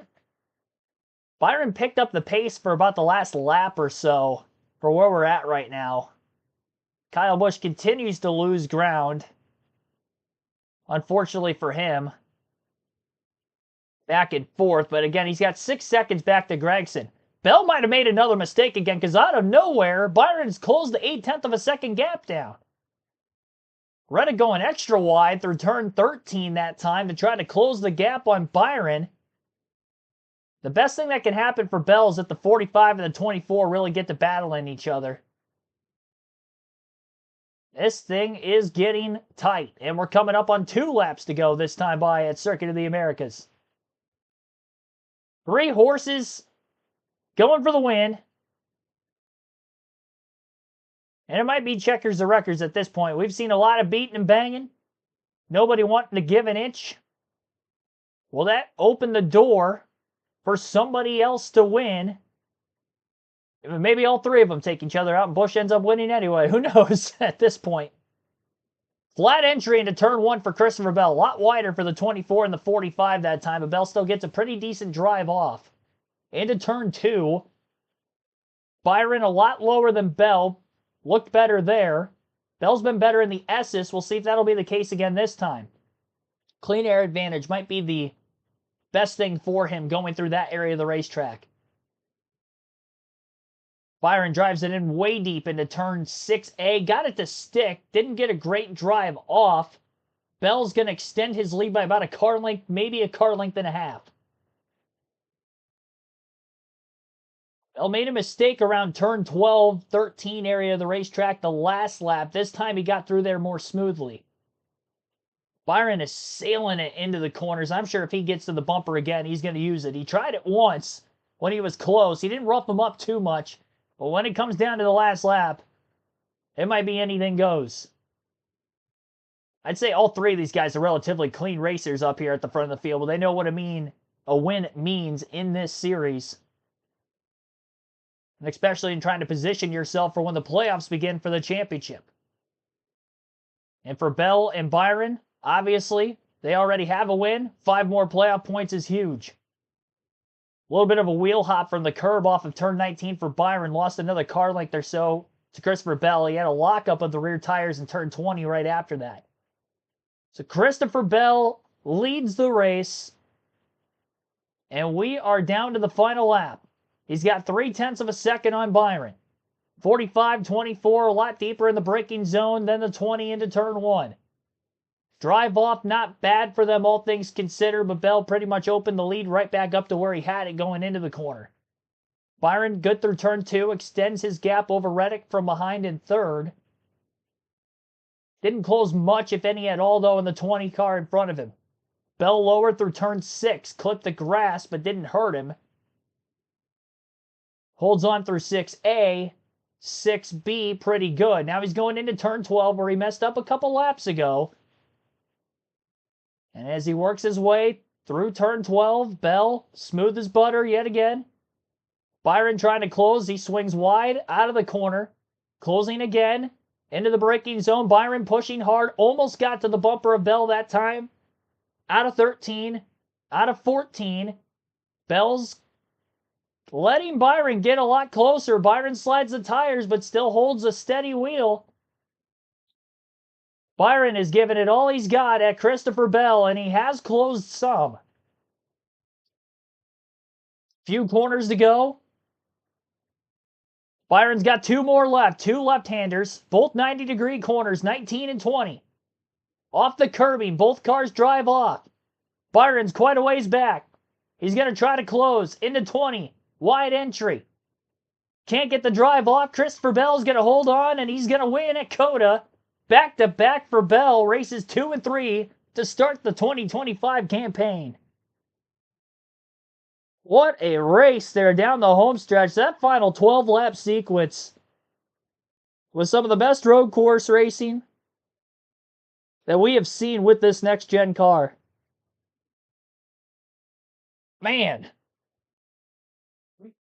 Christopher Bell wins it. William Byron second. Tyler Reddick third. Chase Elliott on the fresher tires actually did catch Kyle Busch for fourth. And Busch ended up in fifth, rounding out the top 5. I don't know where Chase Elliott came from, but good finish for him. Started third, finished fourth, but there was a lot in between there for him. It looks clean on the stat sheet, but man, he had a roller coaster of a day. Shane Van Gisbergen got back up to 6th. Chris Buescher, highest finishing 4th and 7th. Noah Gragson 8th. Alex Bowman 9th. And Todd Gilliland rounds out the top 10, his second at COTA. Michael McDowell 11th. Ross Chastain 12th. Carson Hocevar 13th. Chase Briscoe in 14th. Brad Keselowski in 15th. See here, 16th for Justin Haley. Riley Herbst 17th. Ricky Stenhouse Jr. in 18th. Ryan Blaney 19th. Bubba Wallace in 20th. Denny Hamlin 21st, 22nd. John Hunter Nemechek. Cole Custer 23rd. Joey Logano 24th. And Austin Cindric 25th. Josh Berry 29th. And AJ Allmendinger finished way back at 30th. I wonder what happened to him on that last restart. Cody Ware 31st. Kyle Larson 32nd. He got spun around on that final restart. We know that. Ryan Preece 33rd. Gibbs went around in turn 6A. He finishes 34th. And the last 3 ended up DNFing, so Austin Dillon did not get back into the race. He'll finish 35th. And then Daniel Suarez, Connor Zilic, both involved in the same incident. 45 laps before the finish of the race. Suarez 36th. Zilic in his debut 37th. What a race.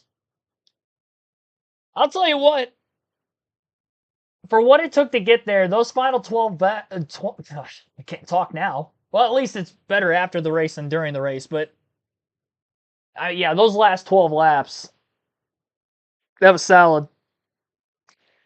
You're not a fan of road course racing in NASCAR. I think even you would have probably enjoyed the finish of this one. Clean, too. I mean, like, they were banging fenders, but it was clean. It was a clean way of doing it. The good old Rubbins racing. You know, nobody got dumped by any means. And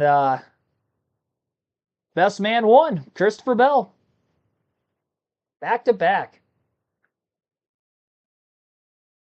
He's got a couple career road course wins. One at the Roval a couple years ago, 2023, I believe. And he also got his first career win on a road course, Daytona road course, back in 2021, early in the season as well. Third road course win of his career, though, if I'm not mistaken. Heartbreaker for Kyle Busch. Still ended up with a top 5. Led the most laps. You'll get to hear the post-race interviews in this one. 20 lead changes, 15 laps under caution, 4 yellows, 2 for incident, both in the final stage. We finished under the regulation length of 95 laps today. 3 hours, 7 minutes, 18 seconds from the initial drop of the green flag to the checker. Margin of victory, 0.4 of a second. Bell had the fastest lap of the race, so he gets the bonus point for the Xfinity fastest lap, but most importantly, he gets the win. And here is your race winner, Christopher Bell. Better than William Byron, Kyle Busch, and Tyler Reddick, but got the job done today with a minimum of contact. Woo! Josh? Christopher Bell, 2 straight wins on the season. Christopher, you finished second here last year. What was the difference this?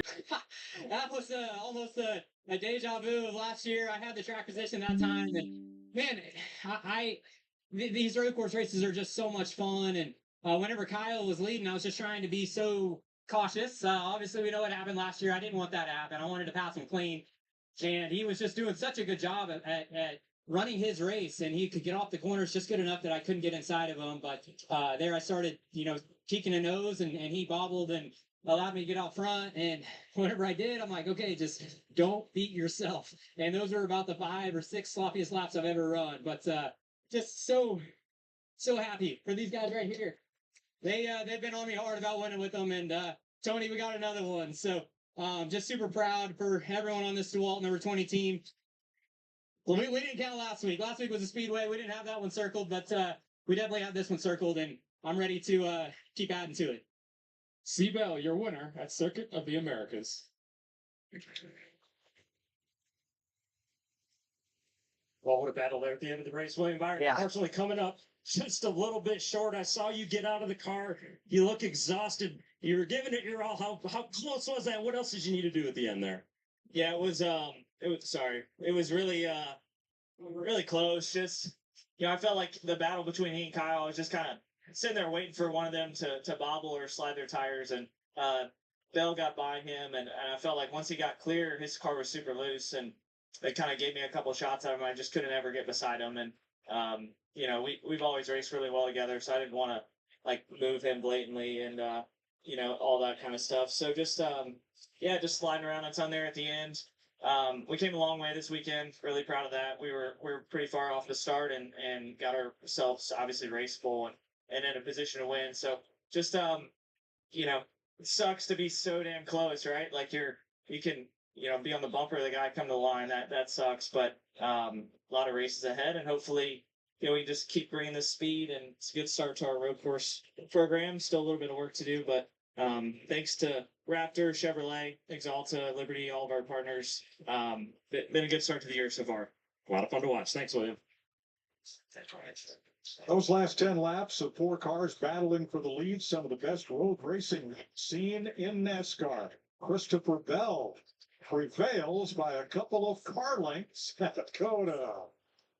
I don't know if it exceeded my expectations of the finish. I kind of had a feeling something was going to be good on the racing side of things if we had a long enough green flag run with the amount of laps that we had left, the different varying times of when everybody pitted and where they were at the front of the field, and just how good the top 4 have been at COTA the last couple of years alone, and obviously in today's race as well. Congratulations to Christopher Bell for getting the race win. We'll go through the pre-race predictions now while they're on a full-screen commercial break. Any other interviews on the other side, you'll get to listen in. From the pre-race, I got to pull my notes back up here for a second. I did take Shane Van Gisbergen for the win. Must-have/sleeper pick there. He did get a top 10, finishing 6th. At least my average finish is still good. Well, better, I guess. Daytona 500 taking Joey Logano wasn't good for me, but Blaney last week ended up 4th, ended up taking SVG today, finished 6th ultimately. Christopher Bell, I didn't have on the must-have list. I didn't really have him on the predictions in general. I did have Tyler Reddick, though. He finished in 3rd, so that one hit. Ross Chastain was banging fenders there in that last restart. He just missed out on the top 10 in 12th. He restarted 7th. And so wrong there and wrong on Alex Bowman, man. It was a terrible stage 3 for Alex Bowman. The penalty, the ill-timing caution. Even back in stage 1, he kind of rallied quickly from a slow pit stop with the jackman dropping the jack too early, and the hose was stuck under the right front. Oh, he still got back up to 9. No, I did get that right. Never mind. Wow, what a great performance there. Alex Bowman. He was on fresher tires, I do believe. No, he didn't. He stayed out. Yeah, he stayed out. That's how he restarted 16th. He was the last car of those on the older tires, and he still got up to 9th. So that keeps his top 10 streak alive. He's finished top 10 in all 5 COTA races. And the only other driver to do that is Tyler Reddick and William Byron. So the same 3. Or no, Chastain. Chastain would have been the other one. He missed. So yeah, Tyler Reddick and Alex Bowman, the only drivers to finish top 10 at COTA all 5 races. All right, so I ended up 2 for 3 there. That was better than I thought. Well, 3 for 4 if you count SVG in there. Kyle Busch, one of the sleeper picks today, top 5, led the most laps. Yeah, pretty solid on the predictions. Connor Zilic, unfortunately, got in a wreck. He had top 5 speed today, but that opening lap incident, had to restart at the back, basically at the start of stage 2. He was just so far behind so early, having that unscheduled stop, and drove all the way up to 14th, and then that restart of stage 3, Daniel Suarez goes wide. He nailed him in the right front, ends up finishing last. So between the sleeper and the must-haves combined there, 4 for 6. Don't-haves that are predicted to finish outside the top 10, all 3 of them finished outside the top 10, so 3 for 3 again there. Denny Hamlin 21st, got in that late incident. Lap 1 had some damage. Pretty much ran about like 18th to 20th most of the day, really. Let's see here. The other one would have been Daniel Suarez, finished 36th. That's 5 finishes for Suarez outside the top 20 at COTA.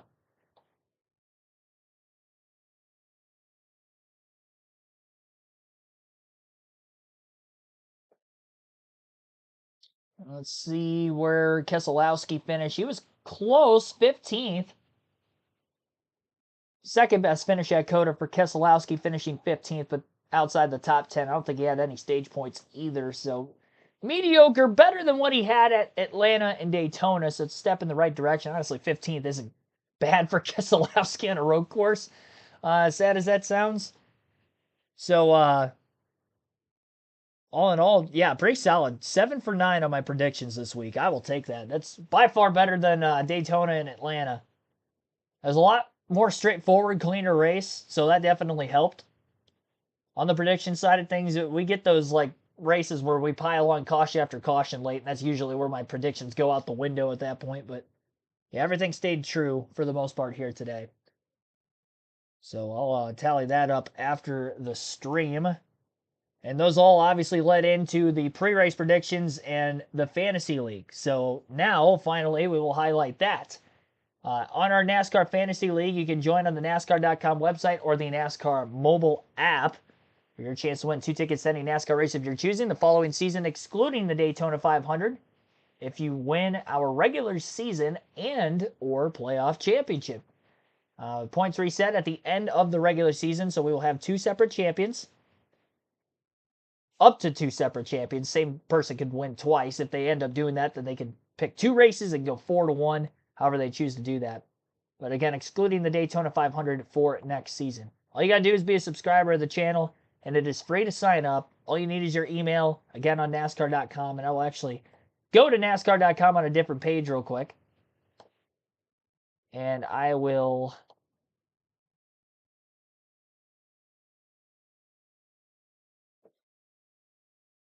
show you how to get there on the website at least. There's a fantasy tab. Click on it, and it is the Fantasy Live. And there's my team for this week. Chastain, Larson, Reddick, Elliott, Van Gisbergen. Elliott ended up actually with a pretty good finish. Kyle Larson having that wheel come off. I wanted to put Bowman in there for him, and I got sidetracked. It's easy for me to do that because I'm obviously streaming at the same time. There's a handful of them that I missed last year. Missed it here this season as well. Bonus point's pretty good, though. 3 for 4. The only one I missed, I had Reddick over Bell. Bell 2 spots better and got the win.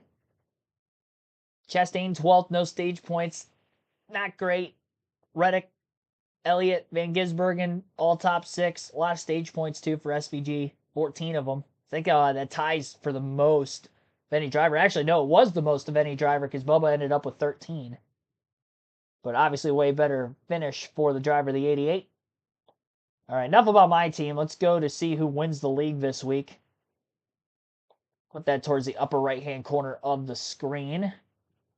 See if you guys can see it on the stream. Obviously, read it off as well. It's pretty small print. 222 points, highest scoring week so far for the winner. Obviously, because there weren't many cars at DNF compared to the first 2 races of the season, so that's explainable. EC23, our COTA winner in the KRC League with 222 points. 8-point victory over Monster Jam X10, who was last season's regular season champ, I believe. He won one of them. 214 points for him again. Chris Kennedy ends up finishing in 3rd with 206.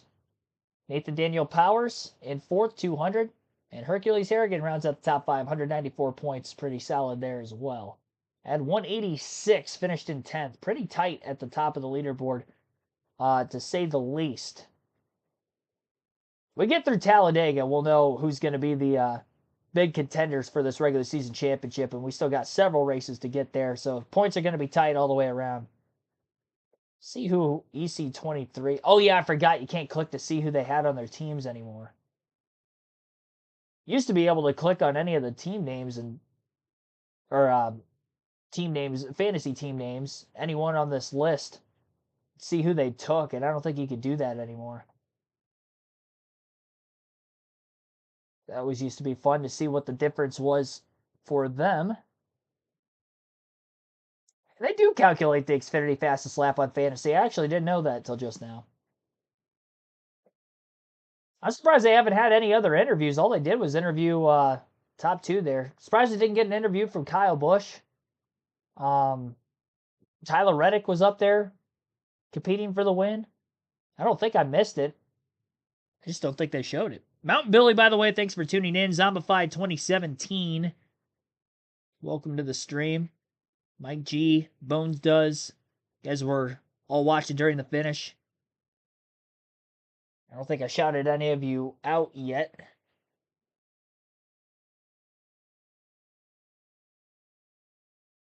They're still on the air. Well, they were. Now they're off the air. They were on the air until just a second ago.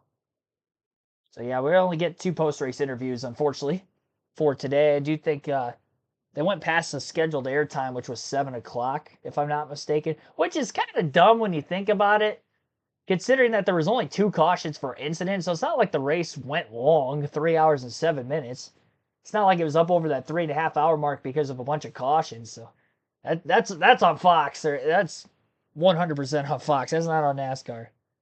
Late start time and short window. But yeah, what a great race. Great finish, more so than anything there, those final dozen laps.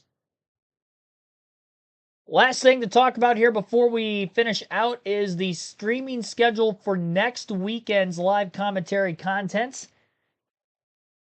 NASCAR will be at Phoenix. Truck Series will be off yet again. They won't return until we get to Vegas. Man, that Vegas truck race is at 9 o'clock. That's going to be a late night for me. That's a late start. Let's see here. On the East Coast, of course, 6 p.m. on the West.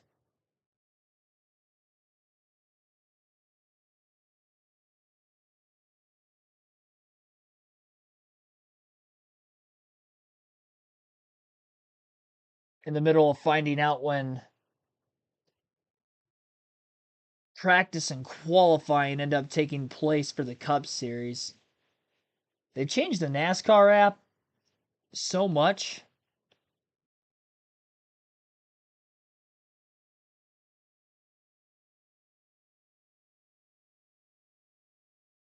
You have to go to the track website. Let me try to check on here. This might take a couple extra seconds.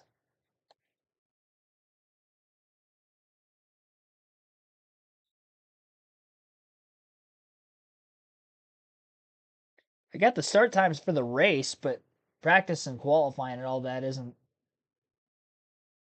as easy to navigate anymore.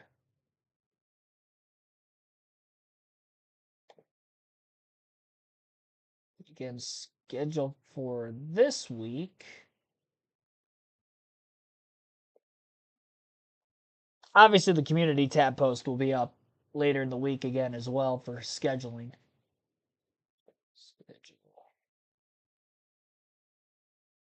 Try to click on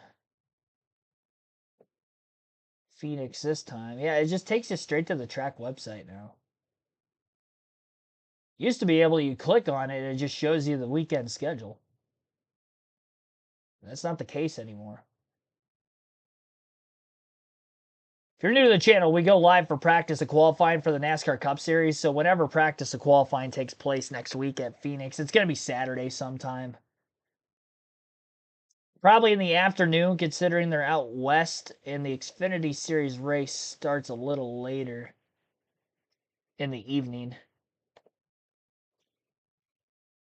Probably early afternoon, my time, if I had to guess.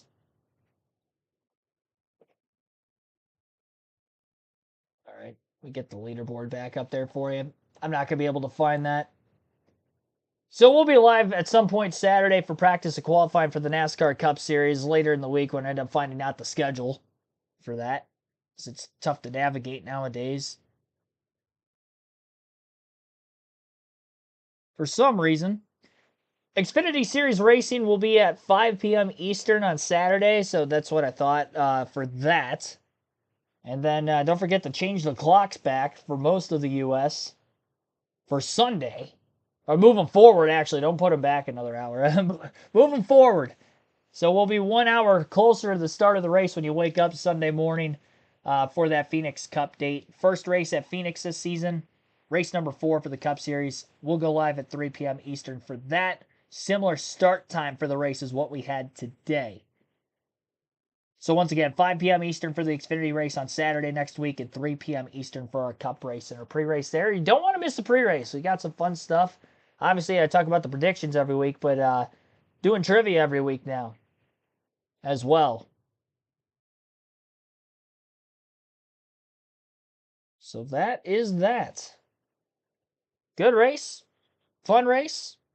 Fun time watching it with all of you. Thanks for tuning in, everybody. 77 likes on the stream. Be sure to hit the like button if you haven't done so yet. Subscribe for more daily NASCAR content. And we'll be back at it tomorrow. NASCAR 08 tomorrow at 5 p.m. Eastern. I had to remember the start time there. Southern 500, by the way. Southern 500, 5 p.m. Eastern, NASCAR 08. Darlington. Card tomorrow. It's going to be interesting, to say the least. I don't know how that's going to work. Hopefully I can make it all 500 miles without wrecking. No guarantees. But again, thanks for watching, everybody, and have a good rest of your Sunday night. Again, congratulations to Christopher Bell for winning third race of the season